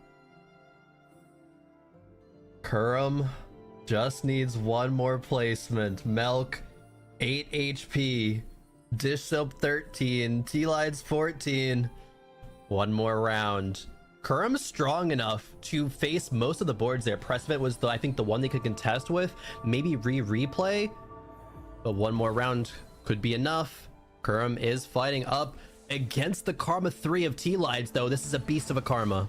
Yeah, the front line's a little bit weak, but 3 items on the Shen. Has the rise to give the shielding. Shen goes down to the Lux very quick, but gets one more shield out. However, everything is clumped, and Jarvan gets the big stun. That's going to be a big win from Kurum. Is that enough to just take T-Lides out? It is! And that's going to lock it in. Kurum is our mid-set finale champion, and he will be heading to the Runeterra Reforged Championship. Congratulations to Kurum on an absolutely dominant weekend. GG's Kurum X, the man, the myth, the legend. 2 times at Worlds now. 2 times winning a major events in the same set. 3 major cup wins. Kurum does it again and proves why he should be considered the best player in North America. Kurum X, a massive performance here. He came out swinging in Freljord Cup, grabbing first in that tournament. A little bit of a rough performance in Shurima, but we talked about this earlier in the weekend. When Kurum has a bad placement, he bounces back. And here he is in a big way. First place at the mid-set finale. He's the first player to win 3 major tournaments in the North American region. first player to win 2 major tournaments in a single set. And now he's headed to Worlds on one of the best sets anybody has ever performed. Kurum having these 2 placements. It's fantastic. Excited to see what he can do. He's so driven to win Worlds. I mean, we heard him in the interviews, Kron. He is so driven to find that Worlds win. And if he can get a back-to-back following replay, it's so exciting to send Kurum to the World Championship. A lot of players, especially as we reach set 9 of TFT, have to start thinking about their legacy, right? What they want to leave behind. And Kurum has been very vocal about the fact that he's gone to Worlds, right? Sure, he's won some tournaments, but he wants to win Worlds, right? He is so hungry, especially knowing that he can do it, especially knowing that when he has poor performances, he always bounces back, right? Kurum has been at the top ever since set 1, you know, competing alongside him way back in the day. Seeing his progression as a player has just been an absolute treat, and especially doing it in this game from a spot where he wasn't the most comfortable with, right? He was not in a comfortable spot where he's able to play for that win streak, but still able to play towards his outs, still being able to recognize the situation, recognize the board strength, everyone else in the lobby. Kurum just does it again. Not top bot 6ing across the entire tournament is absolutely insane over 18 games, and just again, huge congrats. He's absolutely still just dominating these boards right now, right? Kurum's still in a spot in this game where he could go top 2 if not first, as he is now beating Precedent's board. What a player. I mean, we look at the augments he's able to pick up this game. This could be a first, right? Being able to grab Infusion, know your enemy, and then getting that crest at the end so he can actually play towards the 6th Sorcerer. He found great frontline items, great backline items. I mean, this is the kind of sort game that can find its way to a first, especially, you know, capping out with the Ahri, even though at this point it feels a little hard to fit because your board is just so good. But you know, Kurum really could find a win. Replay Precedent, neither of them have boards that are completely unbeatable at this point. Know your enemy is online for Kurum because Precedent's also in the Sorks tree. Yeah, T-Lides with the AP tree, but was the Karma went out in 6th. Darth Nub player really banking on the Aphelios to go out in 5th, and Dish Soap as well, playing towards that AD line. Aphelios ends up going in 4th. Still a top 4 though, but Replay, while his first few games weren't anything crazy, right? Still being able to bounce back and have 2 good finishes to the end. Definitely a testament to, you know, that perseverance, still having to play for the bit of that prize pool as well, even if that top 4 spot might have been, you know, a little bit out of reach. Yeah, of course. Replay, our reigning world champion, still showing everyone how good he is, making final day. He's made final day of the last 5 tournaments if we just ignore Freljord Cup, which, you know what, we'll give him that, right? We'll give him that because his performances elsewhere have been just so fantastic. Everyone gets one, right? It's an outlier. It is, it is a game of variance. There are outliers. You look at the more common data, and the more common data are W's for Replay, and this is yet another great performance from him, making the top 8 of the mid-set finale. And as you said, these final 2 games have been really good for Replay. He's probably going to end up not taking that 8th slot. Might have crawled back a little bit. Yeah, perhaps so. But yeah, definitely. Replay being the defending world champion, right? Making it to the final lobby of so many events. It's just absolutely insane to have that level of consistency from being a relatively, you know, new competitive player. Took, you know, several sets off and is back in really strong form. Recently signed as well, has that Team Liquid support. Replay definitely, I think, proving them proud to be able to make it to this point. Yeah, looking like a Liquid 1-2 in this lobby. We'll see if Precedent can hold on. He did get to go to level 9, blue buff Ahri. That is quite the board improvement. It looks like it will be enough to deal with Replay. We'll see actually if that Callista can start ripping through this board. It's 1 pull, but there are still a bunch of carries left over. Precedent can at least hang on for one more fight here. 13 HP. Did find those upgrades. We'll see. Replay can drop to 8 health, so Replay might go down before Precedent in this spot. Precedent still had a fantastic tournament. Started falling downhill a little bit in that final reserves game where it was contested with Milk. He got the short end of it when they fought at the end, and ends up taking an 8th from a spot that could have gone first in so many other lobbies. And from there, Precedent not fully able to recover, but he was leading a lot of the day. A lot of the day, it was feeling like Precedent was going to take it, and he's definitely been such an impressive player. Set 7 regionals, barely losing out worlds in a tiebreaker. I think we'll be seeing him toward the top of the tables in set 9 regionals once again. Precedent definitely a player we're looking at as a potential world representative when it comes to the end of the set. Any of the players in this final lobby, I think, would have made fantastic world representatives for NA. Everyone is playing absolutely fantastic TFT right now, and it is a shame that we have to, you know, only send one but Kurumex taking out Precedent means that, you know, just one more round to go if Kurum is able to win it out. Team Liquid Sweep in the final lobby. Kurum wants to make a statement in his final game. Not only has he won the mid-set, but he wants to do it in style. Take a first on his way out. It looks like his board's a bit stronger than Re-Replays as of right now. Yeah. Might be able to do it. Might be able to lock this down. What a statement that would be for Kurum. Not only to be like, okay, you know, I just get not, you know, bot 2. All right, we're chilling. We're phoning it in. But no, Kurum is still playing the peak level of TFT. Still scouting, doing his due diligence there. Playing seriously. But it is just one more round, it looks like, Gus. Yeah, gonna see how much he can gap the lobby by when it comes to score at the end. Here's the fight between Re-Replay and Kurum. Victory lap for Kurum potentially here, as we see the Yasuo rolling some pretty good items on the TG. At least it's some Omni Vamp, be able to keep alive for a little bit longer. Watching that Kalista. Shen's still alive. Damage is coming through. A little bit of frontline is remaining, and the Lux Laser not going to go to the Kalista, so it looks like it's going to be a win from Re-Replay. So one more fight, Crowan, before this game is over, and we see the overall standings and who all made regionals, but very least we know Kurum has won this tournament. Definitely. And you know, I think Dish Soap is pretty safely in the top 4, I want to say, so it'll even get to extend down to the 5th place player, who is going to be, you know, joining everybody else at the regionals there, because Dish again has already locked it with that ladder performance alongside Goobums. But Cass, the final round of the Runeterra Reforged Mid-Set Finale. It's been a treat. Take it away. Here we go. One last fight for the fans, as Kurum trying to make the victory lap actually happened this time. Once again, Yasuo rolling some good items on that TG, and the front line is staying alive. We see that Shen holding strong through the Lux Laser. Does not get one more shield. Lux going to be able to cast. Not going to go towards the Kalista. So Kalista able to fire away. One more shot.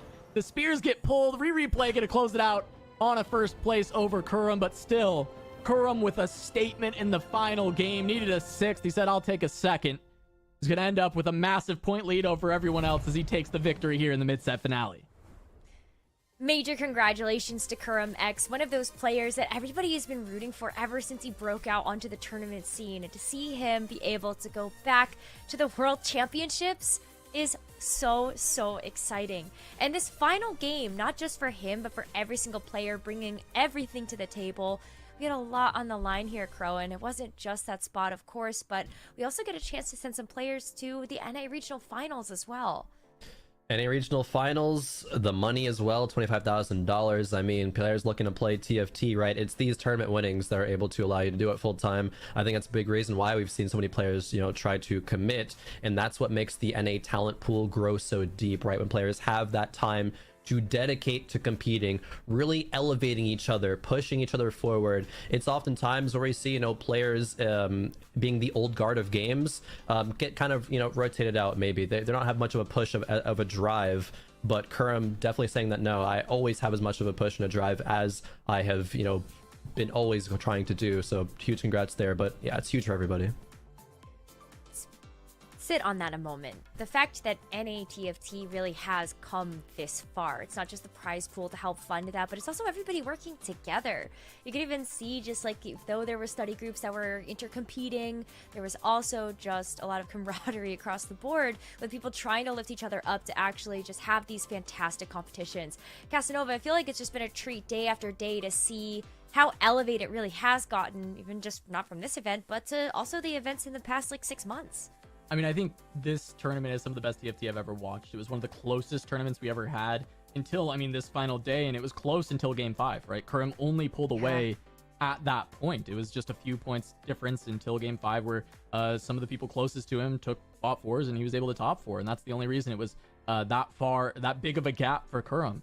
The rest of this tournament has been so close. The gameplay has been very tight. The HP in a lot of the lobbies has been so close. People fighting for each and every placement. We saw the meta evolve so rapidly from the Ophelio spamming to even the last day, where people are recognizing that Lux's Ear is something that they want to play more towards. And I mean, this is just what we can expect out of NA from now on. I feel like this is just North American TFT at its finest. We're still the best region. I got you, Bryce. We're the best region. And we're gonna keep, we're sending a phenomenal player in Kurum to the championship, and I look forward to watching him there.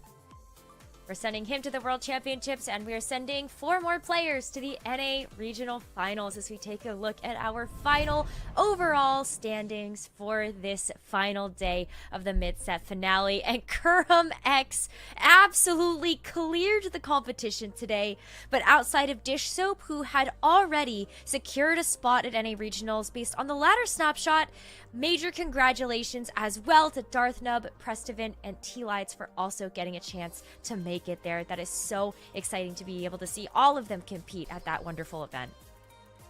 Yeah, seeing T-Lides coming out top and date number 1, speaking to them being like, I feel like I'm really good right now. Them having all of that kind of pressure, expectations on their shoulders, being able to already qualify for the regionals, I think is huge for them. Huge congrats to Replay as well, actually. Being able to claw back with 2 great placements to get a 6th even on that day, like that's huge resilience, right? When you're like, okay, I can't play for first, but still a 2 and a 1 back to back is absolutely huge. But again, congrats Darth Nub, Prestivan, and T-Lights as well as Kermex and Dish Soap. We're getting to that regionals. I'm so excited for regionals, what that has in store. Yeah, me too. I mean, Casanova, we still have a whole second half of the set to see who's going to be joining them, but after everything that's happened so far, I don't know. I feel like it's just going to be an even more intense competition than we've had for this mid-set. Yeah, I mean, that's crazy to think about, right? We still have more tournaments. I mean, regionals is going to be an absolute banger, right? Considering how good mid-set finale was, and more world spots on the line, more people fighting tooth and nail for every single placement, not just saying, oh, this is first is the only placement that matters tournament. You hear a couple players say it, even though there's regionals and money on the line. Everybody just wants the world spot so bad. So once we get to regionals and there's more of those on the line, I think that tournament's going to go crazy. This felt like regionals, honestly. It was insane. This final lobby absolutely felt like it, but the man that stood above them all was Kurum X from Team Liquid, and we have him on the line to give him the congratulations of just such an incredible 3-day event.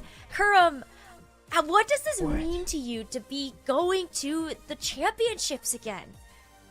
Oh, it means so much. I've been working my butt off for like 5 months, or sorry, 5 sets. 5 sets. I've been trying to get back. I go to every regionals. I go to every mid-set. Like, I've been trying so hard to get back, and now I finally got back. Finally, I have another chance to go to win Worlds. I'm so happy. I'm actually so happy about it.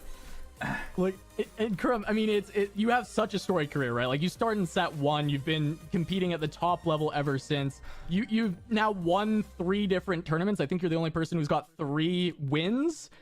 You also have 2 of those in a single set, which is ridiculous that you've won 2 tournaments in this single set. But for me, is like, do any of those matter at all compared to the world's title? Is that's I know that's I your don't big care. goal. I don't care. Like, dude, if top 4 go to worlds, like, I wouldn't care at all about winning the tourney. The only reason I even care about winning the tourney is because that's the only way to get to worlds.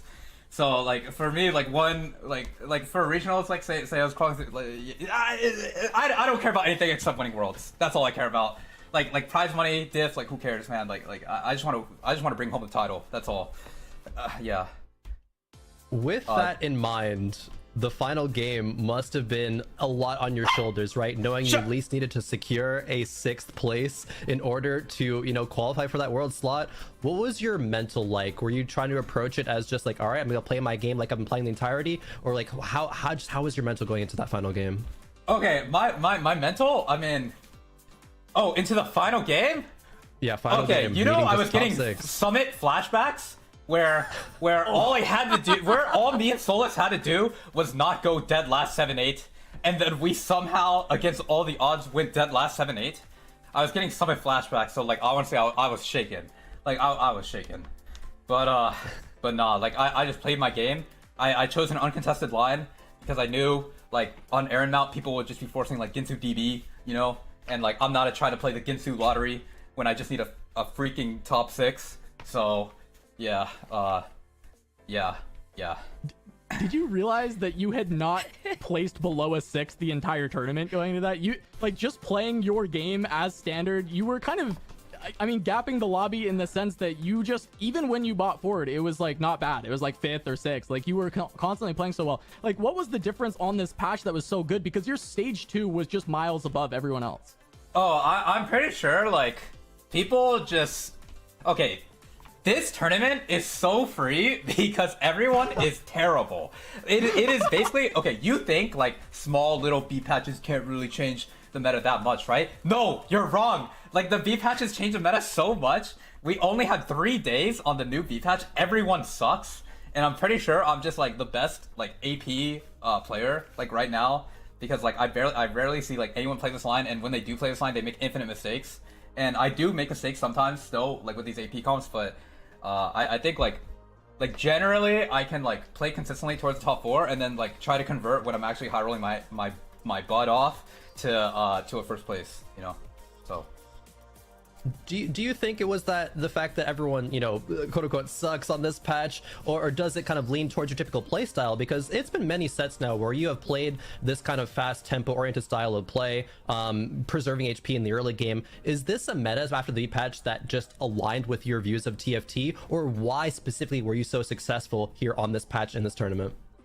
Oh, I mean, I think I was honestly just so successful because it goes back to what I said. Like, I noticed it on day 1. I actually told my study group, like, I'm pretty... Okay, like, I left, like, 5 to 6 placements on the table on day 1. And, like, I suck. But I am pretty sure everyone sucks. Like, I told my playstyle... Or I told my study group that. And I was like, I'm pretty sure this tournament is winnable as heck. I'm sure this tournament is winnable as heck. So, I just knew that, like, if I kept playing my game... And I kept, you know, like, prepping... Like, I was VOD reviewing a lot in between, you know, by myself. I VOD reviewed with Dish Up last night. You know, we went 1-2. Strongest on the server, by the way. Study group, GG's. But yeah, like, if we just kept playing our game, like, I think good things will happen.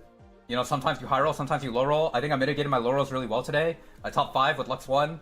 Before that, I top 5 with... I think I was like hard stuck 1-star carry in both games that I top 5. So, yeah. Just take the win, take the high rolls and mitigate the low rolls. That's my playstyle. I just want the quote from you, Kurum. I just wanna like, you're going to the championship? Are you winning worlds? Or am I winning worlds? Of course I'm winning worlds. Why would I put in all this effort to not win? Of course I'm winning worlds. Yes. Let's go. I love it, Kurum. The confidence. Let's go. Bring the title back. I'm bringing it. This has been amazing, Kurum. Just again, major congratulations for such a dominant weekend. I think you cleared the entire AVP of everybody by like 0.5, I want to say. Oh, I mean, that's one of the biggest gaps that I have ever seen. Like, no flame. Holy crap! Like, what are they doing? I was literally like, as soon as the 7th place guy died, I think my hands like were just off the keyboard for like 7 straight rounds, like AFK'd on carousel. These guys are just getting cleared. I have Edge of Night on the bench. Like, I don't know. Like, it's all good though. Like, I don't want to flame. Like, I mean it respectfully. All right. I love it. There's a question production has asked us to ask you. Nature specifically has. Kurum, can you do the thing? No, I can't do it. Okay. Got a blast! Okay, I did it. But that's all you're getting. Like, all right, thank you, Kurum. Hey, that. Look, you've made his day. You've made everyone's day. I think. Okay. Your attitude and your performance. It's so fun watching, man. Honestly. Oh man, it's been so good. And hey, I want to give you a chance to like say some final words. People that support you, people that have been cheering you on. You've got a lot of people out there. So, anything you want to say to them? Oh, okay. Yeah, I have a lot. I mean, I have a lot of people to thank. Like, thanks to like my study group, especially like Solus and Dishop. You know, like I know Dishop is a very competitive guy, and he doesn't like to like leak tech and stuff. But you know, he'll still like, you know, sit there with me and you know, he'll study the game with me and stuff like that. And he's just as invested in TFT as I am, so it's nice to like have friends like that you know, have like very similar interests to you. Shout out to my girlfriend, I Candy, because she brought me coffee during the stuff, and also like I can't, probably wouldn't even be able to function like without her. Like, she does so much for me. Like, she cooks, she cleans, she does the dishes, she does all that, and she also has like a banger stream on top of that, so you should check her out. Shout out to Team Liquid for always having my back. Like, a lot of orgs dropped out of TFT, but like Steve is always cheering me on no matter what. Like, no matter on my ups and downs, I could be hard stuck 600 LP. Steve is still there, like, cheering me on. Also, he's TL. TL is the best org ever. They're hooking it up. They're getting me and Replay out to Vegas for free, and I'm gonna bring it home in Vegas as well in December. So yeah, just shout out to TL, shout out to Steve, shout out to Candy, shout out to Dish Soap, shout out to yeah. Fantastic. I think we're all looking forward to the Kurum X Supremacy arc right now. It's already started strong. We can't wait to see where you go from here. Kurum, congratulations once again, and best of luck at regionals and also the championships. Oh, okay. Also, thank you so much to like everyone that has like ever believed in me, like, and never stopped believing in me. You know, like, I've been through a lot of ups and downs throughout these last 4 or 5 years. So just thank you very much to everyone that has just like been there and just kept believing in me. Like, I've burnt out on the game multiple times, like, but like right now I am like full all in, full invested, and like fully motivated. Like, I'm just gonna bring it. I'm bring it home. Let's go. Let's go. That feels so good. Oh, we can't wait for you. All right, It's gonna no be problem. so fun. Am I done? I can. All right. I mean, that's just one of my favorite interviews ever be a part of. Sending Kurum. I mean, I've been casting Kurum since set 1, right? I took a break in the middle, but I've been here since set 1 with Crow and watching Kurum's career, and to be able to send him to Worlds, it feels so good. And getting his response, like, he says he's gonna win Worlds, and I believe him. You know, I know he's gonna put in that work. I know how hungry he's been for it, and it just feels so good to be able to have him be our mid-set winner. Yeah, you can see how much it means to him, right? Every single moment of Kurum playing TFT, he has his eyes on the prize, not just for first in NA, not just for first in any single tournament, but first place at the World Championships to be the best TFT player ever, right? That is the sort of level of competitiveness that is absolutely infectious. That energy, that drive, that passion, absolutely love it. Cast +1 to that's one of the favorite interviews I've been a part of. It's just so good to see all of that hard work and success pay off for Kurum. Yeah, Kurum has also been kind of one of my favorites. Like, no bias, but he was one of the very first players I ever interviewed for TFT. That was at the Fates regional finals where he won. And so it feels very full circle to watch him come back and get another win under his belt, and to hear how much it means to him, I think, is something that makes everybody very happy. And it was a tough competition too. Major props to every single player that showed up this weekend and put their very best on the table. We got treated to some incredibly fun TFT, wouldn't you say, Casanova? Yeah, I mean, it's some of the best TFT I've ever watched. I said it. I love how Kurum says everyone was bad, because everyone being bad made it so even. You know, it made it so close. Like, all the games were so incredibly close. And even though he's saying everyone was bad, I think a lot of that is people contesting each other. We saw people take some very unique lines, start figuring out the patch as it was happening, and create some really great moments and memorable moments from that. And meanwhile, Kurum just kind of understood what he was doing, understood the assignment, and went top 6 every single game. Yeah, I think he learned a thing or two from those tomes of traits. I'm not sure, but he learned the secret sauce and sent him on his way. But Crowan, this leaves me with kind of like a little bit of bittersweetness, right? It's the final mid-set that we're gonna have. Yeah. Oh, and now we get that's to so look true. forward to a whole new half of a set. What are you thinking? Well, I'm thinking that I'm really excited to see what happens after the mid-set in 9.5, but also, yeah, this is the last mid-set. This is the last time we're going to be like, okay, someone's winning mid-set, going to Worlds, right? It's going to be, totally different moving forward, which I am excited for more than anything, right? TFT, right, like Cass mentioned, like, being here since set 1, been here since from the beginning, competing alongside Kurum in the past, right? Tournaments up there, being at the top, and then moving into this casting role, seeing all these stories develop, and seeing how TFT has developed over time, right? Into how successful it has gotten, into sets like this being, I'll say, best set of all time, for sure. So it's absolutely great. Just love seeing it. Shout out to, more the whole TFT team, the TFT team that leaves me on, because it's a beautiful game. That's a big team too. Like, Yeah. it's been growing and growing, and the scene has just been flourishing and thriving. And it's thanks to all of you that are watching the stream, all of the players that are participating in these tournaments. And we really couldn't be here without all of that support. So thank you everyone so much for watching, for cheering on your favorite players, for all of the memes you've been putting in chat, and for, of course, just continuing to just enjoy TFT. It has been an absolute pleasure and honor to be here at the mid-set finale, and we cannot wait to see you in the second half of the set, starting with the Noxus Cup. Good night, everyone.